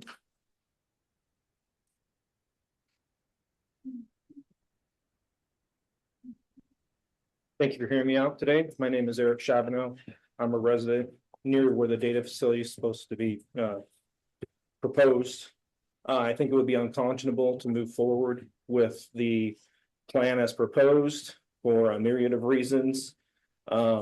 Amongst everything that was already discussed today, the most efficient gas turbine that you can use for a 500 megawatt natural gas fired power plant is a combined cycle gas turbine and common configuration and net efficiency, all these other bits in there, but basically it produces about, what do they say? Several million tons of CO2 each year. And that's just for a year, a single year. That's the equivalent of 280,000 to 300,000 passenger cars passing through every year. That's just 1 year of that plant being in operation, and that's just the CO2. That's not including let's see, what other things are included with that? Carbon dioxide, methane, 40 to 120 tons of methane, nitrous oxides, 20 to 40 tons of nitrous oxides, carbon monoxide, 30 to 80 tons of carbon monoxide, volatile organic compounds released from that, 10 to 30 tons, particulate matter, sulfur dioxide, that's a fun one, formaldehydes, and other hazardous materials. And that's just from the single most very efficient natural gas generator that's produced in 2025 today. I did all the research over the last couple of weeks. And that's just the generator. That's not including the noise pollution. That's not including the light pollution. That's not including the heat. There are cities in Norway that are literally heated and powered by the heat produced by one data center. For that to be put near our farms and plants, the fish hatchery, like other people said, the natural wildlife areas in this town is utterly unconscionable for us to even consider. Thank you very much. Thank you.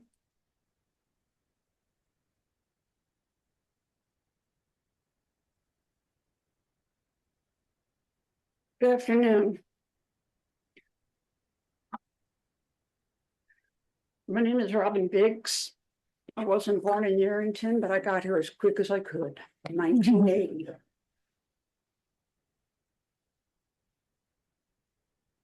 Went up to Pershing County for 16 years and then got to come back down here in 1997. It was like coming home. I was born and raised in St. Louis, Missouri.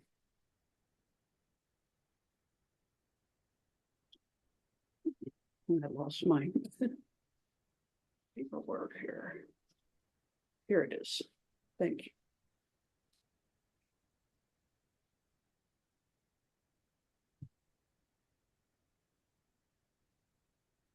I'm a little confused because I thought this had to do with the rezoning. Has the rezoning been done yet?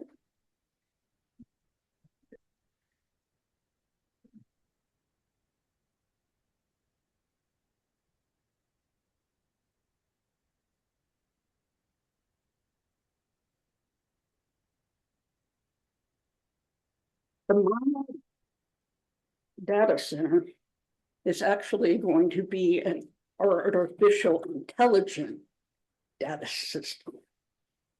Is my understanding.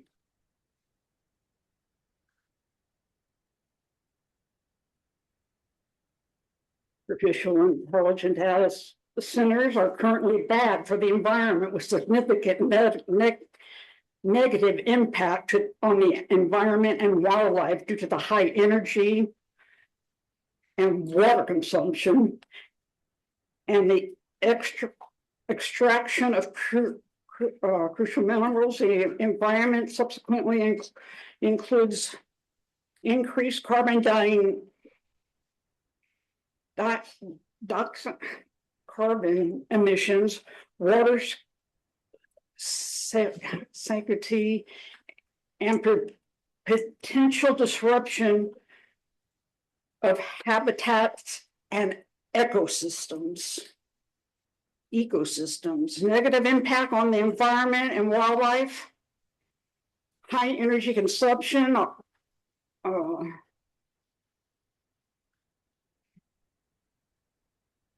massive amounts of electricity,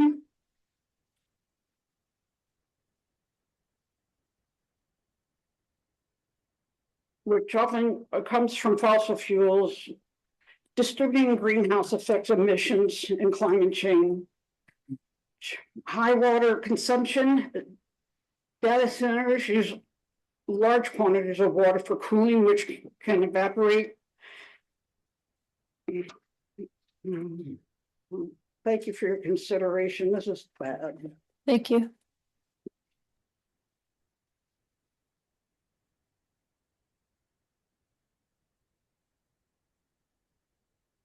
Thank you, County Commissioners, for letting me speak to you for 3 minutes. I appreciate it. I only lived in the valley a couple months, but I don't like what I see. No, my family's been here, not being a smart butt, but since the 1890s and stuff. And they farmed, and there were little farms, and they went here or there, and everybody had a hard time making a living of it.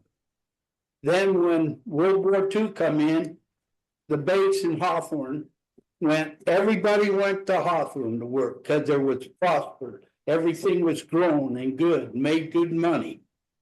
Then when that anaconda come, everybody moved back to Mason Valley because they loved Mason Valley and they made it work.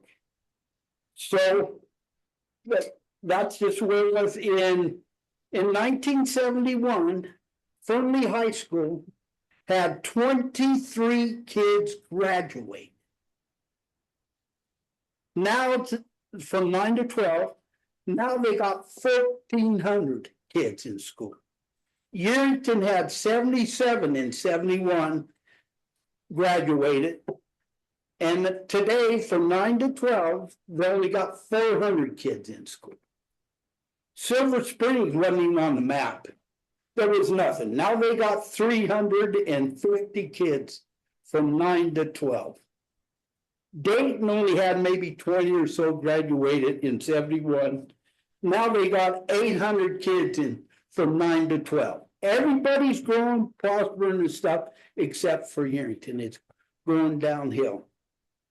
So when Anaconda was going, we had 5 car dealerships in this town. 5. We had restaurants, we had more bars, we had everything going. We had emporiums and Golden Rule. Everybody was going good and stuff. And then when Anaconda closed down, it's just started shrinking and shrinking and shrinking and shrinking. And that's just the way it goes. And we need something for our young people are graduating, they're going to college. They want to come back to Mason Valley, and there's nothing here for them unless you work for the power company or the county, and that's about the extent of it. So we need growth for our kids to grow. And I wish some of these people in this audience will go up there to the cemetery. How many of their family are buried up at that cemetery? Generations up there, and they tried to make this valley better and stuff. And I bet you not one of them that's up here protesting it got family up there like the rest of us that were born and raised in this valley would like this valley to prosper. Thank you very much. I appreciate your time. Thank you. Hey, please no clapping. Hi, I'm Linda Marlette, and like many here, I'm against this data center because I don't think we have enough honest information. I think we've been given sugar-coated information from the people that want to bring it in, and I agree with you, don't put it on agricultural land. Put it somewhere else.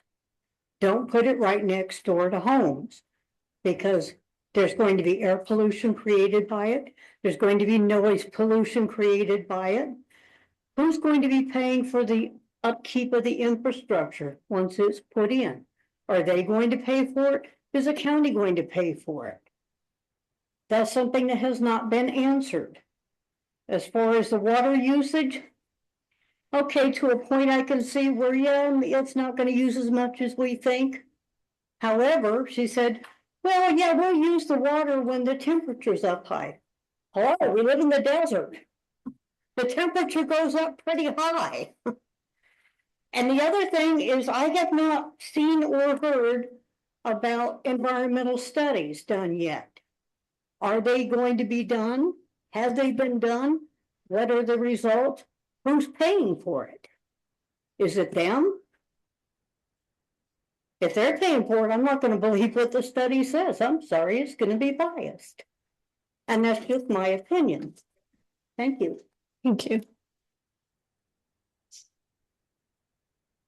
Hello, Commissioners, Nick Beaton, Yerington City Councilman again for the record. I want to give a big ditto to Mr. Del Porto's comments about the economic status of our valley, which actually just saved me like 2 minutes of talking. So I would encourage the board to pass this master plan amendment today so that we can move on to the PUD process together as a community. I think a lot of the concerns that folks have are valid. And I think a lot of the required studies and whatnot to answer those concerns and be able to address a lot of the questions that folks in this audience have are valid. And all of that can come then through the PUD process for any of those extra requirements to be put on this project should it come to fruition. But again, as you guys know, we cannot move on to that process until this is done to move on to the PUD. And I just wanted to say on a completely separate note, it is awesome to see democracy and work today and so many people gather today. And I love that while we all may not agree on things altogether, we can all still be neighbors within our valley. And I just think that's really cool to see. Thank you so much. Thank you. Micah Triplett, thank you all for allowing me 3 minutes. I also want to apologize for getting that clap started. It wasn't my intention inside of it. I echo Councilman Deaton's sentiment as well as Mr. Del Porto's. I too have family buried up at that cemetery. I'm a multi-generational Yerington member and Lyon County resident, born and raised in this community from South Lyon, and I've also watched the civic decay. So I'm not going to go through everything that they just said, but I will read the letter that we wrote in support of this to you guys out loud. Dear Commissioners, on behalf of the Yerington Chamber of Commerce, I'm writing to express our support for the land use change request submitted by Copia Power, seeking to transition the subject parcels from agriculture A zoning to business industrial use in support of their proposed development. The Chamber's mission centers on advancing economic development, promoting job diversification, and strengthening long-term economic stability in our region. Projects that expand the county's economic base, introduce new industry sectors, and create future employment opportunities that align directly with that mission. While we understand that this proposal has generated significant discussion within the community, particularly related to the scale of the project and its proximity to agricultural operations and residents near the project, the Chamber believes it is important to evaluate the land use request in the context of responsible growth and strategic planning for the Lyon County's future. This project has the potential to bring a skilled workforce and additional economic activity to the area. The Chamber looks forward to partnering with Copia Power as the project evolves to understand workforce development, training opportunities, and local collaborations that could understand what look alike. It is our goal to ensure that any major investment in the region complements community values and enhances long-term economic resilience. We also recognize and respect the concerns raised by residents and agricultural stakeholders. The Chamber supports continued dialogue to ensure that any development proceeds with transparency, accountability, and thoughtful mitigation of community impacts. And we respectfully request that the Commission consider the land use change request within the broader vision for economic diversification and sustained prosperity for Lyon County and the city of Yerington. So thank you for your service to the community and your careful consideration of this very important matter. Thank you.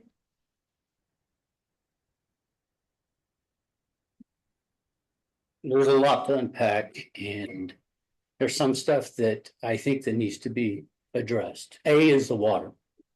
Everybody knows from 1945 to 2024 through the USGS studies, our water has dropped.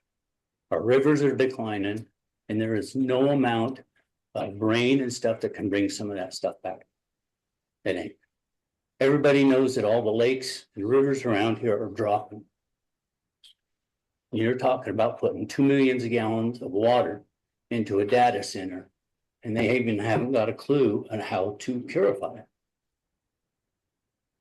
There is a USGS report that has 74 wells that was tested from Yerington to that site. It is polluted with uranium. You have a fish hatchery. The fish hatchery hasn't been done, but you put that data center there, it's going to pull all that polluted water to that fish hatchery. So you're talking lakes, rivers, creeks, that fish hatchery is going to feed. You're putting polluted fish into it. All right, now where is the common sense in that? You're talking about running people down through Penrose. You name me one construction company that has run a road and said, we're not gonna use that unless it's an emergency. They're gonna run the heck out of that. You know that as well as I do. You can't believe them. Look, noise, water, everything else is pollution. I'm half a mile from that. And they're talking about beautifying it. You're not gonna beautify buildings like that. You come off that hill, you can see all the way to the mine. You're not telling me you're not gonna see a 500-acre data center. Another point is you have all these people talking about noise pollution, energy. So you have a high voltage power line coming through. What's the cancer for that? Has anybody done a study like that? Okay, I emailed Lee Zeldin, EPA, 3 different times. I got emails back from them about Copia and all of the solar that's going around. They have no clue about it. They have nothing. So where's the studies? I have it on my phone from the EPA. I told you guys, I was here 2 weeks ago, I went down rabbit holes. I'm still going down rabbit holes. And I will keep going down rabbit holes. I mean, this is not good for the community. I don't care how many people live here, how many generations. I'm retired military. Thank you. Hello, I think y'all know I oppose converting ag land to industrial, but 3 weeks ago today, I was at the Nevada Farm Bureau Annual Convention. We met with John Raby, the acting director of BLM. He told us, and I about fell out of the chair, there are 9 data centers planted on BLM or planned and process or what, they're in the whatever. Anyway, they're working on it in the state of Nevada, 9 of them. 2 of them are in Clark County, which has millions of people. We have hardly anybody. There's 7 of them planned for Lyon County on BLM land now. How many more do we need? The water, everything. It's just, to me, it just blows my mind. The other thing is her water, yeah, she's half right. 2,020 acre feet of water is what agriculture could use on that land. Whether they do or not, that's something else. If it's all well water, it's probably primary, but if it's not, you can only use 2,020 acre feet of water, period. Whether you use river water, well water, it doesn't matter. So I don't know how much water they actually have. I'd have to talk to Brian back there and find out. But anyway, that's all I got. Thanks. Thank you.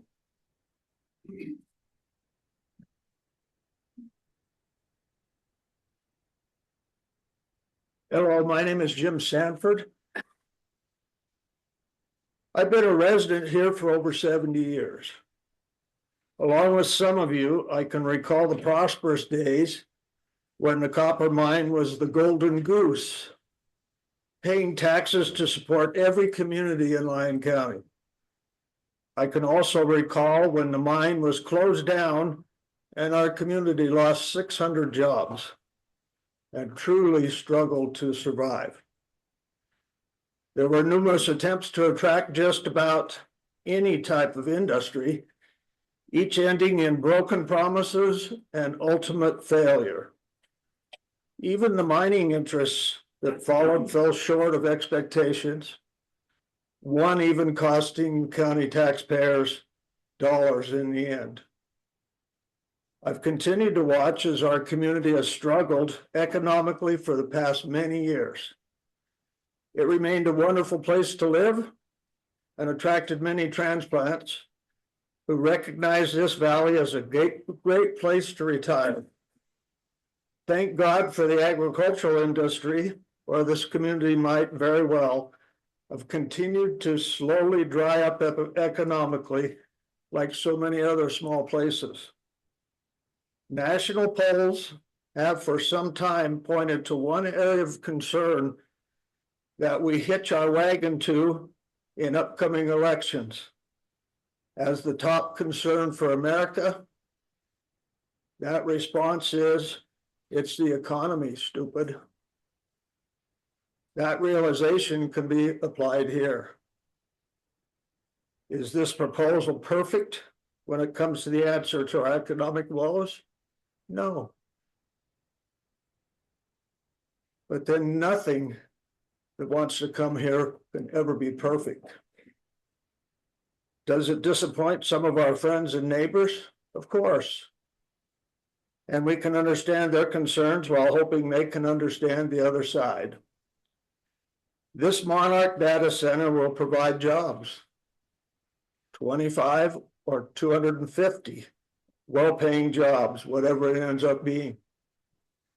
It marks an economic boost for this community needs to bolster local businesses, our schools and services needed to provide what prosperous communities require.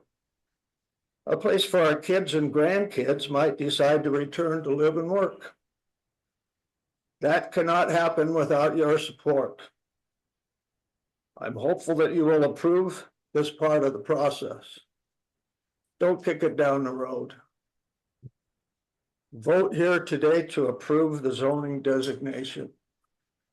Thank you. Thank you.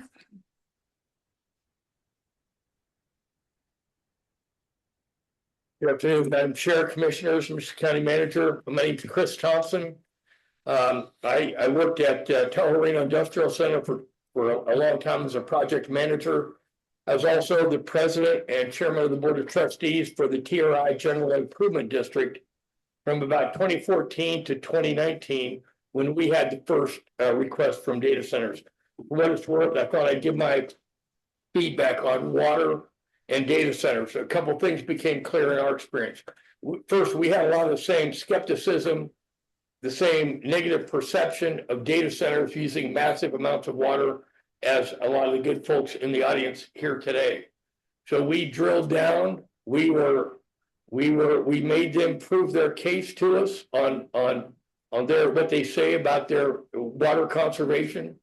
And here's what we learned and why we ended up bringing them in. So number one, engineers always overestimate water consumption by a factor of 2 to 3, no matter who hires them, whether it's the company making the application or outside people looking at it. They always overestimate. It's never as much as they say it's going to be. Second, these data centers now with the technology recycle that water 8 or 9 times.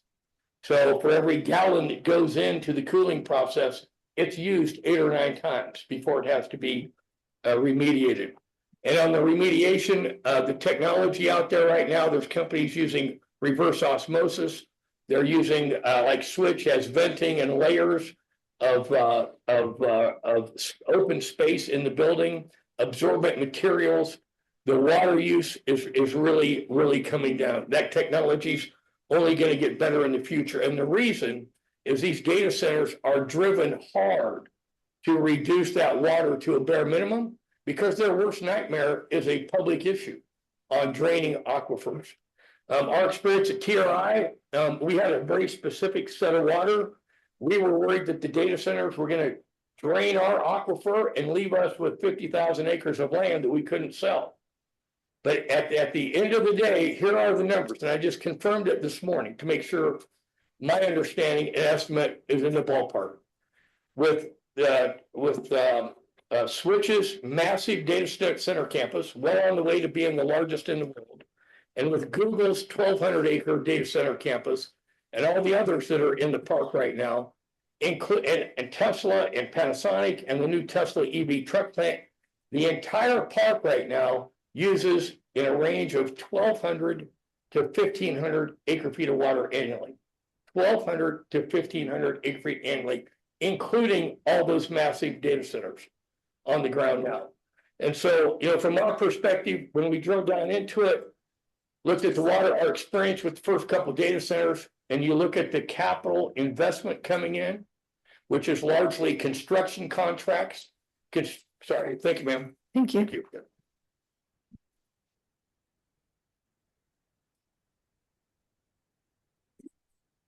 Tammy Hoover. I grew up in this valley. I've lived more than 50 years in this valley. The last 12 years I've lived out of state. When I was a kid, there was nothing but cattle from one end of the valley to the other, cattle and cattle ranches. If I had my choice, that's the way it'd be today. I don't have my choice. So I'm going to accept what is here. As humans, we don't like change. This is a big change. Living out of state for the last 12 years and coming back to visit family, seeing the decline of this community has crushed me. I agree. I don't like ag land turned into something other than ag land. Like I said, if I had my choice, it'd be cattle ranches, but it's not. I have grandkids that would like to stay here. They can't find jobs. They have to go out of the community to find jobs. You look around, it's mostly retired people that are here and complaining about what's going to happen. We need an economic boost. This community, the hospital needs a huge boost. Look, today, they're wanting to borrow money. Would this help the hospital? How about our schools? How about our law enforcement? It would benefit our community in a way that we can't even really imagine. It would be tremendously beneficial. My question is, does the county have a financial plan that is better than what this is? Think about it. What do we have in the works that might come in better than this? Thank you. Thank you.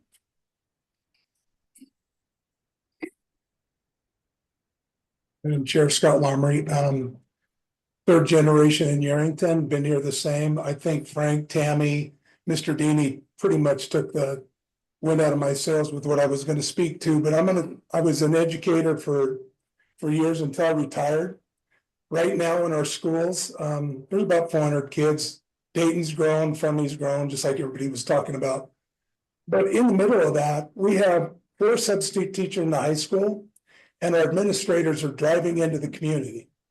If the schools are the nucleus, right, and we can't find anybody to stay here and to sustain that part, the 5th generation of the Lomrys aren't going to be able to stay in this community. I mean, everybody's talking about that. What are we doing? That type of thing. So I guess for me, I'm in support. I think Copia did a great job. Some of you guys are up here talking. I'm seeing something different. I'm seeing a revenue stream. I'm seeing this type of thing, everything else. Carbon dioxide, the last time I looked, was good for trees. That's what photosynthesis works on. We're talking about it being a bad thing. I really don't understand. But I guess I'm in support of the project. I think they did a great job. They talked about the water. I don't want to see ag land go away either, but we started out as dairymen, my family. They got eaten up by others.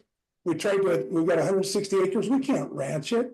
The last time I looked, a piece of equipment is $250,000. And if you talk about the land that Brian's putting it on, taking out of ag, if I'm getting 8 tons of the acre on my property, that land that he has, he's watering it with 200 acre feet of water, and he's losing money. Makes no sense. That piece of property, and I think when I start looking at Facebook and some of the comments that are on there, the last time I looked, I don't think many people even know what 1 acre foot of water means. These guys, if Brian sold that water to Walker Lake, we wouldn't be having this conversation. He's trying to do what's right in the community to keep something here to sustain, and we're taking a chance. I get that, but we haven't even gotten to the point where we're going to do environmental studies and everything else. That's not what this is about today. This is about improving a zone change. You got to take all those things into consideration. I'm more worried about the kids and keep my grandkids in this community, because the majority of kids, they leave, they don't come back.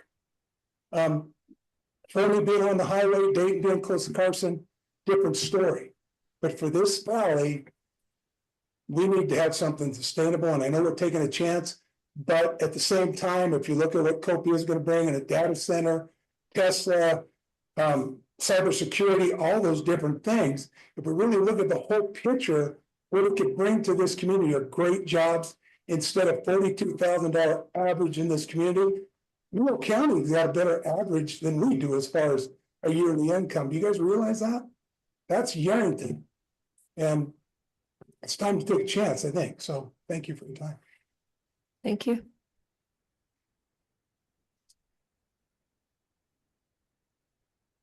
Hi, my name is Amber Chapino and I live fairly close to where the site is going to be. And I'm wondering how many of these people that are in favor of it live close, and are they not worried about, they're not going to have to worry about the health or the different, impacts that it could have.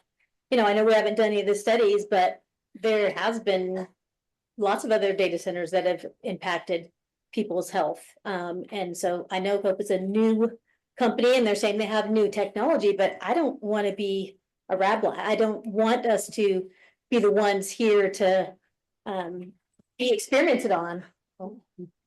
And let's table it for 5 years, let them open. They haven't even opened hardly any of these data centers. Let them open other places that aren't near residents. Let them experiment in those areas so we could do some better studies. I know that we do need to get more businesses here. I understand that. I understand the people that have been here a long time that have seen the decline. However, I moved here because I was trying to get away from industrial things. I like the small town feel. And yes, we do need more businesses. We need more jobs.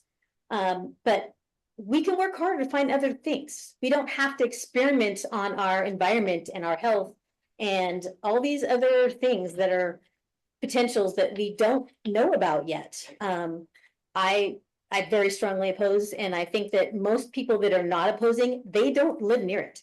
I'd like to hear somebody that comes up here that says, I live right by here and I am all in favor for it.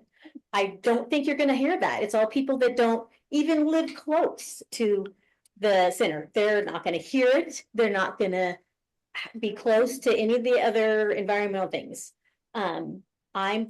I just feel like I'm likely going to have to move if it comes in. I don't think I'm going to be able to tolerate being that close to any of the proposed. And I mean, I know they've addressed some of the water issues and, some of those sound all good and well. However, lots of companies are really good at making it sound great. And until they have a history that we can follow and look to see this newer, they're saying newer technology that's supposed to be better. Well, how do we know that? How do we really know that that's going to be better? It's probably better for them. Does that mean it's going to be better for us? I don't know. But I just don't feel like, I feel like it's a very, very big impact that it could potentially be. And then what if later, well, yeah, okay, now there's people dying because of this or that, or just impacting, all of our wildlife, so many different things. There's just so many other businesses that hopefully we could keep working towards getting to our town that would be way better. I don't want to rezone it. I just really am opposed to this whole project. But I do really understand the people that are saying that we do need more businesses. I agree with that. And I feel like that we just need to keep working to find the right one for us here in our area. So that's what I have to say. Thank you. Thank you. My name is Bryce Massini. My family is very involved in this project. The land that we're talking about is mine. It's my ag land, Mr. Hockaday. I think you're very rude to Ashley during her presentation to stop her like that. Number one. Number two, there are plenty of large buildings in this valley. I challenge every one of you to go look around this valley and look at those buildings and understand what happens in this valley. What happens in every one of these maps on these walls. Okay? Every one of these communities all over the state of Nevada. You got Dayton over there, you got Fernley and Yarrington right there. Okay? All of these communities are based in ag. But if you're going to force me, sir, to be in ag my entire life, which I've done every day out from school when Scott Laundrie was the administrator, every day. I didn't go on a holiday. I didn't go to the lake with my buddies. I went to work on my family farm. And for you to make those comments is absolutely rude. Number two, there are some issues with this, people. And there's always going to be issues with progress.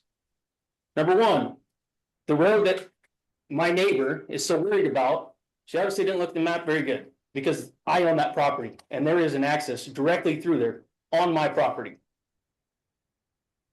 There's plenty of other things that need to be talked about in this. I challenge each and every one of you to understand that if you're gonna force people to be in ag, then I challenge you guys to figure out how you're gonna keep me in ag. Okay? Because Smith Valley, where you're from, is over 50% owned by state. 50%. 50% of the water. And we're worried as a quorum here about a little bit of water, which by the way is a private resource. It's not to this gentleman's concerns. It is a private resource that my family owns. And for people to tell us what we can and can't do and what we can and can't sell, that's not America. I appreciate you guys' time. Thank you. My name is Omar Lopez. I'm a Yankton City Councilman. I'm going to keep it short. I'm in support of this. I think it's good for us. Our community needs it. We've been on a decline for a long time. If you go to the local museum, they have a little structure in the back by the train. It shows all the businesses that used to be here that are no longer here. So to me, I support this. I would love to see it passed. That's where I'm at. Thank you. Thank you.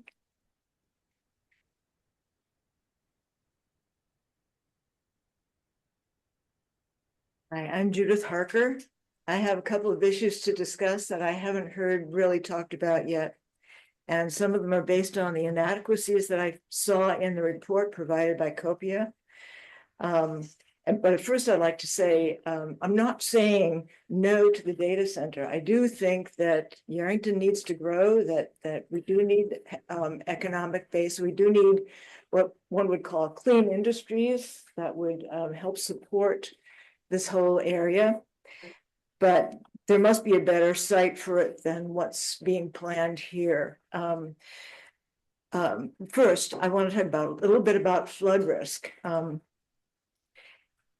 The project actually includes a small area of designated floodplain, and it joins the Mason Valley WMA, the wildlife management area, and that's primarily low-lying ground around the river. There's wetlands, there's riparian areas through there.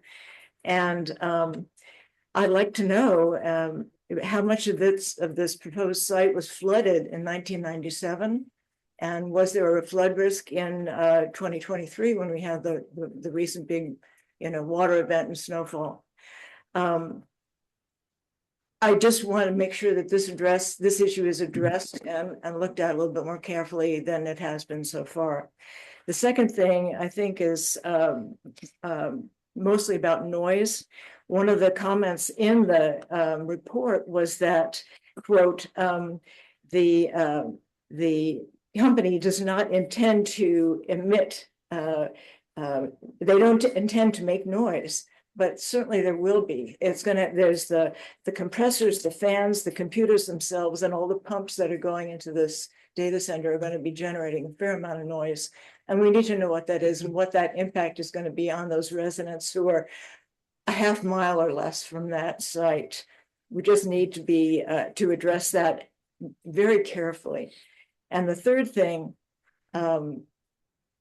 looking at a large picture, that whole 95A corridor, so much that's going to need that whole stretch between Silver Springs and Yarington needs to be looked at for safety and for being enlarged in terms of the county's long-term planning. If they're going to be, we want to encourage growth in Silver Springs and Yarington.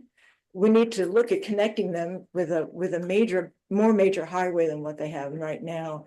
I've seen it back east where some of my family lives, where that was the last part of the infrastructure that was ever examined. And it killed people. It literally killed thousands of people because they were trying to do industry on inadequate roads. So let's think about what it's going to cost and what it's going to really mean long term. And I'm talking 20-year future here. Thank you. Thank you. Thank you for hearing all of us. I appreciate it. I'm Kathy Marfeld-Huguenin. My background, 2 degrees. Computer science is one of them, and industrial engineer. First of all, with this kind of a facility going this close, I'm against it. But I'm on the podium to give you a couple of alternatives. What if Copia put the building over there, 1 million square feet, and housed, my company had to have 30% on items that they had to be able to go and get to bring a facility up or a ride or whatever. That could be sitting right here, less environmental impact. Also, it's gonna, having a gentleman that got very upset that wanted the agricultural zoning to go through because he's been in that forever. You've got more jobs in a 1,000,000 square foot facility to hold things that they're gonna need to keep for their 9 structures that are going. I think it's more than that in the state of Nevada to begin with. Excuse me, I'm not a speaker. I just see other avenues that could be utilized for that property down there that would be more beneficial than the inflated 250 jobs it's going to bring here. I've worked in data centers. They may not be that big and they're not going to have that many employees. Thank you for your time. I appreciate it.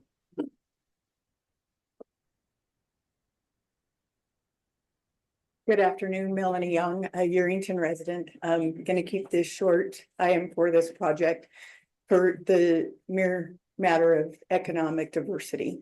It's definitely something we need to bring jobs into here, skilled labor workforce. So thank you for your time. Thank you.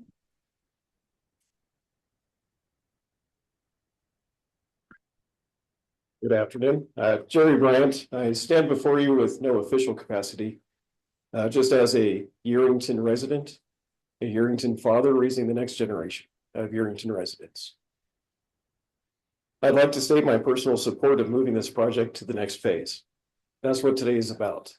It's moving it to the next phase so that we can continue to develop the necessary details to continue the project further and make more critical decisions at another time. I'm a first generation Yerington, but I'm third generation Hawthorne. As mentioned before, myself and literally thousands of others left Hawthorne to explore opportunities elsewhere because the anchor industry in Mineral County closed and the county had no plans to replace that anchor industry. Yerington faces today many of the same warning signs that I recognize. While agriculture is our main source of industry, there is danger in not diversifying our economic landscape. Yerington's Main Street currently has an occupancy rate of about 60%. If we wait 5 years, we'll be lucky if that's 40. The occupancy rate on Main Street is trending downward each of the last few months. NDOT has no existing plans to improve our intersection by Golden Gate. We need to partner with developers to help pay for these permanent improvements to problems that already exist before they even start. If the project does not move forward in Lyon County, it will likely move across county lines. Should that happen, Lyon County will gain the cost burden associated with residential, and we will not bear any of the fruits of industry and the economic increase. If we were waiting for the perfect fit, get comfortable. You'll be waiting for quite a while Yerington dies. I encourage you to move this project to the next phase and allow for more information and detail to be studied and come back to you for future approval when that time is appropriate. Thank you. Thank you. Leslie Sonnet. While we've been sitting here, the Moss Landing oopsie that occurred, they issued a report today talking about the heavy metals they're now finding in the wetlands that came from the sky, from the dust, from the smoke, from the fire, that were in the same ratios as the batteries at the facility. So while industry may have made some changes based on past events, as we heard about earlier, are they far enough along to really say that those changes are going to make it safe for the residents nearby and the wetlands that are there? You have an opportunity to find locations away from residents, away from wetlands. Areas across the West jurisdictions, if you are following any of this, are realizing that some of the projects they've been sold on as being beneficial to their communities have not been. And many other places are scrambling, trying to put regulations in place to protect their communities and have a final say on areas that are more appropriate in their jurisdictions than maybe where power companies or companies want to put these. you folks are in a unique opportunity in that you don't have to make a change. You can deny this and still try and find a place for it. So you're in a unique opportunity that you're not having to scramble to put something in place to protect people. You technically already have it there. So I just ask you to consider that maybe farther away from the residences and the wetlands would be in the best interest of Lyon County. Thank you.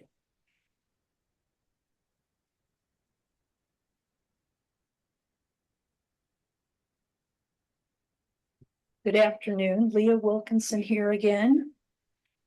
My family's been in Mason Valley since 1969. Right now, we have labeled Yerington as the capital, the harvest capital of the Copper Hills. We live here because of the quality of life this valley has to offer us with its history of agriculture, cattle, and mining. In a report to the commissioners, Lyon County Community Development staff states no clear adverse impacts to the public health, safety, or welfare are recognized by project operations once completed. Well, I disagree strongly with this staff opinion. Monarch Data Center plans include battery energy system, which I will refer to as BESS. We've heard that a couple times now. BESS is a backup for energy needs for data centers and would consist of rows of large containers housing extensive banks of lithium-ion batteries. 2 huge BESS fires occurred in 2025 in Boulder City, Nevada, and Moss Landing in Monterey County, California. Burning lithium-ion batteries put toxic heavy metals into the air, which then gravitated back to the land and water. These fires can burn and smolder for days. The thermal runaway fires cannot be extinguished by conventional firefighting methods. Damaged batteries, which can reignite, are traveling on semi-trucks through Nevada towns and roads to USA Parkway and Fernley for recycling at American Battery Technology Company and Redwood Materials. As a matter of record, in March of 2025, there was a fire at Redwood Materials. In conclusion, I respectfully ask the commissioners that you reject the false notion from your community development advisors that state no clear adverse impacts to the public health, safety, or welfare are recognized by the project operation once it's completed. I ask that you talk to people in areas that reside in Moss Landing and Boulder City, Nevada. The proof is in the pudding, and we can't just hope nothing will happen and whistle past the graveyard. That's great, but it doesn't work because when the emergency comes up, it's going to be big. And please check those stories on Moss Landing and Boulder City, very recent. Thank you. Hello, everyone. My name is Darren Wilkinson. I live here in Mason Valley. I think there are some major problems with this proposed master plan amendment. In order to approve a master plan amendment, the Board of Commissioners has to consider whether the amendment is consistent with the Lyon County Master Plan, has a compatible and logical land use, responds to changed conditions, has no adverse effects, and is a part of a desired pattern of growth. I'd argue that it fails a number of these considerations. First of all, it's inconsistent with the master plan. If you look at the Lyon County Master Plan, and look at the 3rd chapter on land use, in that chapter is goal LU4, titled Viable Agriculture. Under this goal is policy LU 4.1, which is titled Encourage the continuation of an agricultural lifestyle in appropriate rural areas of the county. The policy further states that Lyon County should celebrate the county's agricultural past through land use policies and programs designed to encourage ranching and farming activities. Rezoning 505 acres of agricultural land and turning it into 505 acres of concrete data center seems to defy this goal and its policy as much as possible. It seems as though this policy of encouraging the continuation of an agricultural lifestyle was designed specifically for situations like this. If this rezoning gets approved, and agricultural land is a free-for-all for data centers and other industrial uses, and we might as well remove this goal from the master plan entirely. Going on to the next consideration, this amendment also doesn't reflect a logical change in land use. The parcels being rezoned are already all set up for agricultural use. It's a part of the master plan to encourage agriculture. So it seems like it'd be far more logical just to keep it that way. Going on to the adverse effect consideration, it clearly will have an adverse effect on the master plan goals, as mentioned before. Not to mention that there's also an adverse risk involved in the proposed battery energy storage system. This storage system somehow caught fire that could lead to all kinds of public health problems. There's far less risk involved if it just stays as agricultural land. I'd argue that the combined weight of these findings are enough to deny this master plan amendment. Thank you. Thank you.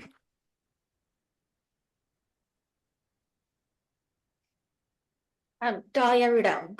So Penrose Lane. I was born in 1984 here. My dad worked for Vince Dye. That was his ranch back there. I remember swimming in the canals there, the ditches, the dirt ones. And I just took my dad out there recently. But things change. And they have to change. And I am torn on this, but I do support this.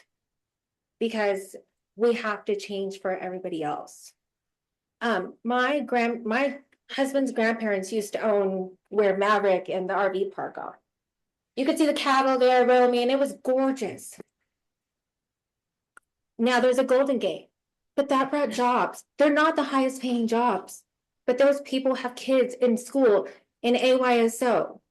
So we need a variety of jobs, not just the high paying. Not all of us qualify for those high paying jobs. We need all the jobs we can get here. And I love coming down the Webuska Hill, seeing all the green, and it just relaxes me. Like, okay, hate driving USA Parkway, it stresses me. Do I want to see it? No. So I hope they really do hide it. So you can't see it and you come into the valley still thinking it's relaxing, you're out of this city, it's green. But even with all that said, things have to change. And one of the things that worries me, it's private land. It's owned privately, and they should be able, as long as they follow the rules, to do what they want on their land. I could have been like, oh no, I don't want the RV park. It's not mine. It's theirs. And it has done good bringing, people to this town. Whether it's the miners, the TD guys, they shop at Jackson, they shop at Rayleigh's, they're, helping us keep going. So that's my only thing. That's all I have to say for you. Thank you.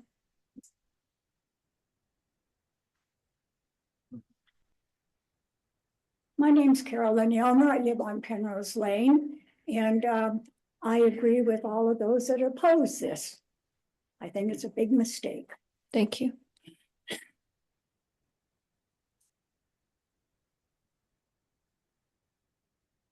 Hi, Tony Moore again. I live in this valley. I support our ranchers, and I support prosperity. What I don't support is the location. We all watched the presentation given by, I think it was James Caulfield. And he showed a little stream of water on this little fire. Has anyone seen lithium battery fires? Okay, I know it's a rhetorical question. I'm not trying to involve everyone in here, but they're huge. And there's not a small little plume that can be managed. It's massive. When he talked about carbon monoxide, right?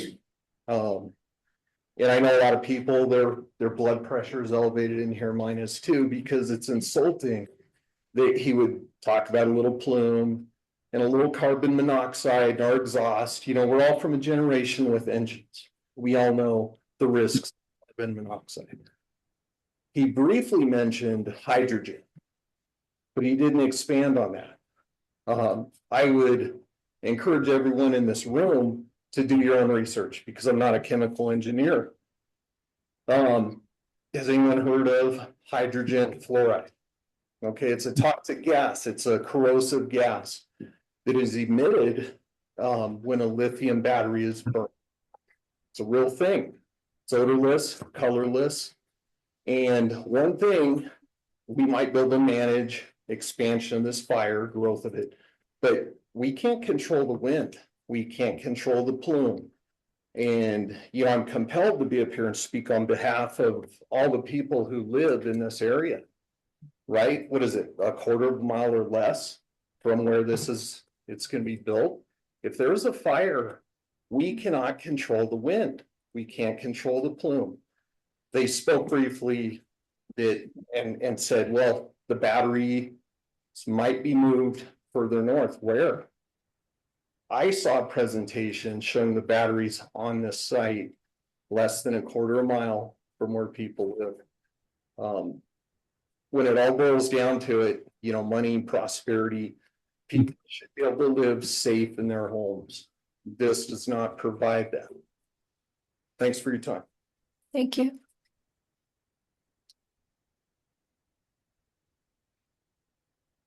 Jim DeChambeau. I believe you broke your own rules when you allowed Mr. Mazzini to make a personal attack on Dave Hockaday. And that shouldn't happen. And I believe it's against the commission, the ethics guidelines. I'm against this project, as you know. It shouldn't be on ag land. It shouldn't be where it is. This project, if you look up how much power a data center of this size uses, it is 17 times as much power as all of Lyon County uses. As we talk about the jobs in Lyon County, I worked in Anaconda. At the height of Anaconda, they employed 450 people. David Perry employs 650 people alone. So we haven't lost jobs, we've gained jobs. As far as access to this, you don't have a complete traffic study on that. And you shouldn't change do this first step until there is a complete traffic study. There's not enough right of way on the highways to give a center turn lane and a left turn lane and an acceleration lane. And what are you going to do on the other side of the highway to the people that are trying to turn to the west? You haven't addressed their concerns. You've only addressed the concerns on the east. As far as water, you've already heard that the water on that is, if you look up how much water Switch uses, they use 4,000 feet of effluent water from Reno Washoe disposal center, and they won't admit how much other water they use. And it's a lot, but they won't tell you how much they use. The electricity, where's it going to come from? Are we going to shut down everybody in Lyon County to support this? If they put in a 500 megawatt power station, that's barely twice the size of Fort Churchill. And Fort Churchill is only producing about 20% more power than Lyon County uses right now. And this will use 17 times as much power as Lyon County. As far as high-paying jobs, we get 25 high-paying jobs. Wow, big deal. That hasn't helped us. As far as $3 million in taxes spread over 20 years, that's $150,000 a year. That doesn't make much sense. Thank you.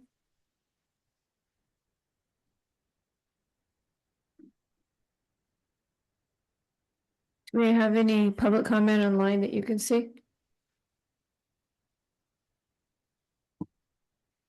Well, first of all, I just want to say thank you, everybody, for keeping it civil. I know it's a really emotional issue, and I really appreciate the way all the self-control and courtesy that you've shown.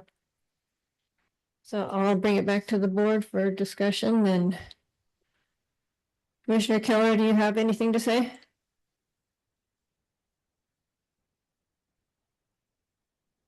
Trying to get that video up. Yeah, I really like the discussion that everybody had in the room because we're talking about right now going to a specific plan, which also gives us more time to say on the project as far as a PUD. It's nice to get everything out there in the open so that we can discuss it and make, if we are going to approve a project down the road, at least we've discussed it a little bit longer and everything's brought forward. The only thing right now that I'm looking at is whether or not what's on the agenda, and that's whether or not to go with to make it a specific plan. And that's the next steps are down the road. So there's plenty of time. The people that are applying for this substation, or I mean, data center, they've listened to everything that's been said in the room. They've got time to adjust and come back and make it a better project. A lot of that, what people have said, they're looking for answers that come out in the next step. So when we go to the PUD, that's when we get even more detail into it. So if it passes today, that's where we'll be. So that's all I have to say.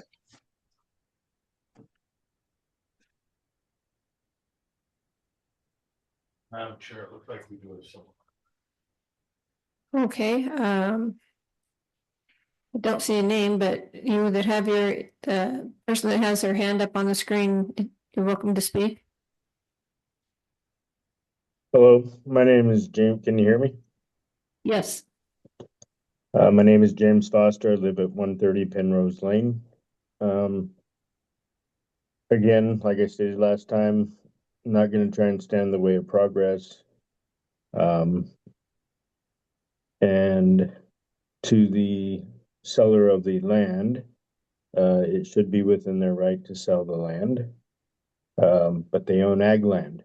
So keep that in mind to what that does to the value of the properties that are going to be left behind. And my major concern is Fort Churchill, like you said, it only is capable of producing 226 megawatts. They're 2 miles from my house and I can hear them. Copia Power will be 1,600 feet from my house, producing more than double that. So that's my major concern. Plus the lighting and other pollution. We all live out there for a specific reason, because we'd like to be isolated. The cooling, the fans, so the noise is the biggest problem. But again, in full hopes that they have something they own and they can sell, I hope it goes through well. But again, you have ag land, and I'm assuming it's contingent upon whether that's changed to commercial, whether you can sell it or not. So that's probably why they're so passionate. But I do understand it's theirs and they should be able to do what they want with it. But on the other end, we have to defend what we own and the value that's going to be inflicted by their decisions upon us. So that's why both parties are passionate. But I'm more concerned about the amount of power being produced and the noise that I can hear from 2 miles away now being 1,600 feet and double. So that's all I have to say.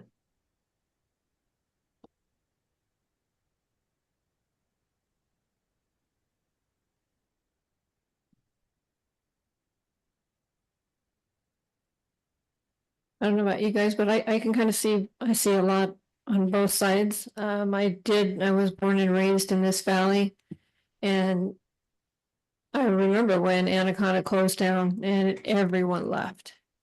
And it hasn't really bounced back like it should have. I do also understand absolutely the concerns. if this passes today, it doesn't guarantee that anything will be built out there. And a lot of the studies that you guys want to see, I want to see too. I want to see more information. So I would support the specific plan and just see what the next step brings. Madam Chair, I want to thank everybody, and I've listened at a couple different meetings now to everybody, and I appreciate everyone. I was opposed to the water treatment plant going in. Finally, it was in my backyard, and so, I mean, I feel everybody's pain. With that, though, I am ready to make a motion. Okay. Madam Chair, based on the aforementioned findings, I move that Lyon County Board of Commissioners approve the request from Copia Power Devco LLC for a master plan amendment from agriculture to specific plan for the Monarch Data Center, consisting of 4.6 million square feet of data centers over 14 separate buildings, and to include battery storage systems, a potential gas backup system, an electrical substation, high voltage power lines, and other accessory uses over 2 parcels totaling approximately 505 acres. APNs 014-201-07 and 014-201-30, PLZ 2025-025. Second. Okay, we have a motion and a second. All those in favor, please say aye. Aye. Aye. Opposed? Nay. Okay, votes 4-1 with Commissioner Hockaday voting nay. Thank you. Does the board want to? I say we keep plugging along. Okay. There's stuff that needs to get home for their families.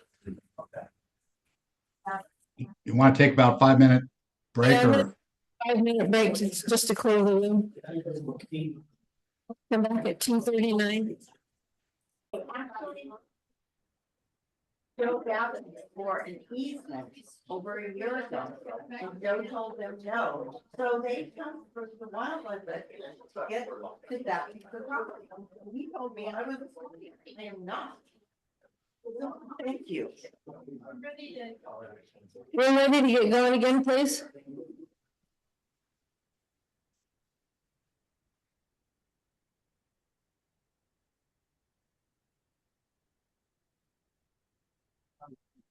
We're missing a commissioner. We'll have to wait just a minute or two. He mentioned the restroom. Thank you, diehards, for remaining. Yeah. I think what Chair Keller just said, or Chair Hendricks just said, is you always need to get a life.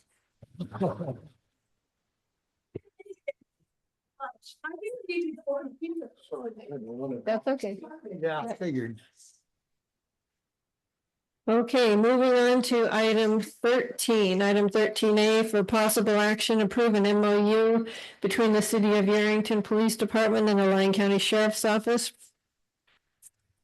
for providing, I think something just happened here. For providing law enforcement assistance within the jurisdiction of the agencies. Andrew Haskin, Lyon County Manager. I'm obviously not the sheriff. He had to run to another commitment. But I'm happy to try and answer any questions the board may have. Nope. So no questions, no comments. Is there any public comment? Okay, seeing none. Madam Chair, I'll make a motion to approve an MOU between the City of Yerington Police Department and Lyon County Sheriff's Office for providing law enforcement assistance within the jurisdiction of the agencies. Second. I have a motion and a second. All those in favor, please say aye. Aye. Aye. Motion passes unanimously. On to item 14, comptroller. Mr. Josh Foley. 14A for possible action, approve the creation of a temporary court clerk position in the Fernley Justice Court for a period of up to 12 months with funding to come from the court's 25% fees account. Josh Floyd, Lyon County Comptroller for the record. The estimated cost for this is gonna be about 27,000 if it goes for the full 12 months. You have the request, it's from the judge. I'm just here to answer any questions I can answer for you.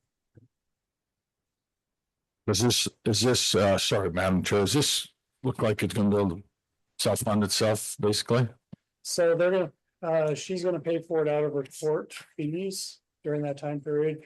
There's a question on whether the board even approves it, but I believe any position increase is approved by the board, so.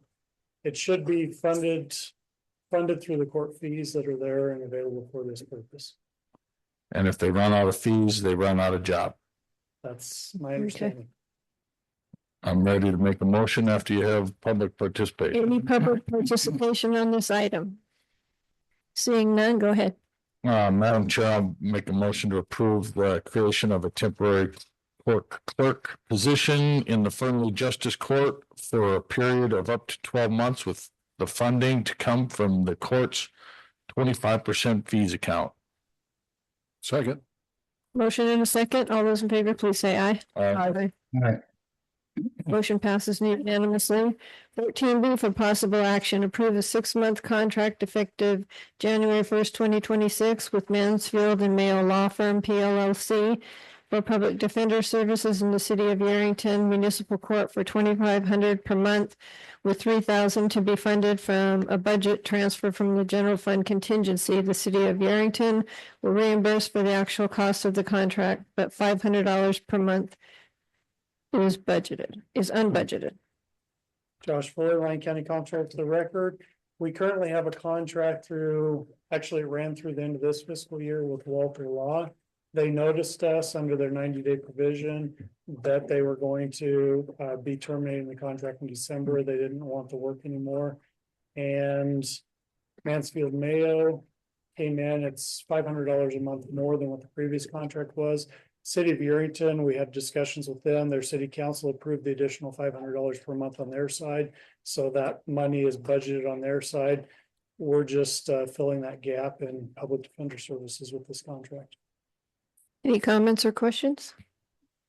Any public comment on this item? I warned you guys bright and early, I'm sorry. Nick Bean, Yerington City Councilman for the record, I just want to thank the county very much. Public defender services is not something that the city of Yerington needs to utilize that often. So the fact that we're able to work together on this and help everybody's budget out and make sure that resource is available for our citizens is awesome. So thank you very much. Thank you. Any other public comment? Okay, seeing none, we'll bring it back to the board. I'll move to approve a 6-month contract effective January 1st, 2026 with Mansfield Mayo Law Firm, PLLC, for public defender services in the city of Yerington Municipal Court for $2,500 per month, with $3,000 to be funded from a budget transfer from the general fund contingency. The city of Yerington will reimburse for the actual cost of the contract, but $500 per month is unbudgeted. Second. We have a motion and a second. All those in favor, please say aye. Aye. Motion passes unanimously. On to 14C for possible action. Approve a contract with Certera Southwest LLC in the amount of $286,975.50 for construction, inspection, and testing services in the Dayton Government Complex. Josh Fuller, Lyon County Comptroller for the record. We have done the board has approved a contract with a contractor to build the building. These are services that are outside of that gross, that guaranteed maximum price. These are ones where we are inspecting the work to make sure it's done to code and to specifications. So this is something that we need to do to guarantee that the building's built correctly. It's customary. We have it at all of the building projects that we do. Any questions or comments from the board? I had one quick question. If that was, I mean, you said it's pretty routine, obviously, construction inspections are, but did you kind of figure that into the 30 million that we had already kind of budgeted, or is this on top of that unanticipated? Or? So we should be all right as we go forward. If for some reason PILT doesn't come in June, then we may be back saying, hey, we're close on this, but yes, Should this be was covered, yeah. anticipated. Okay. Any other questions or comments? Just to clarify, it was Yes. anticipated, but not part of the 30 million. Yes. Yeah. Okay. Yeah, I wasn't anticipating that. Got it. Okay. Thank you. Is there any public comment on this item? Seeing none, I'll take a motion. I move to approve a contract with the Sutera Southwest LLC in the amount of $286,897.50 for construction, inspection, and testing services at the Dayton Government Complex. Second. We have a motion and a second. All those in favor, please say aye. Aye. Aye.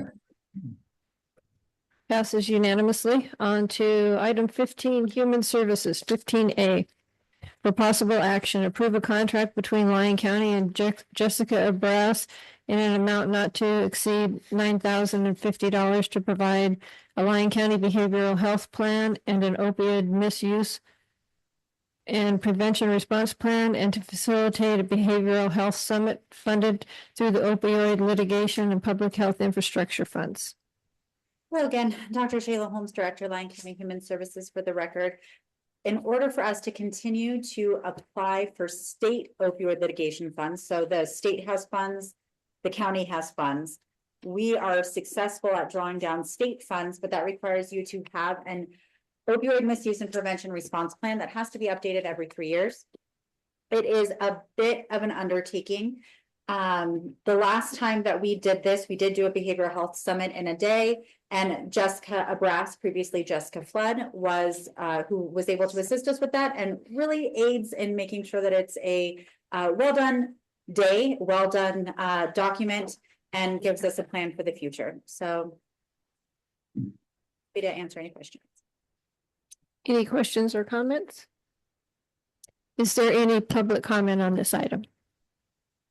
Seeing none?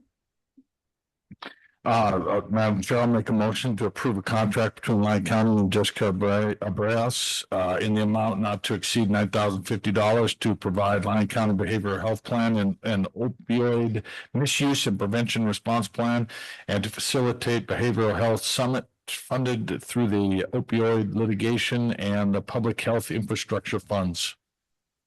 Second. We have a motion and a second. All those in favor, please say aye. Aye. Motion passes unanimously. On to item 16A for discussion only. Board discussion on various traffic safety concerns, road signs, and possible recommendations to the Nevada Department of Transportation for issues in different areas located within Lyon County. Andrew Haskin, Lyon County Manager. I'm also not the road director. I didn't realize when I scheduled this that he was us. So, so anyway, Commissioner Hockaday requested this item quite some time ago to discuss different traffic items around the county. He had provided a list to me of 5 issues that he wanted to bring up, and I can read it, or Commissioner Hockaday can, either way. And I know Commissioner Casanelli had sent me a couple things as well. This item is for discussion only. We're not taking action on it today, but just kind of want to, I will bring forward another item kind of based on the discussion with some recommendations from staff, and we can kind of go from there. Yes. Go ahead, Dave. Okay, I'll speak as long as I can. My voice will hold up. The reason I brought this up is I've had residents in Smith Valley and Mason Valley that have requested some signage and signage changes based on construction and more residential housing on some streets that need to slow the speed down a little bit. Realizing that most of these requests are, like a speed sign is around $45. So we're not talking lots and lots of money. We're talking hundreds of dollars to make some of these changes. One of the areas in Smith Valley and Artist View, a lot more homes have been built on Artist View. The speed limit from one end to the other is 45 miles per hour. There is a curve, and there's speed signs that say 35 miles an hour on the curve. So basically, that would be taking the 35-mile-an-hour signs and putting them at the beginning of the road and not worrying about the curve anymore because they should only be doing 35. So some of these things, working with the road department and looking at the expense, it's really not a lot for Smith Valley. Another sign at the end of Jessen, a post and a sign. The NDOT, we have a request for a school zone ahead as you're on 208 coming into Smith. You make a right turn, which then takes you around by the school. A lot of trucks that come around there are not slowed down yet. So they get around the corner and then it says speed zone 15 miles an hour. So let them know ahead of time that they need to be slowing down as they make that right-hand turn. That was one of the issues that we would have to request from NDOT. Hopefully they would take care of that. Then request the left-hand turn lanes. This has been something that I've requested from NDOT for several years. We need some left-hand turn lanes coming over Jack Wright Pass and into Smith Valley. If you drive over Jack Wright Pass heading east, you'll probably notice a whole bunch of skid marks because people are doing 55 miles an hour and immediately they have to stop if someone's making a left turn. So some of these things are necessary to keep traffic accidents from occurring and also to slow people down so we have a little bit more safety in our neighborhoods. I did make the comment here to NDOT the last time they gave a presentation that there is about a 6-inch drop off of 95A, especially when you're heading north on 95A out of Yerington. If you needed to pull off the road for a safety issue, we'd probably crash. I mean, that is a significant drop off of the asphalt onto the gravel. And I think that they realize that they just need to fill in with some gravel. The one last thing that wasn't on my list is I would really like to do something on Osborne Lane to slow the traffic down. I know that we've discussed speed bumps many times at the beginning of almost every meeting for the last year. I understand that they are a difficulty when it comes to plowing snow, but whatever we need to try to slow that traffic down would be greatly appreciated on my end for Mason Valley. And just to address that real quick, staff would not be in favor of speed bumps for the snowplow reason, but also because the shoulders are pretty wide there, people are just gonna go around them and you're gonna create a worse safety hazard. Yeah. I've driven it myself. The signage is pretty clear. I'm not sure that there's much that can be done. It's really an enforcement issue. I think it's ironic a gentleman isn't here, but Commissioner Hockaday, not remembering if I've been on Osborne or not. I don't memorize every street I drive, but I've been in Smith Valley some, obviously. Is that mostly local traffic? There is some truck traffic on Osborne. There's a couple of larger farms and some equipment that moves on. But it's mostly local traffic. It's mostly. He's complaining about his neighbors. To some degree, I would say that's true. And but still people zip through there. It is a safety hazard, but I'm just saying that. No, I'm not questioning anything. I'm just trying to wrap my head around who's traveling Osborne Lane. And I'd be happy to take any commissioner that's interested, I don't know, for a ride out there at some point. I think there's like 3 or 4 houses on Osborne, and an ag operation. So on that section of Osborne, I should say.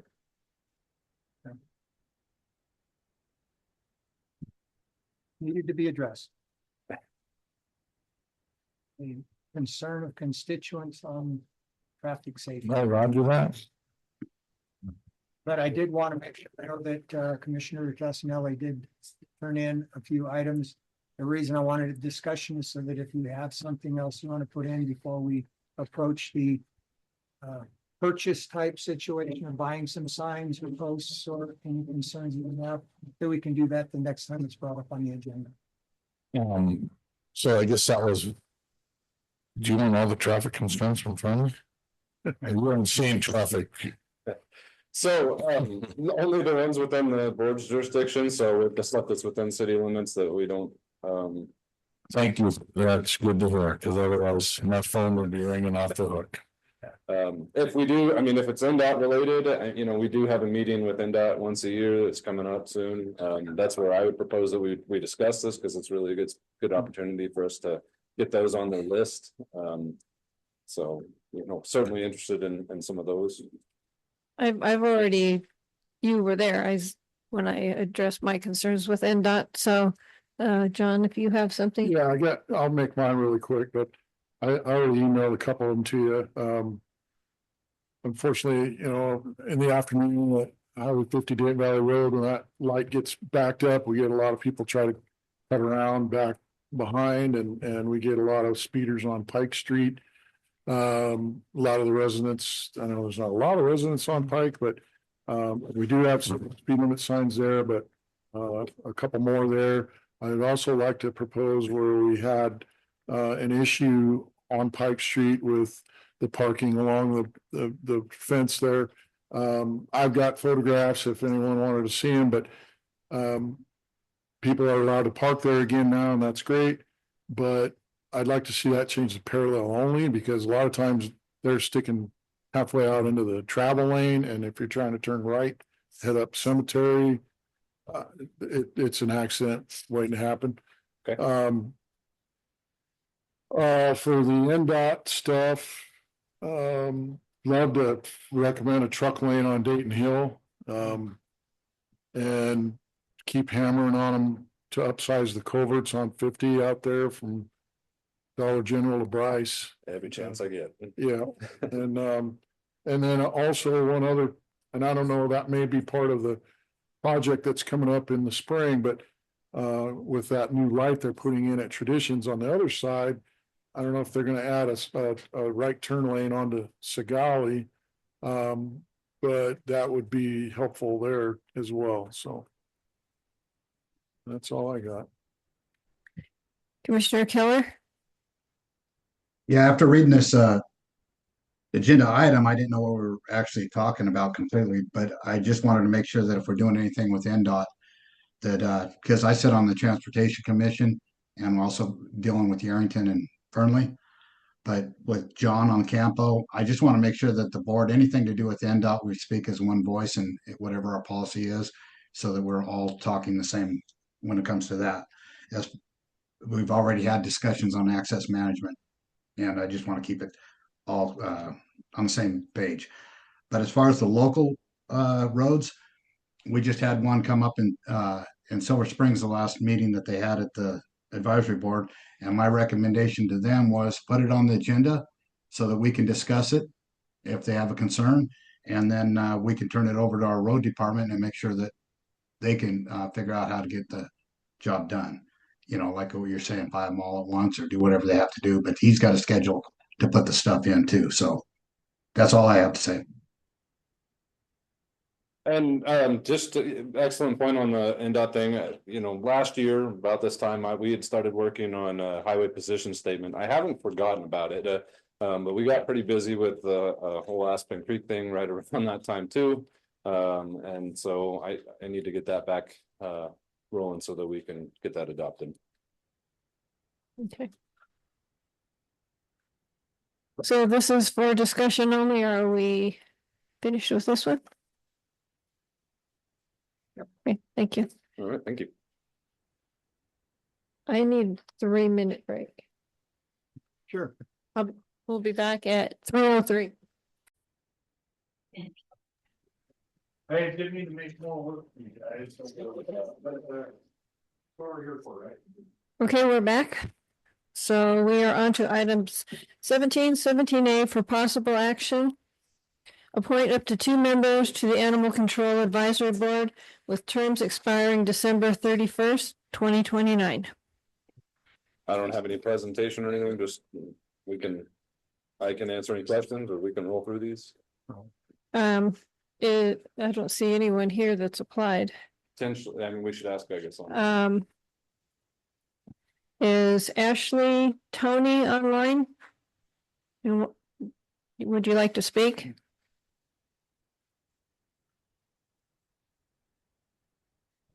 Not seeing her, Madam Chair, I'll make a motion that we approve Ashley Tony to the Animal Control Advisory Board with the term to expire December 31st, 2029.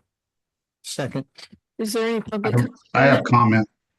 Yes, So on some of these, we've gone through this before, and I just want to put it out there that if anybody wants to wait to get more applicants for any of these positions, if you're not satisfied with that, instead of just pushing them through, we could wait another month and see if there's more applicants on any of these things. So I just want to make sure that everybody is on the same page with that.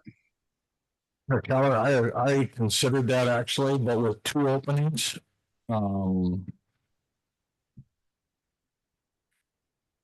know, if it was just one, I would be more inclined to do that, but with 2 openings, I say we move forward with Ashley Tony. So that's my reasoning. I'm not saying I'm right.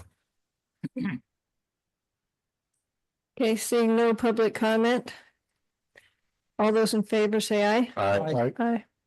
No, Any opposed? yeah, I just wanted to have more. Did you vote nay or? Nay, Okay, still passes. yeah. Item 17B for possible action, appoint up to 3 members to the Central Lyon County Park Advisory Board with the term expiring December 31st, 2027. We have 1 applicant for that one as well, it looks like. Some of these positions, the vacancies have come through resignation. There's been consistent vacancies that continue because we can't fill. And some of them are just renewals. Okay. Is Christopher Gonzalez online and wishing to speak?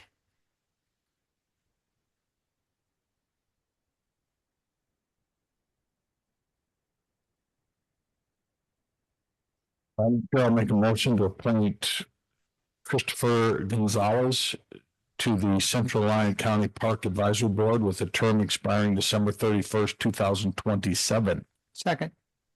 We have a motion and a second. Is there any public comment on this item? Seeing none, all those in favor, please say aye. Aye. Aye. Aye. Motion carries unanimously. 17C for possible action, appoint up to 2 members to the Lyon County Board to manage wildlife with the term expiring December 31st, 2028. And for this one, we have 4 applicants. Are any of the applicants present?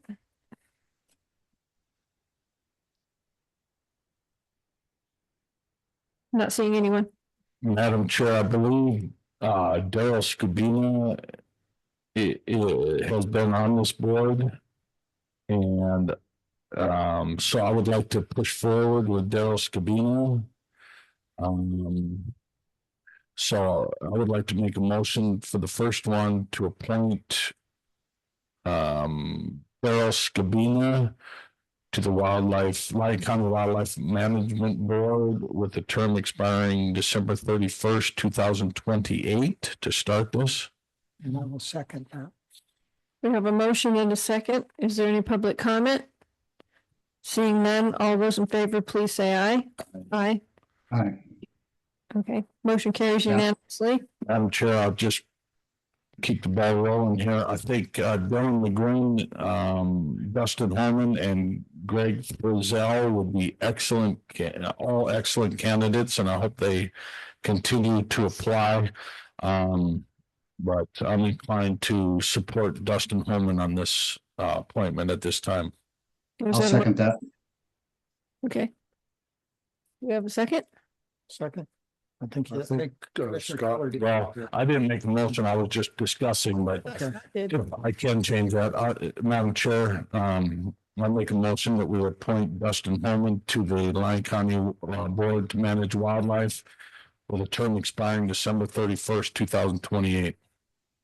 I can still stand, Mr. Huckabee? Yes. Okay, we have a motion and a second. All those in favor, please say aye. Aye. All right. Madam Chair, did we do I public don't comment? think we did. Is there any public comment? No. 17D, for possible action, appoint up to 6 members to the Smith Valley Park and Recreation Board with terms expiring December 31st, 2027.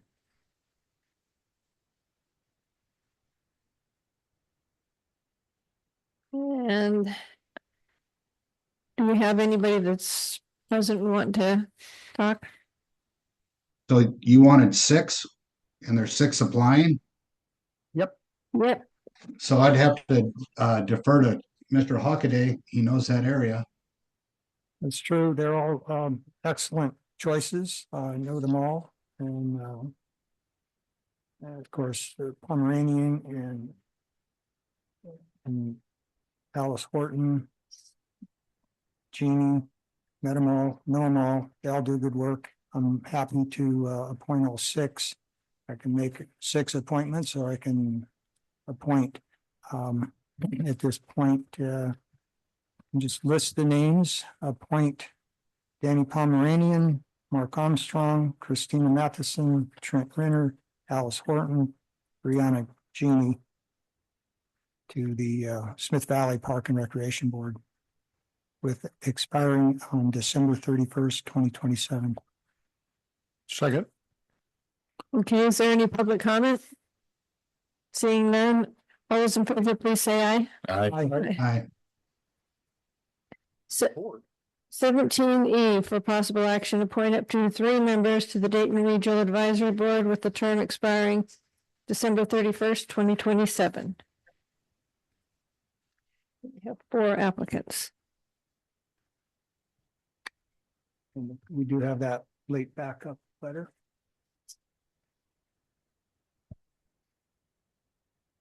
Yeah. And I have 2 that I could support right now, but I would listen to I would support Jim Davis and Alberto Gonzalez, but I would like to hear from Commissioner Casanelli because he lives there. And Yeah, so I was present at the Dayton CAB meeting when this was discussed.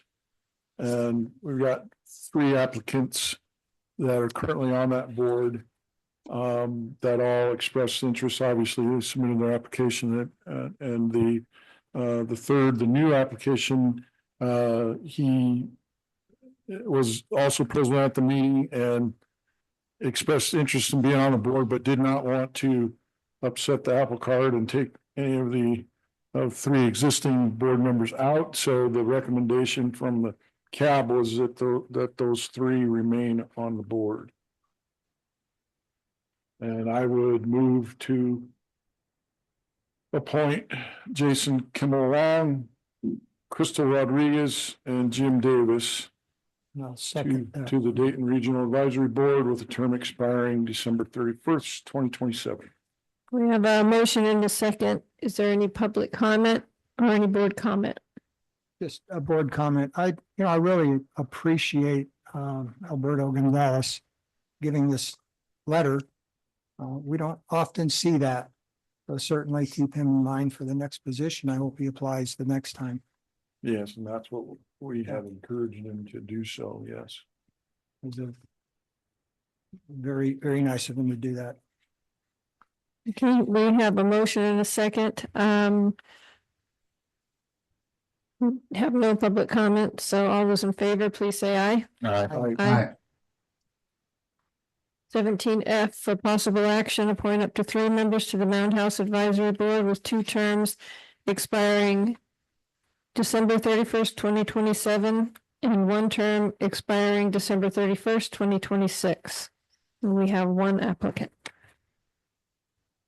Madam Chair, I'll make a motion to appoint Lori Trowbridge to the Roundhouse Advisory Board with a term expiring December 31st, 2027. Second. We have a motion and a second. Do we have any public comment? Seeing none, all those in favor, please say aye. Aye. Aye. 17G for possible action, appoint up to 2 members to the Silver City Advisory Board with the term expiring December 31st, 2027. We have 1 application, Melissa Friend. Any board comments? Is that a 5-member board? I believe it's three, It's isn't a it? 3-member Three. board with only 2 currently. And Melissa Friend, the applicant, is currently one of the 2 already on the board. No, okay.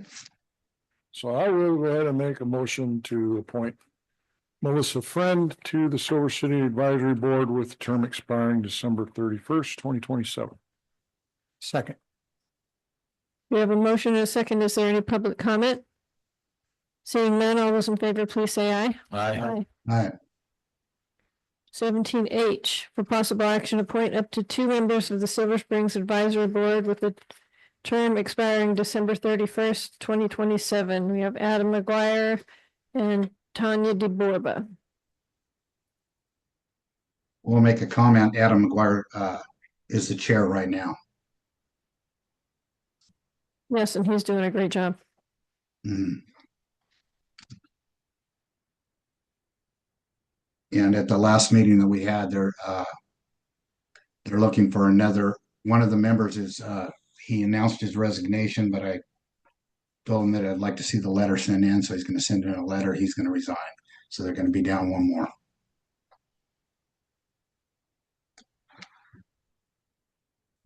That's an awkward pause, but I'm gonna go ahead and make a motion then to appoint Adam McGuire and Tanya DeBorba to the Silver Springs Advisory Board with a term expiring December 31st, 2027. Second. And I do see Tanya online as well. I don't know. Okay, Thank you, Tanya, for stepping up. she hasn't raised her hand, so we have a motion and a second. Is there any public comment? Oh, she wants to speak. I'm sorry, I could not get it to let me raise my hand on here. I'm not quite sure why. But when I tried to unmute, it said that I couldn't unmute, so I'm sorry about that. But yes, I am present. Oh, sorry, you got a little guest here. But yes, if you have any questions, otherwise I'm good. Okay, thank you. Any other public comment? Seeing none, all those in favor, please say aye. Aye. Aye. All right. 17I, for possible action, appoint up to 4 members to the Smith Valley Advisory Board with a term expiring December 31st, 2027. We have 4 applicants. 4 applicants, and we definitely need them. So I am familiar with all 4 of them. They'll all be good additions. We'd like to see if Miss Lawson would like to say anything. She's here. Joanne Lawson for the record. Since I'm at every meeting anyway, I look forward to supporting our community. Thank you. Thank you. And she's also very involved in other things like the hospital, so definitely a good selection for our board. So I would like to make a motion to appoint Carrie Kidder, Joanne Lawson, Mark Phillips, and Thomas Renner to the Smith Valley Advisory Board with a term expiring December 31st, 2027. Second. Okay, we have a motion and a second. Is there any other public comment on this item? Seeing none, all those in favor, please say aye. Got public comment. Oh, I didn't see Carrie. There she is. Yeah. Karen Kidder, would you like to speak? Nope, I'm good. Thank you all so much for the opportunity. I appreciate it. Look forward to it. Okay, thank you.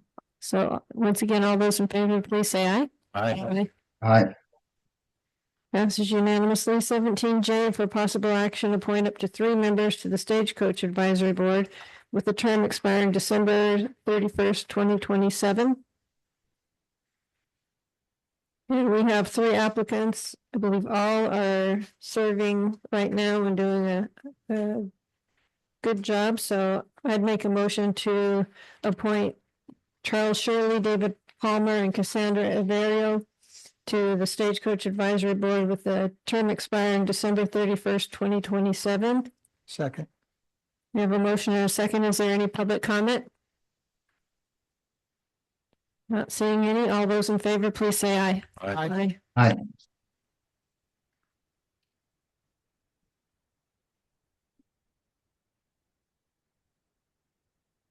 Oh, my goodness. We're down to the final public comment.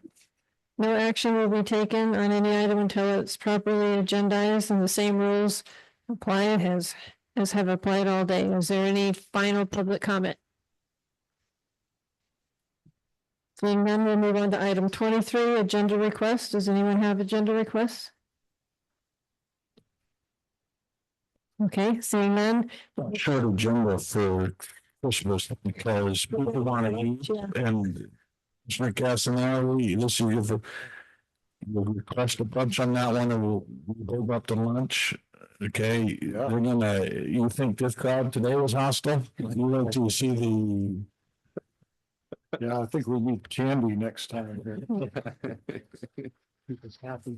Okay, item 24, commissioner comments. I would just like to say I appreciate everybody's patience and everything today. Good job, everyone. Do we have a closed session? Oh, thank goodness. Okay. It is 3:20 and we are adjourned. Thank you, everybody. Thank you.